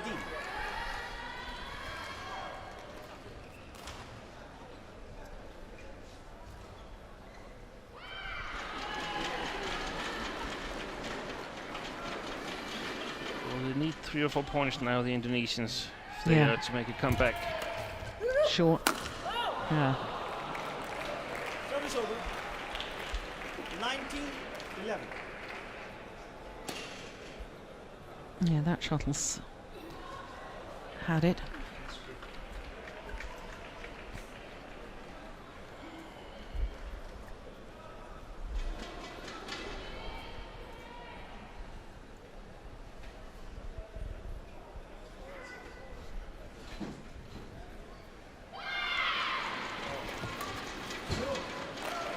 Oh, match points now for Denmark.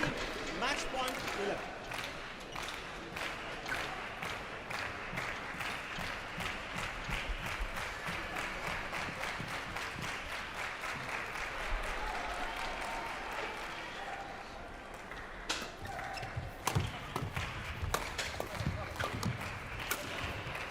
Ugh.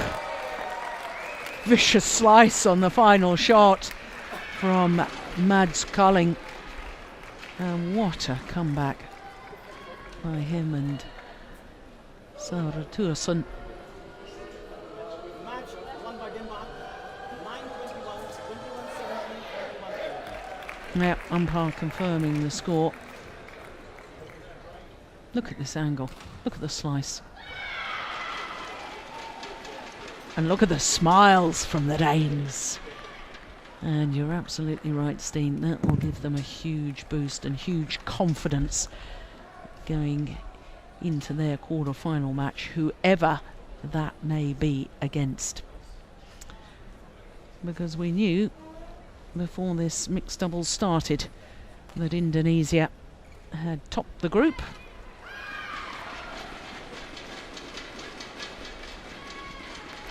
So Indonesia will be the seeds, but there we can see confirmed in 46 minutes of play, the Danes winning 9-21, 21-17, 21-11 in the deciding game.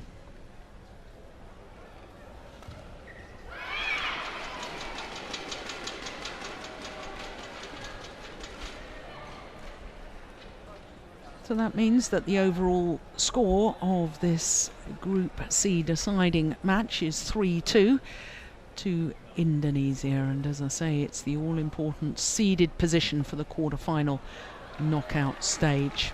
Well, it all started with the men's doubles and the former world champions Mohamed Hassan and Hendra Setiawan having to come back from a game deficit, 6 minutes shy of the hour mark, that men's doubles.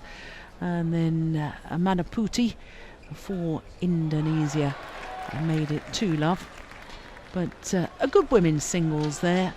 Jano Jorgensen really showing his class, the world number 3 against the 17-year-old left-hander from Indonesia.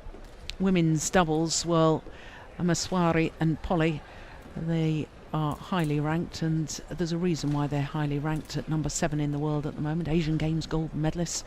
That was fairly comfortable for them, but remember that was a scratch partnership for the Danes. And mixed doubles, well, what a turnaround by Colling and Thorsen. So that means Group 1C has been decided. Of course, there'll be more action later on this evening, 7 o'clock local time. It will be Singapore against the Netherlands, Group 2A.